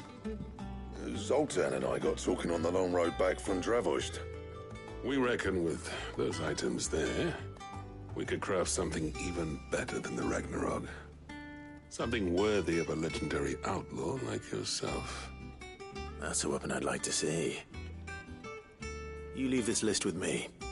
I was hoping you'd say that. One legend at a time, eh, lads? Before you start on the next, who fancies raising a cup to Friendship Reforged? Good idea. No more drinking to forget my past. It's about time I had something to celebrate. Then tap the kegs! Vulcan's boys are on their way!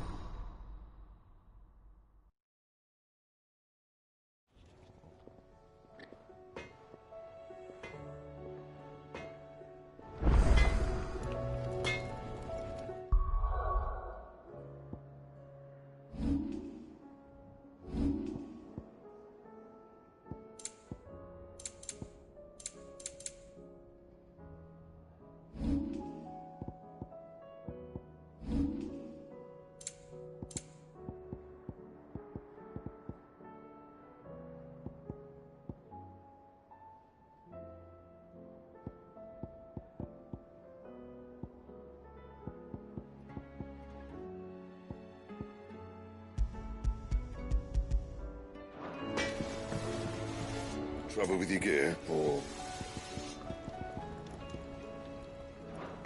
See that sword of yours stays oiled. What do I owe the honor? Yeah. The weight of all that shit.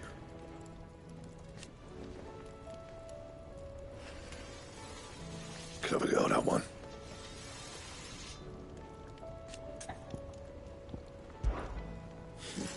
I never thought me and Zoltan would ever speak again, let alone work together. And if it hadn't been for you, we wouldn't. You've been a good friend to me, Clive. The best. I sang for you, dear.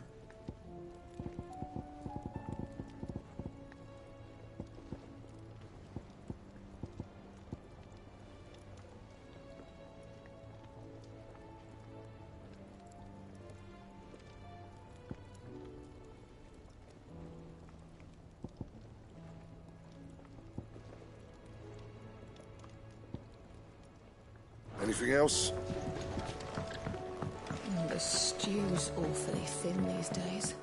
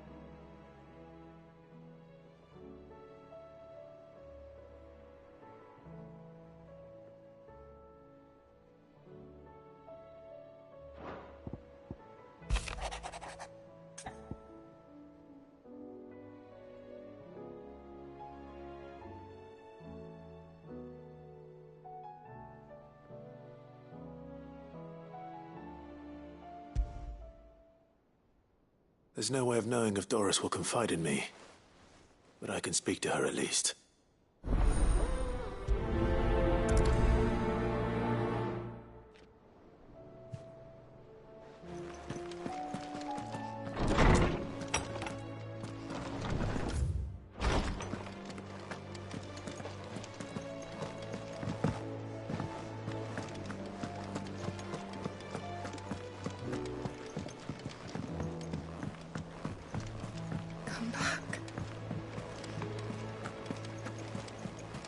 Covered in nicks and lumps, the lot of them.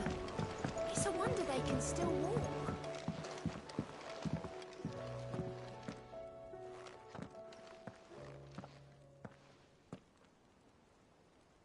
Where are you? Can I help you, Sid? I'm looking for Doris. Is she here? I'm afraid not. She's at Martha's Rest on a job. My job, actually. When she heard what the mission was, she insisted on going herself. Alone. Did she? What was the mission? Following up on some new information. Once they'd settled in, the bearers you helped liberate in the Dragon's Eyrie were keen to talk about their imprisonment. And about their captor. The slaver Cole's team were tracking when they were attacked by the Beastmen. I'll go and find her. She's at Martha's Rest, you say? If she's not moved on already, yes. I hope everything's all right. Why would Doris insist on going alone? Maybe Cole was right to be worried.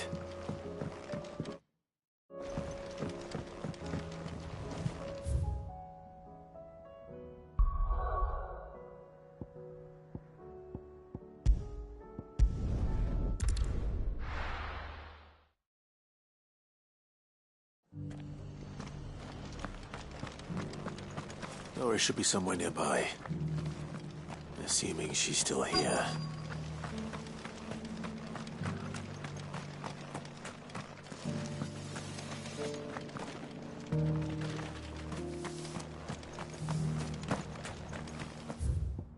It doesn't still hurt, does it? It's been a pleasure, Doris. Just like old times. I'll give your offer some thought, my lady. How goes the investigation? Sid, what brings you to Martha's Rest? You. I heard you were out here on your own, tracking our slaver. I trust you're being careful. Of course. And it had to be me. The bearers from the Dragon's Eyrie confirmed a long-held suspicion of mine that the slaver we've been tracking is an old acquaintance. She's no fool. If we'd come in force, she would have spotted us straight away, and then vanished without a trace. That was her just now, wasn't it? So, was it a fruitful reunion? I'd say so. She tried to recruit me. Seems her time in Rosaria is coming to an end. She's abducted bearers from across the region and is looking to smuggle them back into Sambrec. After her brush with those beastmen on the road to Northreach, she hired herself an Imperial escort, which she wants me to join. She's dangerous, Sid, but I think I can stop her. Then I'm going with you. I'll take care of the escort. You can see the bearers to safety. Where are they? The Baum Archers, soon to break camp. You go on ahead. I'll follow once I've sent word back to the hideaway.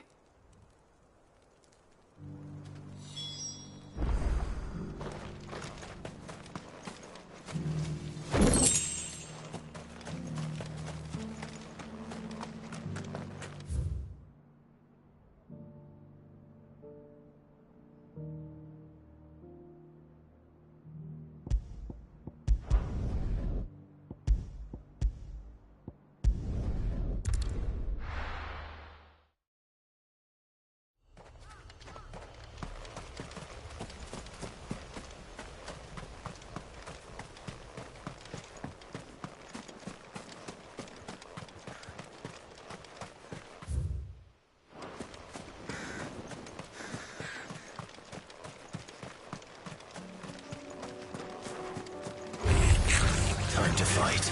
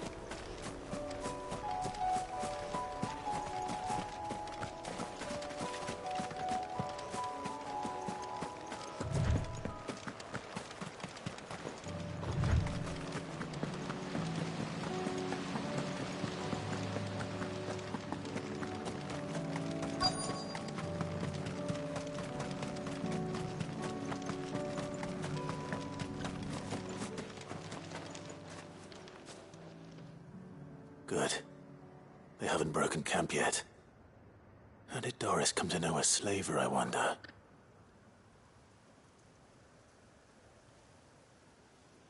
We've waited long enough. She's not coming. Ready the bearers. We're leaving. Back to civilization, is it, Mom? With all haste, lest any of you lackwits start talking like these feckless bumpkins. I presume your men are ready. We've suffered too many delays as it is. Any more and I'll be docking your pay. Yes, Mom. Oh, but before you go, it appears we have company. Kill him. You're welcome to try.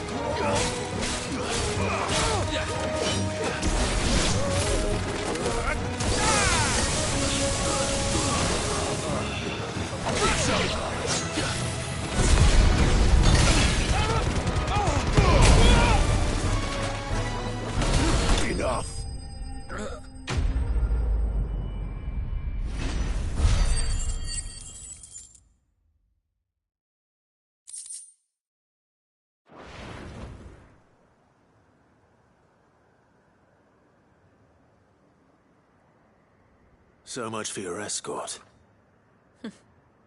You'll forgive me for not avenging my men. I'm not the swordswoman I used to be. I surrender. Do with me as you wish, Cid the Outlaw. Cid! Ah, Doris.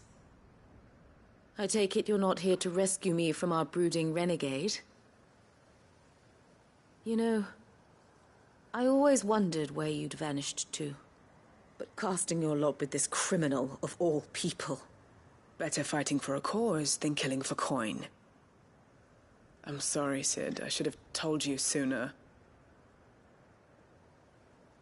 This woman, my former master, once trained bearer children to be weapons in service of the highest bidder. She raised me like a daughter, and I did terrible things to earn her favor. It wasn't all terrible, surely.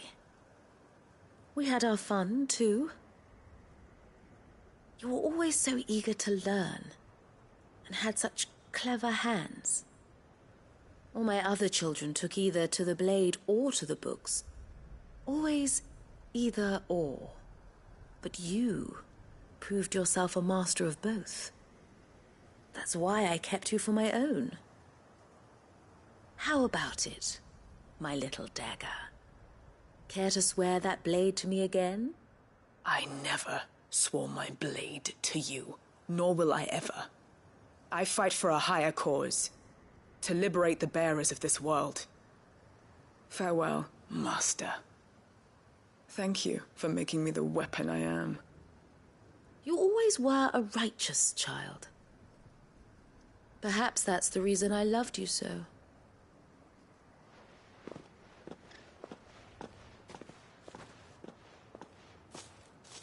What do you want to do with her? I am not the killer she wanted me to be. Not anymore. And she no longer has friends in high places. The Dame does, though. Her connections at the Imperial Court will see that justice is done. All right.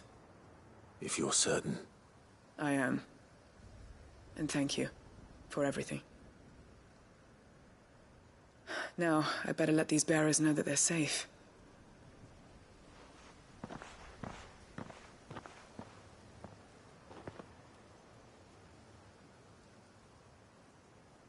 And I should head back to the hideaway and put Cole's mind at ease.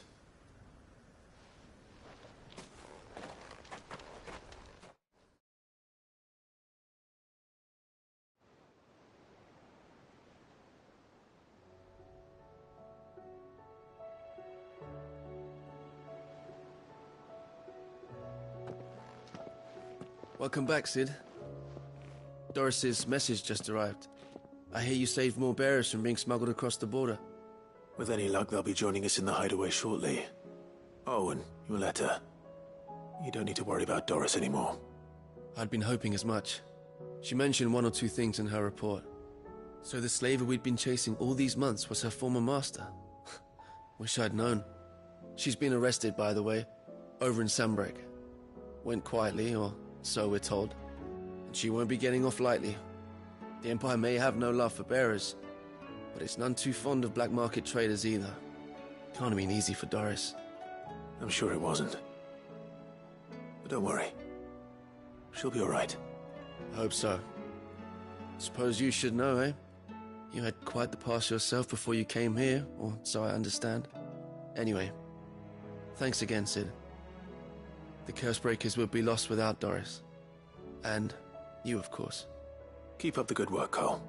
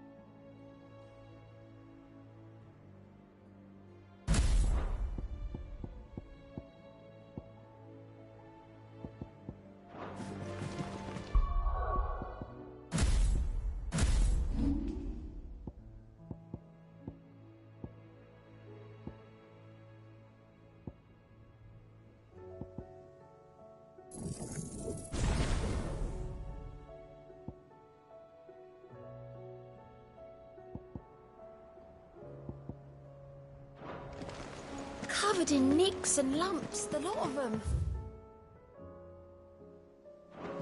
It's a wonder they can still walk.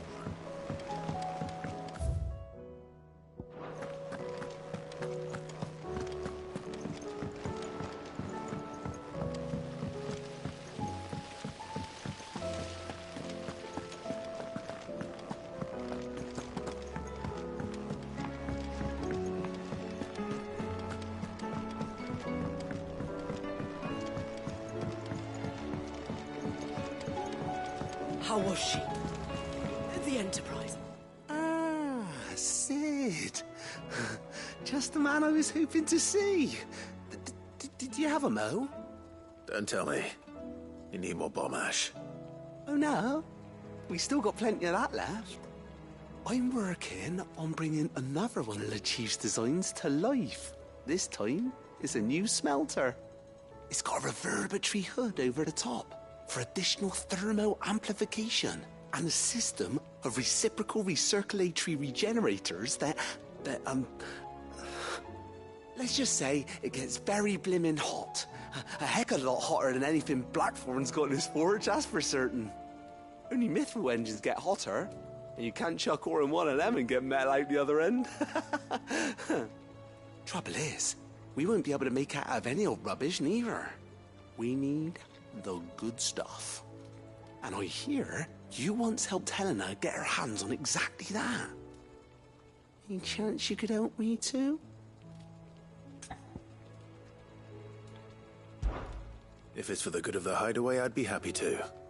Oh, it is. I promise you. So, what exactly is this good stuff you need me to find? We've got a couple of examples here. Spherical echoes, we call them. More fallen materials. So this smelter is similar to the Mithril engine in more ways than one. That's right. They're a bit like the thermal helms. Fallen ceramics deal with heat like nothing else, see? And what's more, they're directional, transferring heat from the inside to the outside. But these things, they're all outside. If we line the hood with them, they'll reflect the heat right back into the furnace.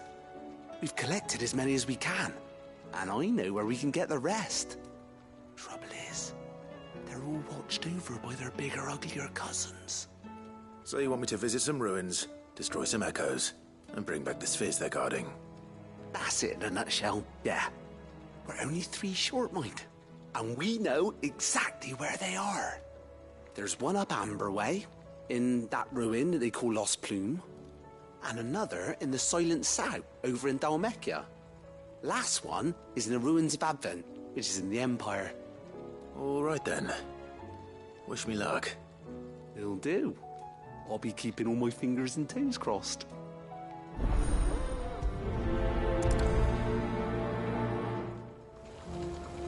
With Canva in the hands of Akashic, we'll need to find another port.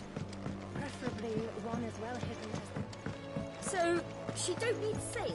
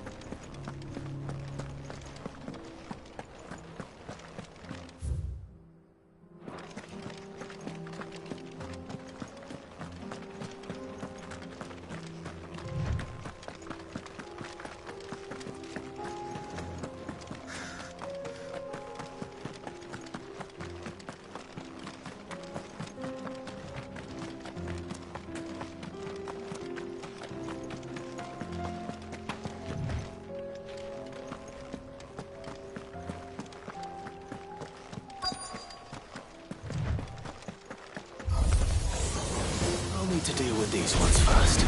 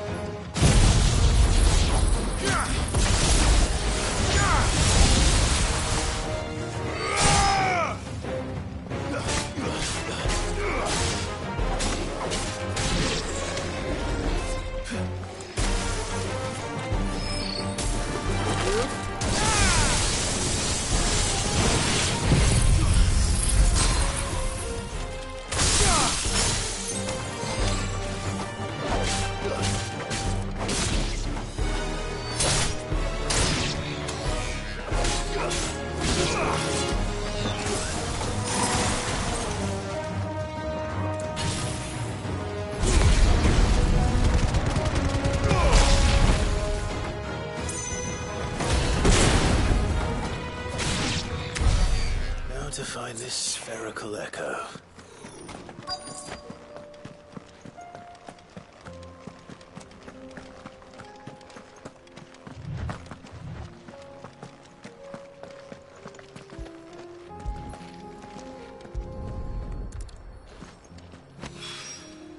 This is it. Right then. Just two more to find.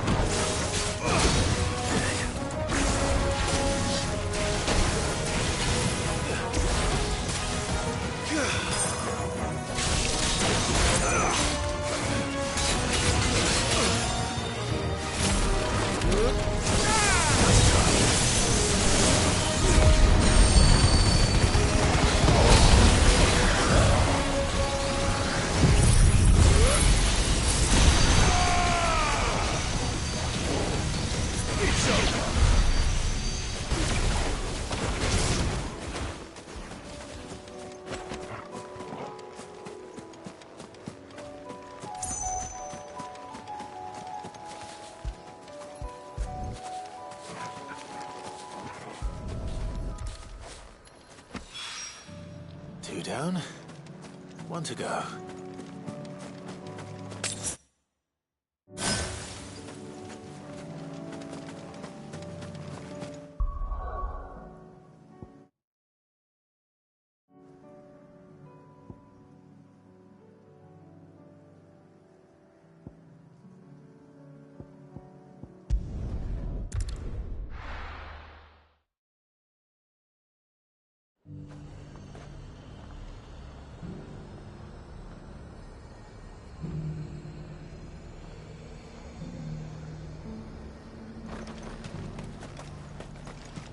Why? Your stone is...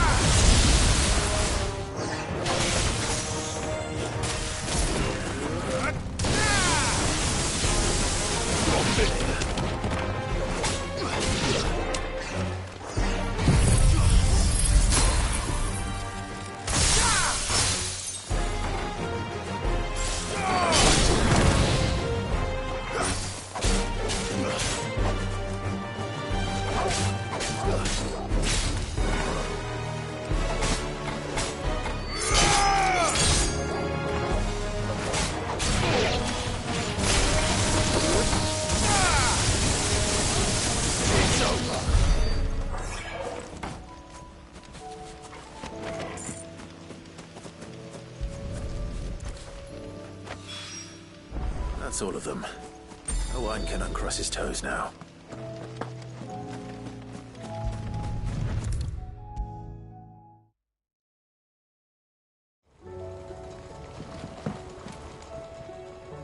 Ah, Sid. Wasn't expecting you back so soon. So, is it good news or bad? Good, thankfully. Here. Ah, that's brilliant! Thanks a blimmin' million! I'll fit 'em to the smelter right away!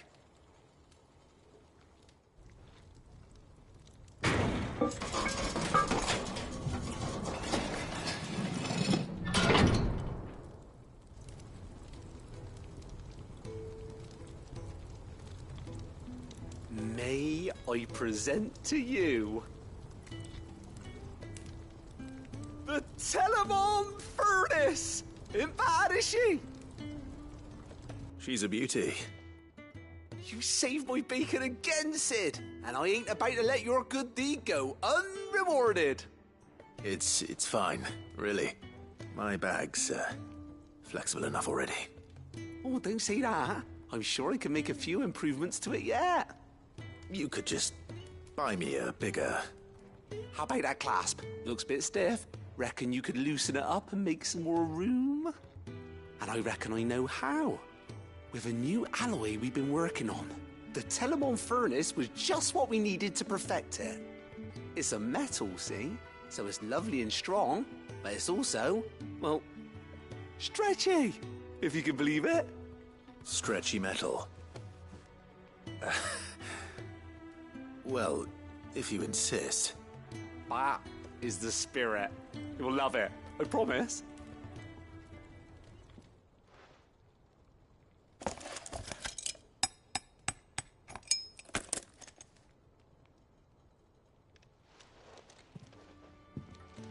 So, what do you reckon?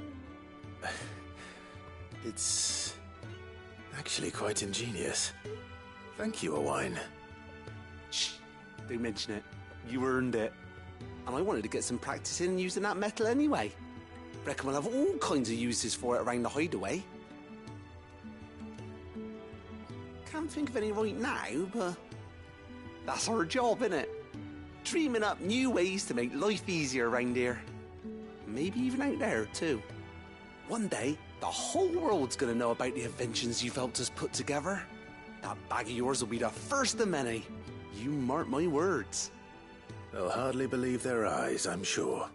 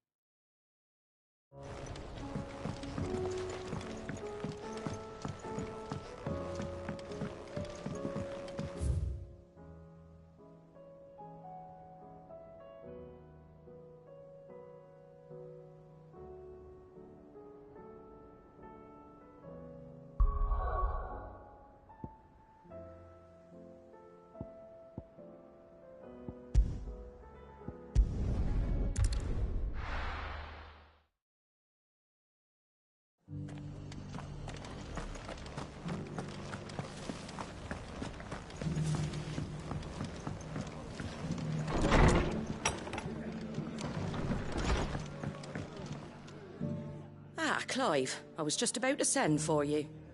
I'd like you to take something to Sir Wade up in Eastpool. Seeds for planting. Thought it was about time they started growing their own food. I'll keep providing them with whatever they need in the meantime, of course. But if Eastpool's going to survive, it's got to be able to fend for itself. As of those poor bearers. They've lived their whole lives in servitude, but now they're their own masters. Small wonder they ain't got the foggiest how to provide for themselves. So it's up to us to teach them.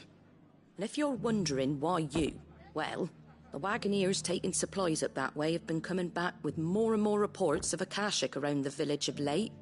Sir Wade's putting a brave face on it, but I think even he's starting to worry. And if he's likely to share those concerns with anyone, it's you. All right. Thanks. Wouldn't ask if I didn't have to. There. That should be enough to keep them in Gazal Greens for a few years at least. Gazal Greens?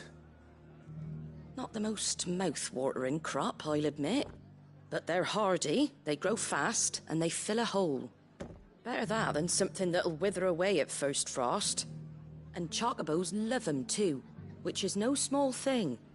When I say all of us need to pull together to get Eastpool back on its feet, I mean all of us. They ain't exactly succulent, but cook 'em right and they're just about bearable. I'll take your word for it. Anyway, Sir Wade'll know what to do with them. And if he don't, well, I'll go up there and show him myself. I'm sure you will.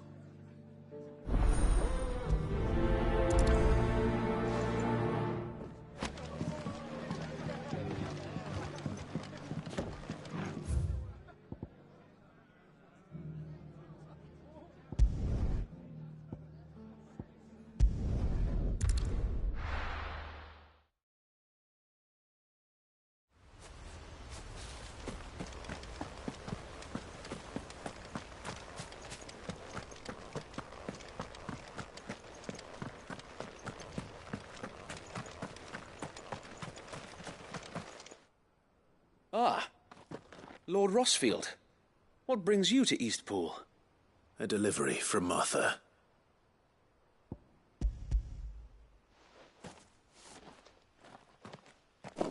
These are Gizal green seeds.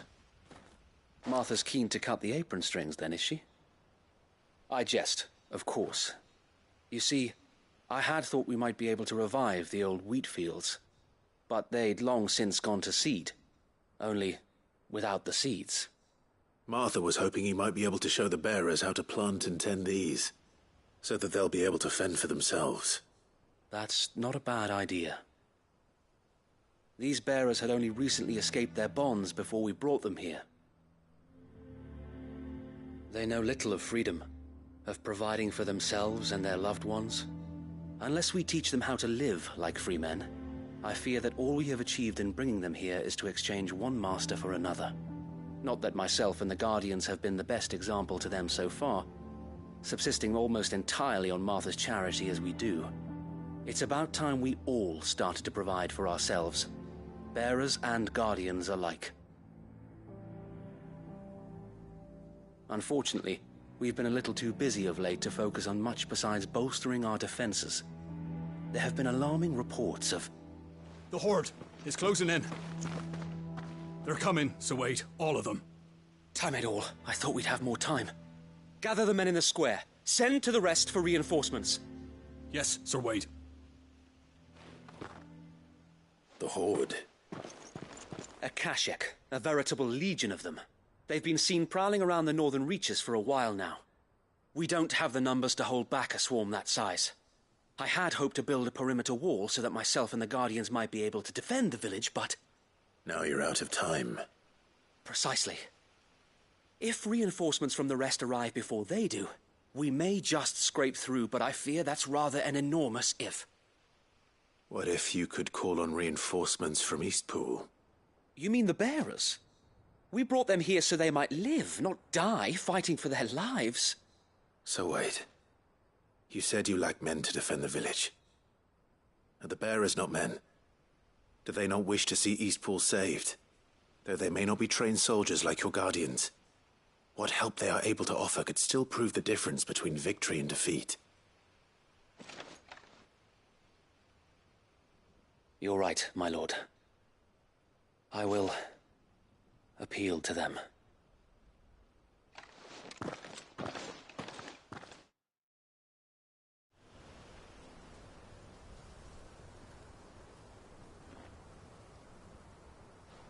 My friends, I humbly beg your aid. We Guardians are few and our enemies many. But I swear we can defeat them with you at our side. You would send us to the slaughter, to serve as bait for those fiends so that you and your men might be spared. And to think we trusted you. Say what you will, a home is not worth dying for. But it is worth fighting for.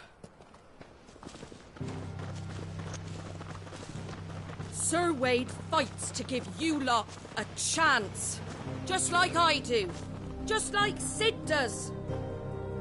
We all wanted to give you a home where you could be free. And you got one, didn't you? This place, Eastpool. This is your village. Your home. And if you don't fight to protect what's yours, you'll lose it. You know I'm right. This world wants to take everything from you. Everything. Your homes, your freedom, your very lives. So then, are you going to stand by and let that happen to you? Are you going to accept fate like good little Bran did and die, having never stood up for yourselves? Or will you fight like free men and women?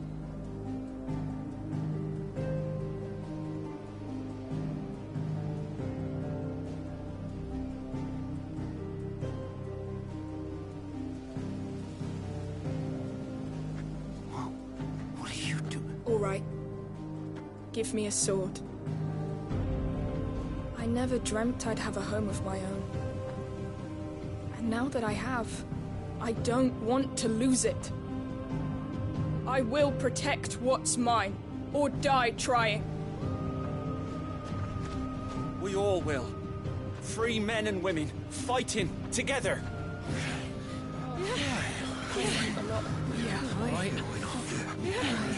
For Eastpool! For Eastpool!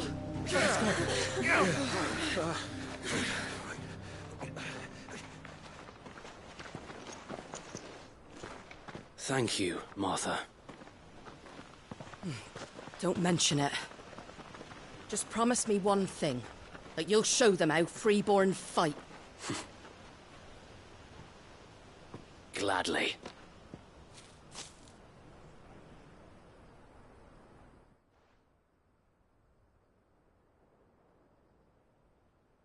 Well, if it was numbers you were lacking, you certainly won't be now.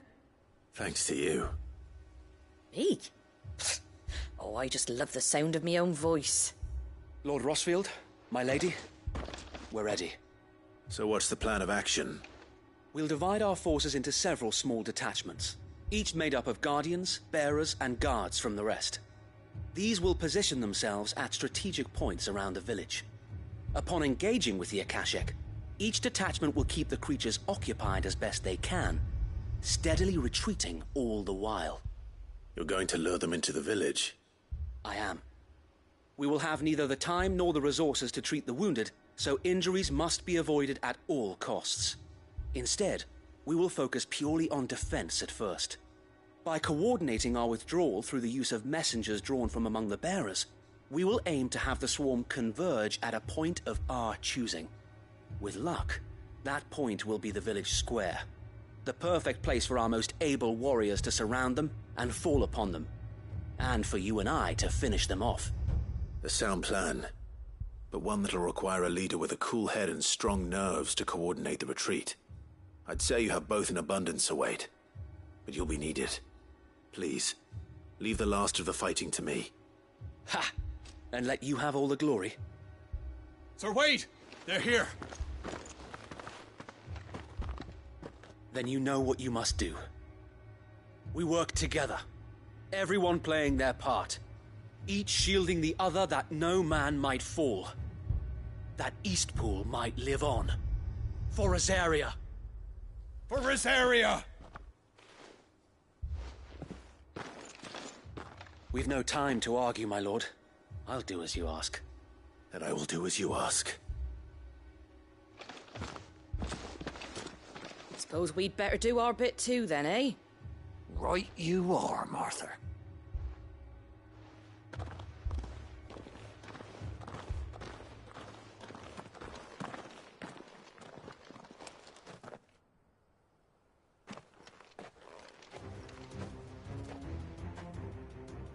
The calm before the storm.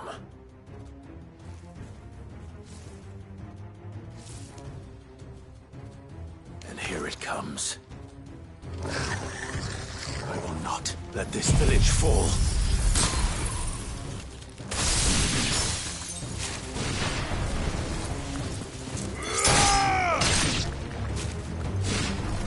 Let there be light!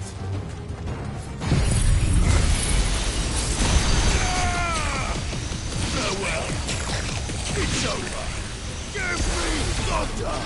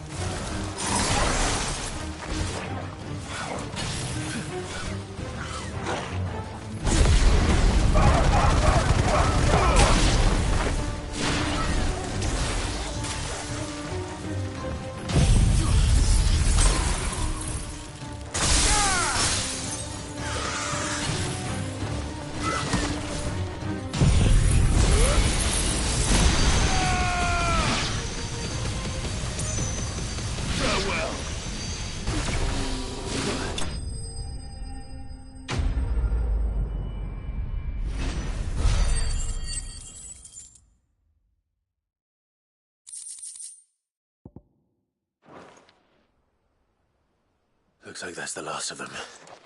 Lord Rosfield! Change of plan! What is it? Owl from the rest. An Akashic curl's been sighted on Rhiannon's ride and is headed in their direction. Well, the better half of her guard is here. So wait, how many Akashic remain in East Pool? Hard to say. My men are still facing some resistance, but I think the worst is behind us. I could order a detachment or two to fall back and... No. Let them finish the job. You stay here too, Sir Wade. Your men need you. I'll go after the curl. Join me only when East Pool is won. If you're sure, my lord. May the Founder protect you.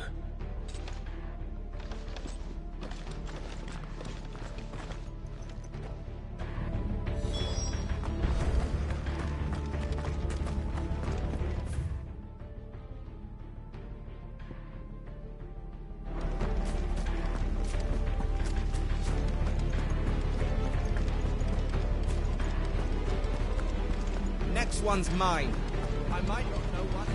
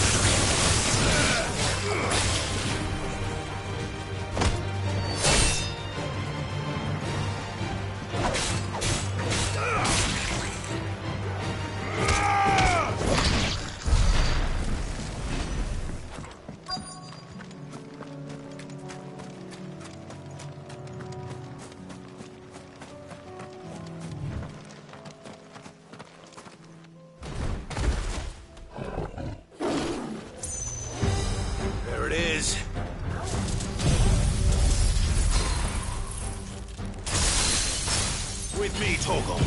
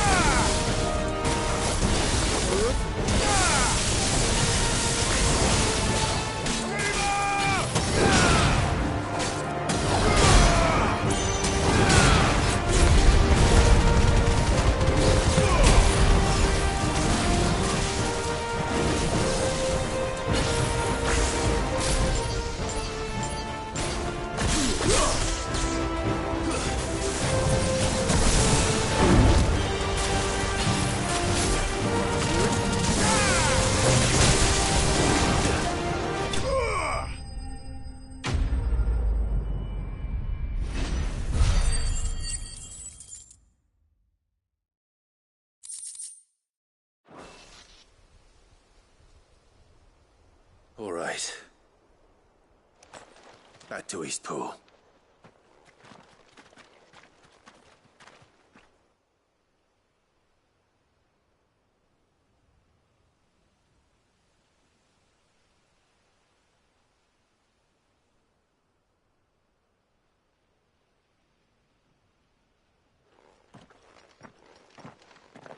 Lord Rosfield, the curl, is it? It's dead. Thank the Founder for that. And for you, my lord. We were able to eradicate the rest of the Horde. I have guardians posted around the village to keep watch for further attacks, but all seems quiet for now.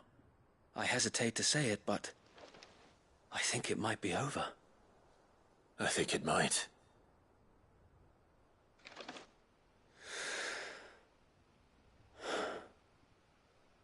We did it.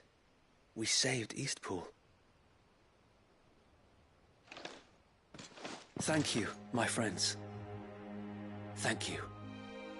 No, Sir Wade. It's us who should be thanking you. You brought us together. Showed us what it means to fight for what you hold dear. We never had nothing to call our own before. We didn't know what it meant to protect it, but now we do. We really do. Forgive us, Sir Wade. You and your people saved us, and still we doubted you. But there's no doubt in my mind anymore. We're free men now, so we have to start acting like it. We have to fight to protect what's ours, to protect Eastpool. And we shall. We all shall. Together. This is our home. And if anyone or anything tries to take it away, they'll have us to answer to. Come on then. Let's get to work. This village isn't going to rebuild itself.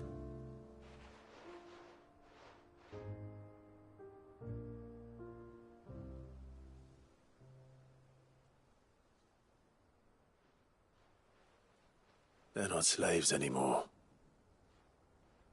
No. They're Rosarians. Your father took pity on the bearer's plight, and I believe if he was still with us today, this is what he would have wanted. I believe you might be right. I shall remain here, my lord, and do what I can to help rebuild the village. After all, this is my home now too, and I could hardly call myself an Eastpoolian if I didn't pull my weight. I think you'll find it's East Pudlian, Sir Wade. But you should be proud all the same. I'll have to pull my weight too. Can't have the rest getting outclassed. Speaking of which, I ought to be getting back. Can we continue to count on your support, Martha?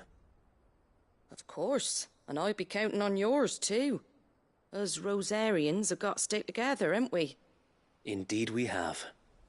And Clive, come by the Golden Stables when you get the chance.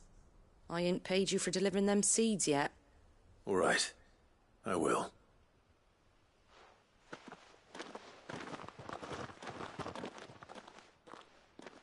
Lord Rosfield, do you remember our very first mission together? Clearing the goblins from the Stillwind marshes? How could I forget?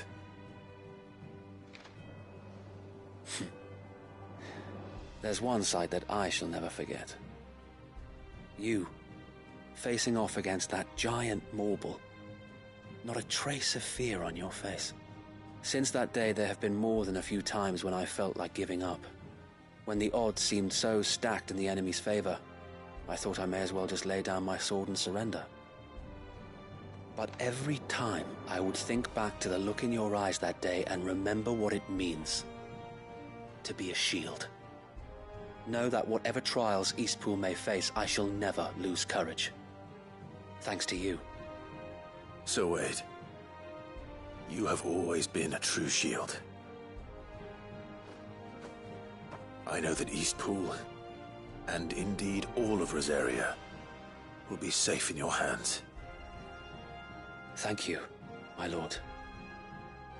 I know the rest of the world will be safe in yours. I'll do my best.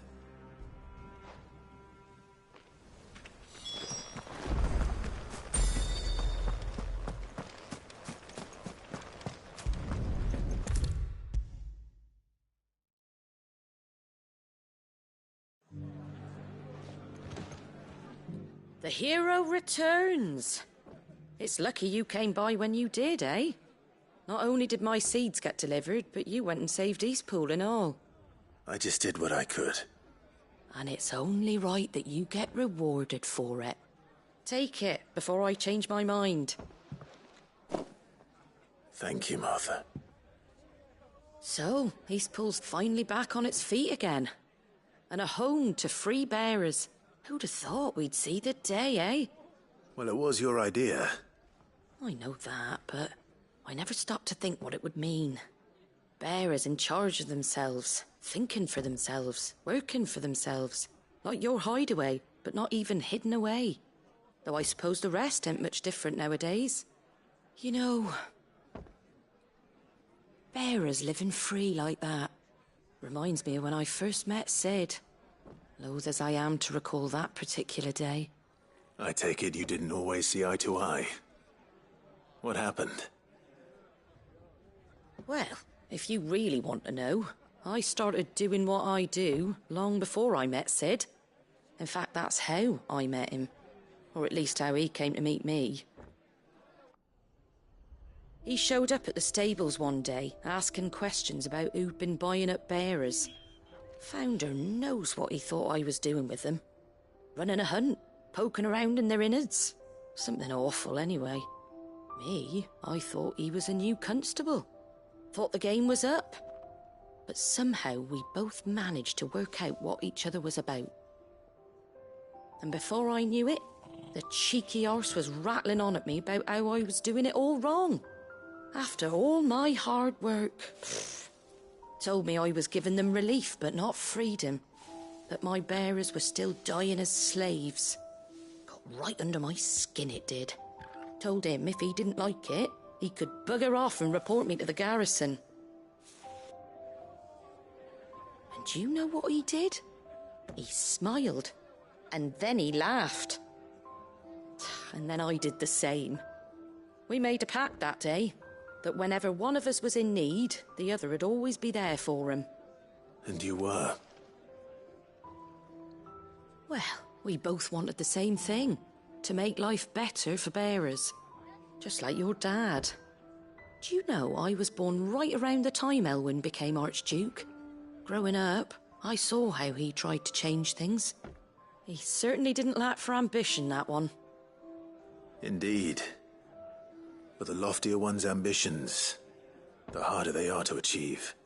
Which is why those of us who follow in their footsteps need to finish what people like Sid and my father started. Suppose you're right, aye. And if we don't manage it, there's always them who come after us. Good thing we've got a few half-decent sorts waiting in the wings, eh? It's almost enough to give you a little bit of hope. Just a little. Anyway, enough nattering. Better get back to work. Let's see about making everyone some dinner, shall we? The least the folks who saved Eastpool deserve is a hot meal. And you and me ain't gonna save the world on an empty stomach neither. That sounds like a wonderful idea.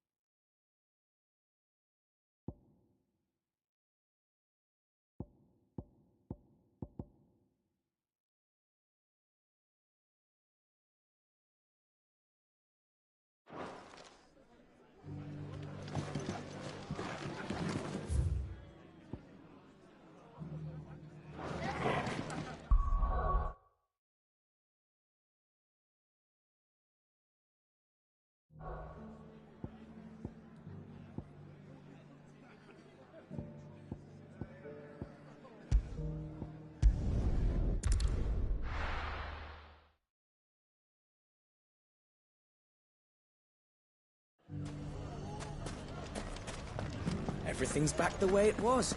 I don't know how. Take that, you naughty thing! Clive! To what do I owe the pleasure?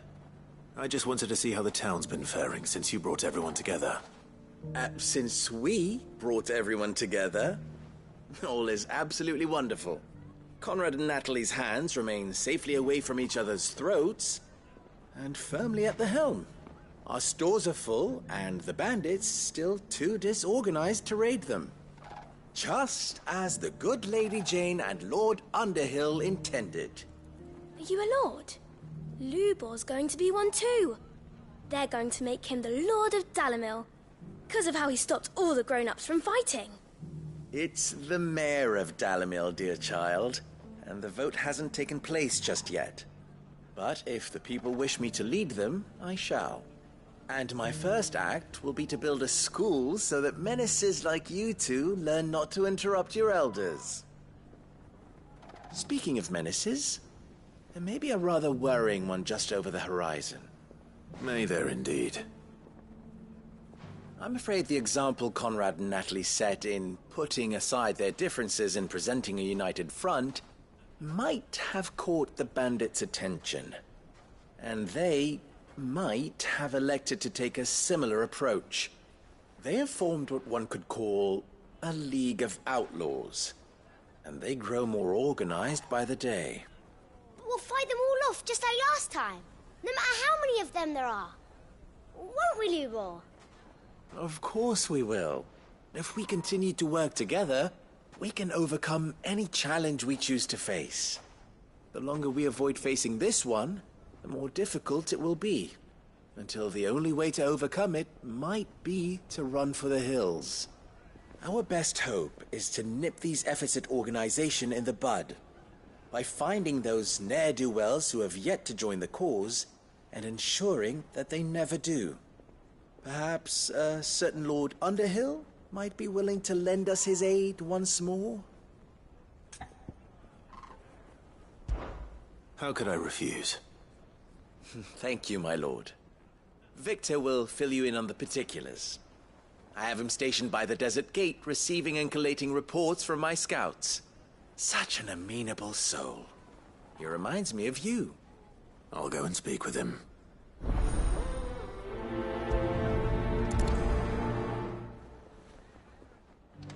What's the difference between a lord and a mayor?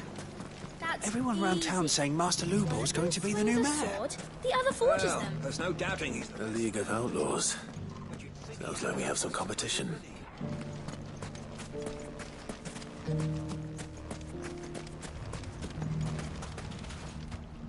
Still in Dalamil, Victor?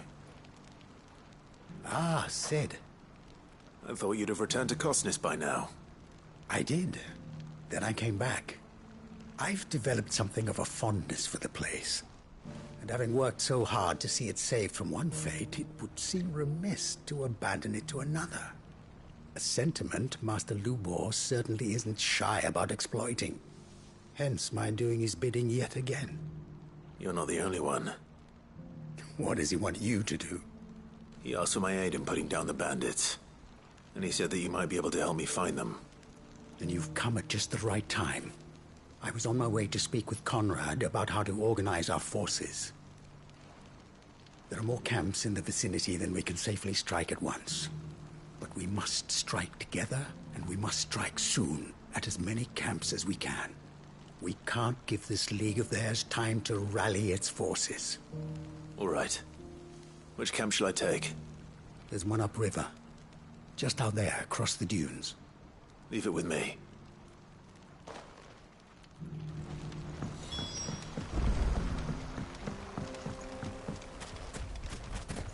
If those ne'er-do-wells want to band together, let them.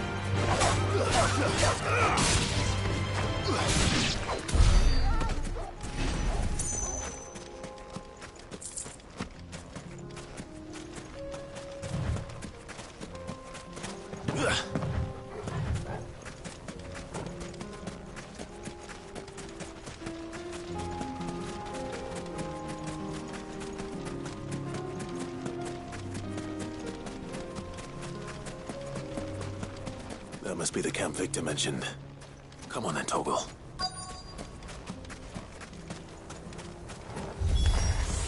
That's him! The one who killed Locke and Fingers! Take his head off!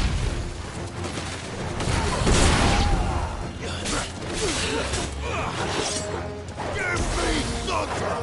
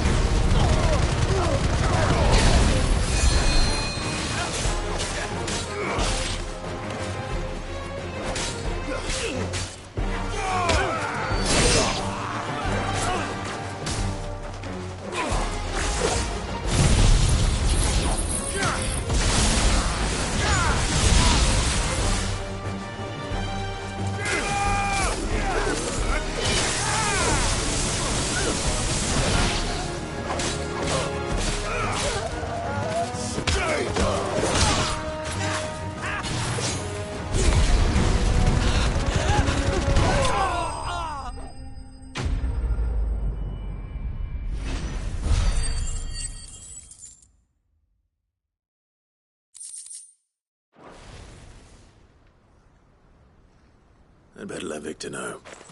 Sid, where are you? Ah, I see the bandits didn't pose you any trouble. No, but that's not why you're here, is it? No. Something's happened. We need you back in Dalimil. What is it? The whole town's in uproar. They're saying that Lubor is a bearer. What? Seems that one of our parties wasn't as thorough as they should have been. They let one of the bandits escape, and his escape route took him right through Dalimil. Some of the children spotted him, and he was about to silence them. And when Lubor felled him with a bolt of magic, and without a crystal. But that's not possible. It is, if he's a bearer and has been hiding it all these years, which is what people are saying. If he has, well, I wouldn't blame him. No man is branded by choice. Still, all those people see is a man who's lied to them all his life. One who was made a leader of himself when the world believed he should have been a slave. Fuck. I don't know where we go from here, but I know one thing. Lubor needs all the friends he can get right now. You're right.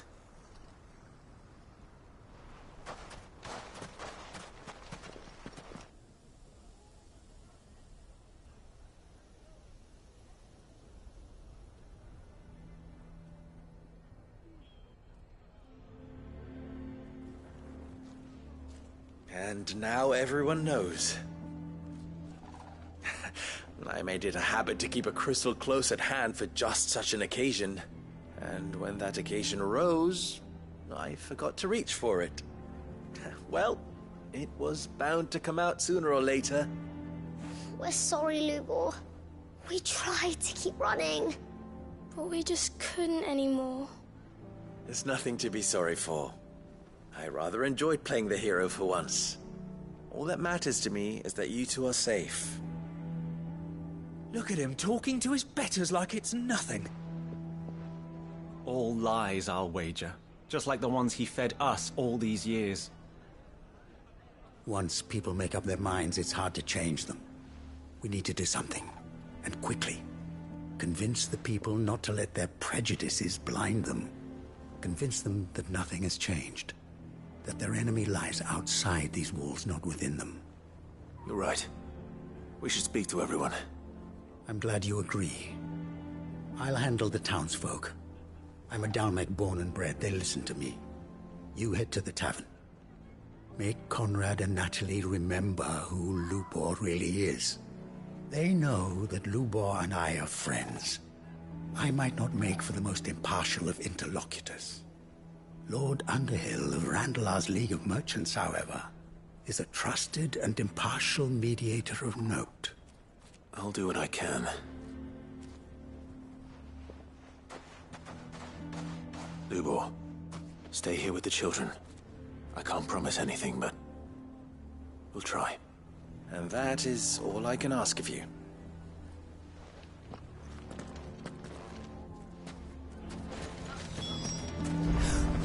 Why are you taking the bearers? Why do they always have to make such a fuss outside? He knew all along that he was playing us for fools.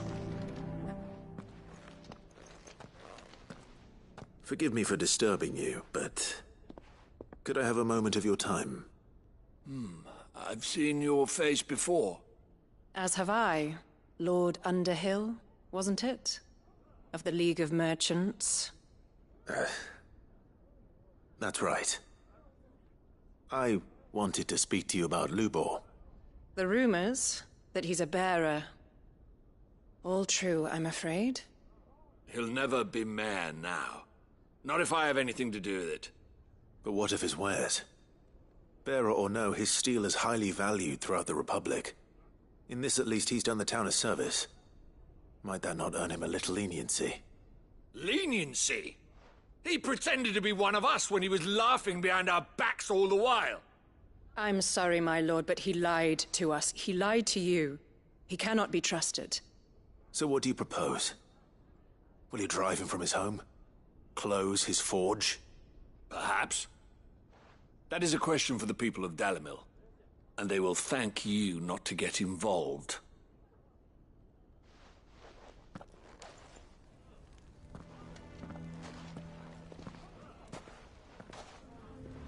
townsfolk have made their minds up. There was nothing I could do. Nor I. Conrad and Natalie refused to consider anything but their own wounded pride. You never know. Once their anger is cooled, they might see things differently. For now, we should report back to Lubor. All right.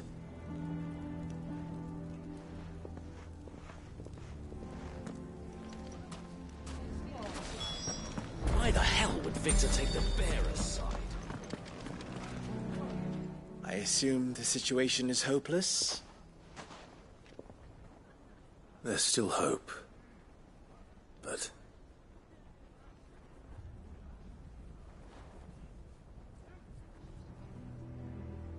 But perhaps not in this lifetime, I think it's fair to say. You mustn't think like that, Lubor. Give them time. They'll come around. We'll talk some sense into them in the end, you'll see. No, you won't. And your efforts would be better spent elsewhere. But Lubor... Rosina would often tell me that steel does not lie, that a blade is a reflection of the smith who forged it. To yourself be true, that was her point. Rather an ironic one when you consider that her life was taken with a blade of her own making. But I do not doubt that she was always true to herself and what she believed in, right to the end. And so must I be. I must do what I know to be right, no matter what others might think of me. And now, I know what that is.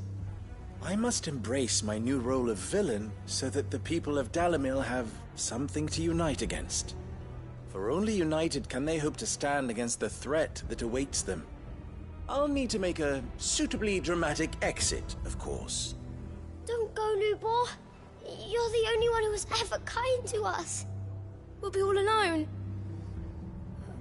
Again. Trust me, little ones. It is for the best that I go. Not only for the town, but for you, too. How could it possibly be for the best? These children need you. The least you can do is give the townspeople a chance to change their minds. I would not take it, Victor. It's over. Over, you say? And so just like that, you're going to throw this town and these children to the wolves? I thought you were better than this. But it seems you had me fooled as well. Victor. Forget it. Do what you will. You sure you're making the right choice, Lubor? Of those available to me, I believe it's the best one. Yes. Ah, but where are my manners? Here. A reward for clearing out that bandit camp. Right then. I have packing to do. If there's anything I can do. Anything. I'll bear it in mind. Thank you.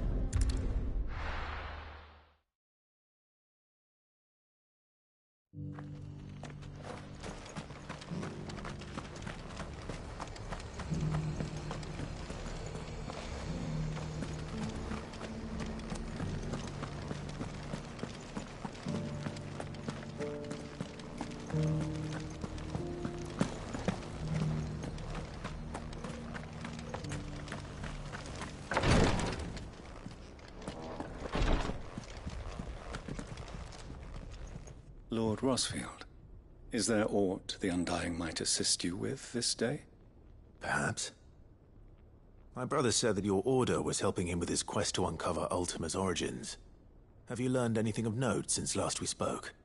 Little and less, I regret to report. I see. Be assured, however, that we will not rest until the truth is known. Even now, our archaeologians scour ruins in every corner of the realm for traces of Ultima's touch. Fallen ruins, I take it. Dating back as far as Phoenix Gate. Indeed. Ultima's thralls are oft sighted among the remnants of the fallen civilization, as if protecting the secrets concealed within. Secrets we'd see unearthed. Should our methods be of interest, my lord, mayhap it would please you to observe some of our number at work. Would that be possible? Of course. A survey is being conducted not far from here. Perchance you are familiar with Kretov, a small hamlet built around a fallen airship. I was due to visit my colleagues there to collect their preliminary findings, but if you would consent to do so in my stead, I'm sure that they would be honored to relate any discoveries they have made to you directly. All right. I'll go and meet with them. They will be most gratified, I am sure. Might I suggest you take the road through Titan's Wake? It will lead you straight to the village after but a short walk. Thank you. I will. I wish you a safe journey, my lord. May the Firebird's flames burn ever in your heart.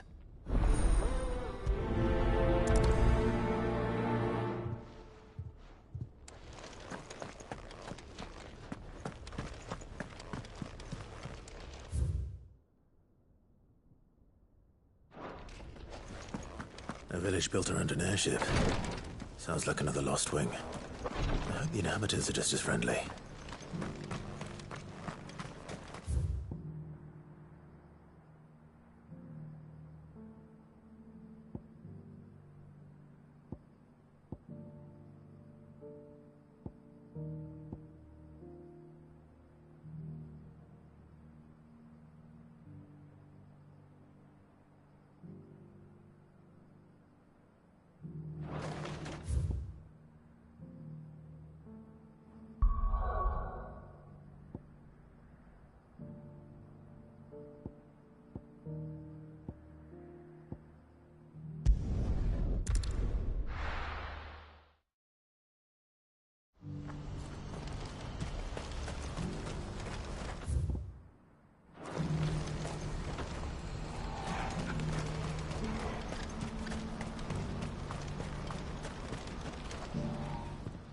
Clive, you'll be pleased to know that the negotiations are progressing well.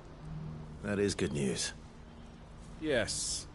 Our comrade in Randala has just sent word that the contract should be signed very soon. But I still have much and more to prepare. It's a huge undertaking moving this many bearers at once. You couldn't do me a quick favor, could you? What is it this time? More wild beasts? Nothing like that. I just need you to go over to the caravans and ask El how long we have until the bearers arrive. Find out exactly how much faster I need to get all these supplies moved. All right. I'll go and ask. Thanks, Clive. I owe you one.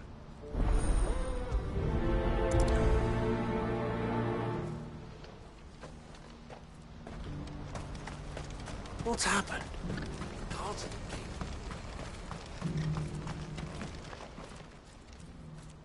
Don't blame yourself, El. This is their fault, not yours.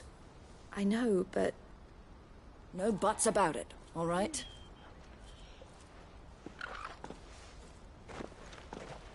Is something wrong? Vonnie came to give me a message from our intermediary. The talks with the Republican army have fallen through. They've reached an agreement with the Silver Peak Consortium instead. Though prices have fallen of late, we deliberately offered above the going rate to try and deter other bidders. But the Consortium offered double what we did, and the army jumped at the chance. And you had no opportunity to make a counteroffer? None at all. And we were so close. El? What's happened? I saw Vonnie leaving. She didn't look happy. And with good reason.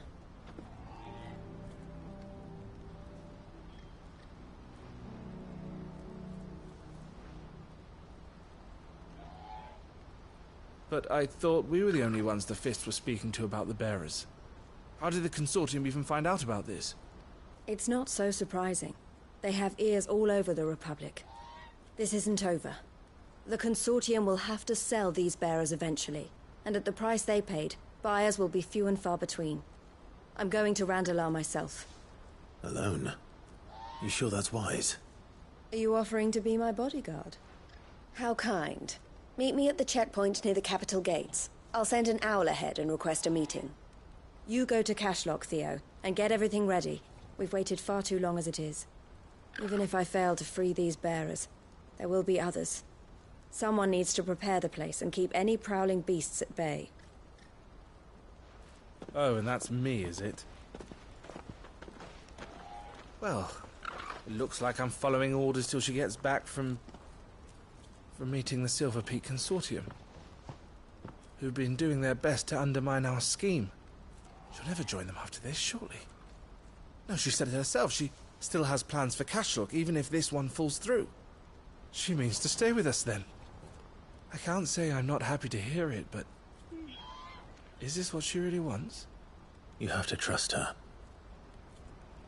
You're right. It's what she wants now. And if Elle's off fighting for the cause, I should do my part too. So I bid you farewell and safe travels, my friend. I'll gather my men and leave for Cashlock. We'll make sure the place is well stocked and defended. You go to Randalar and see if you can stop my sister biting the Consortium's heads off. If she won't consider her prospects, someone has to. I'll do my best.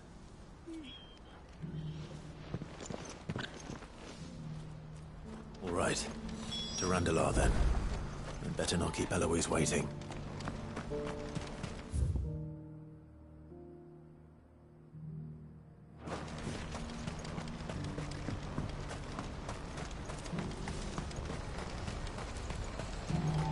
What's happened?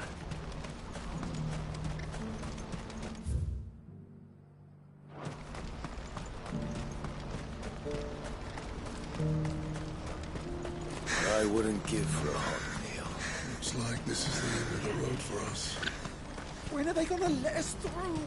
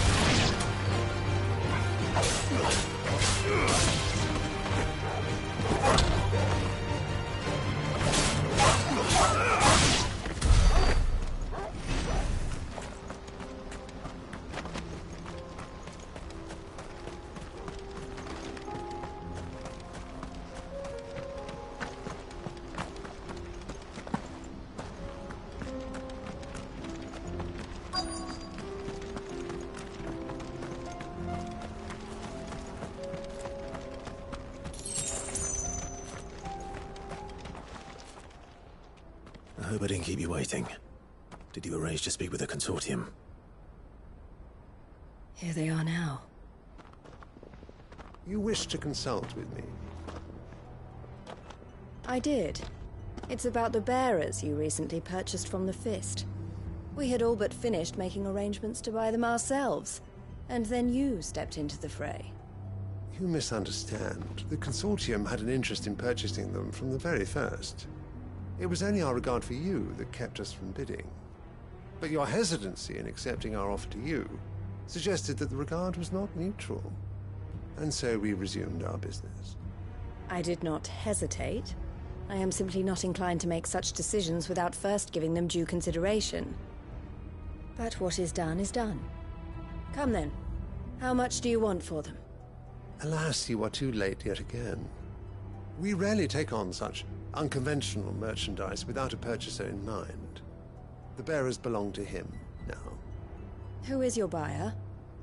A trader from across the water. A most demanding fellow, if it's any consolation. He insisted the bearers be fed, dressed, even given their own bunks for the voyage over. That's what you get when you deal with continental types. I wouldn't know. Oh yes, the culture on the continent is quite different to ours. They pay good money for bearers not fit for the knacker's yard, and treat them like kings. But as long as they pay... That does sound unusual. No matter then. If they've already left our shores, there's little that can be done. Allow me to withdraw my interest. And with it, my interest in joining your organization. My associates will be sorry to hear that.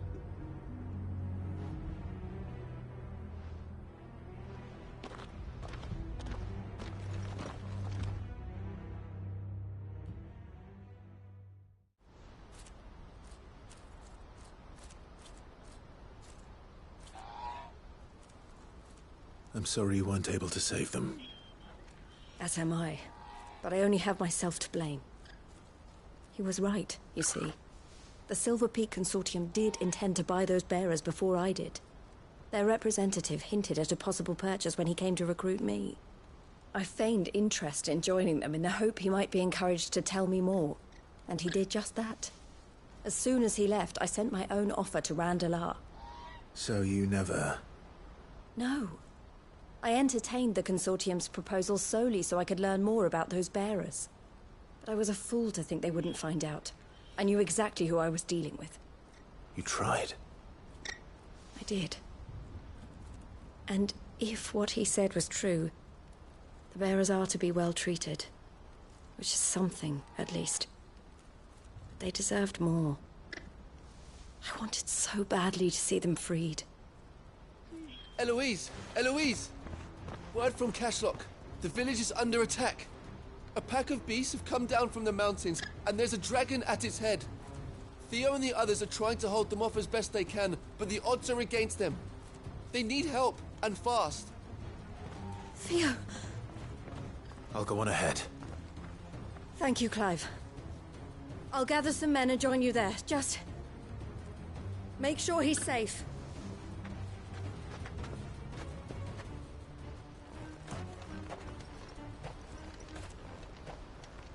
Hold on, Theo.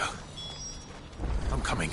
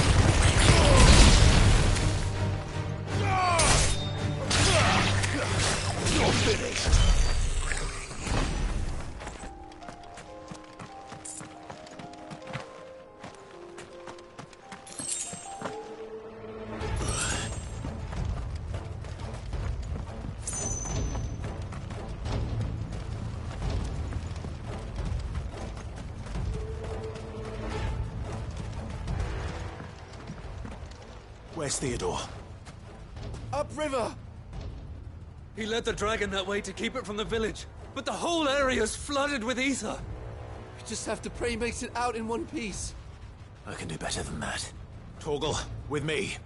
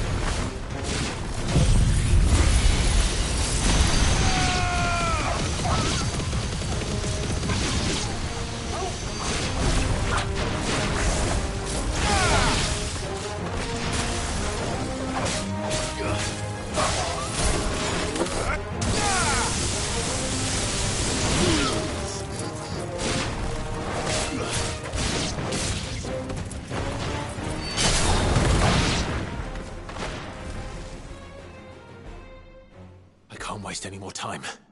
I need to find Theodore before that dragon does.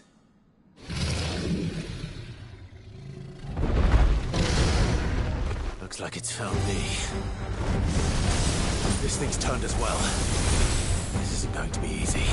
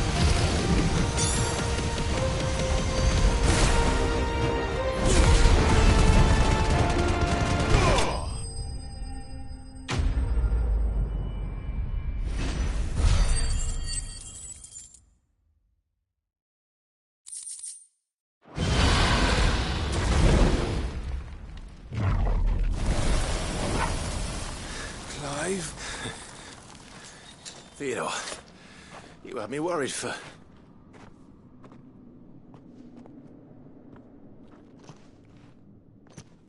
We have to get you out of here.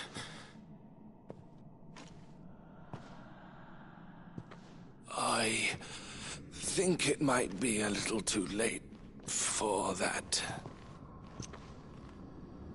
Bearer or no, there's only so much ether a man can take, and that Drake just wouldn't let me leave. You have my thanks, Sid, for finishing what I could not. For keeping Elle's dream. Theodore!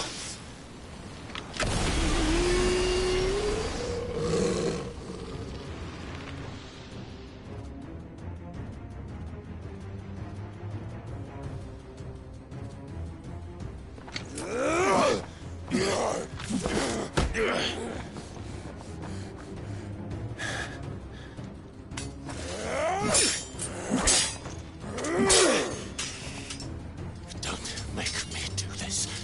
Stop it, Theo! Stop! Stay back, Eloise! He's turned. And so will you!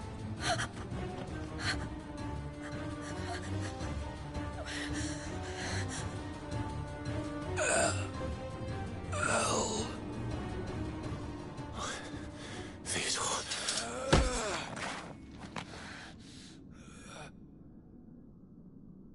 Take care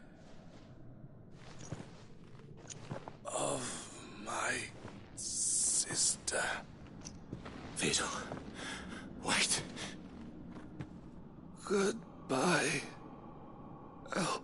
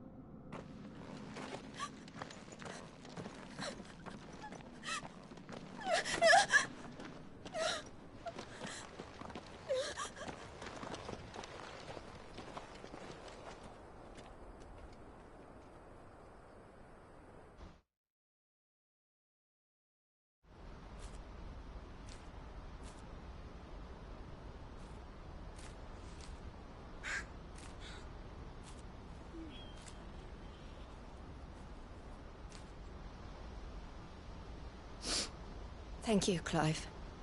I think I'll be all right now. That was true bravery he showed. Leading the dragon away from the village like that. His first instinct was always to protect people. To put others' well-being before his own. And now he's gone. Because I sent him to that place, against his will. It wasn't against his will. He was ready to do whatever it took to show you he could stand on his own. So that you would finally be free to live your own life. To live my own life? He never could come to terms with the choice I made. What exactly happened? You once told me Theo was the first bearer you ever helped.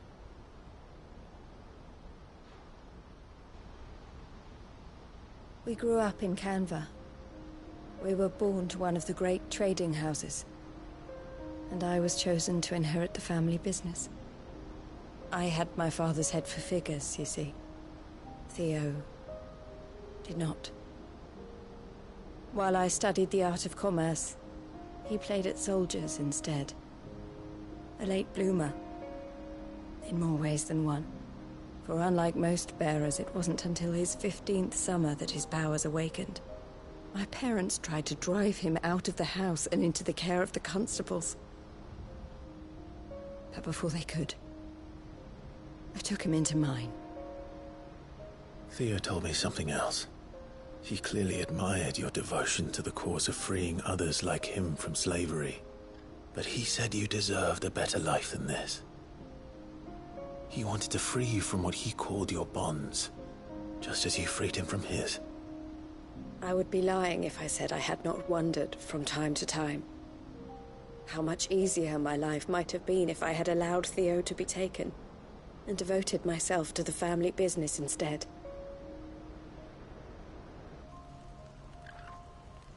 But I have never regretted the decision I made. Being with my brother meant more to me than tradition or reputation. I only had to look at him to remind myself of that night and the choice I made and the fact that I would make the same choice again in a heartbeat.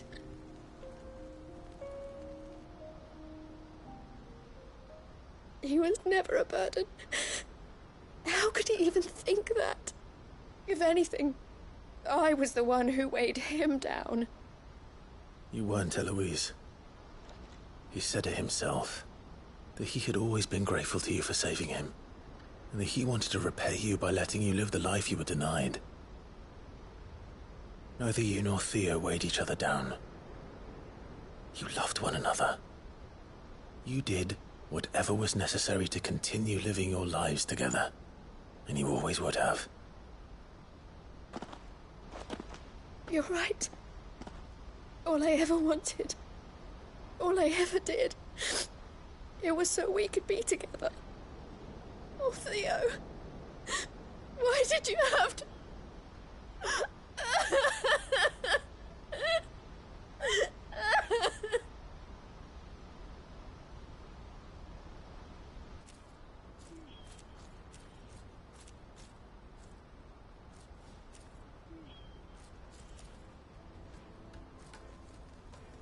I know Theo wanted me to move on, but I'm staying here at the Crimson Caravans to continue our work.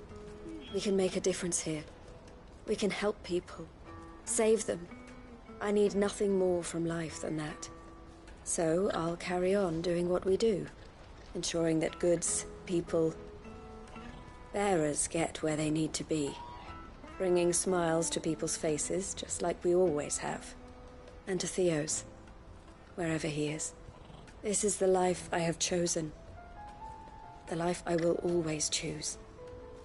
I've made a choice of my own, to continue helping you however I can. Whenever you need it. Thank you, Clive. Let's go on together then. For Theodore.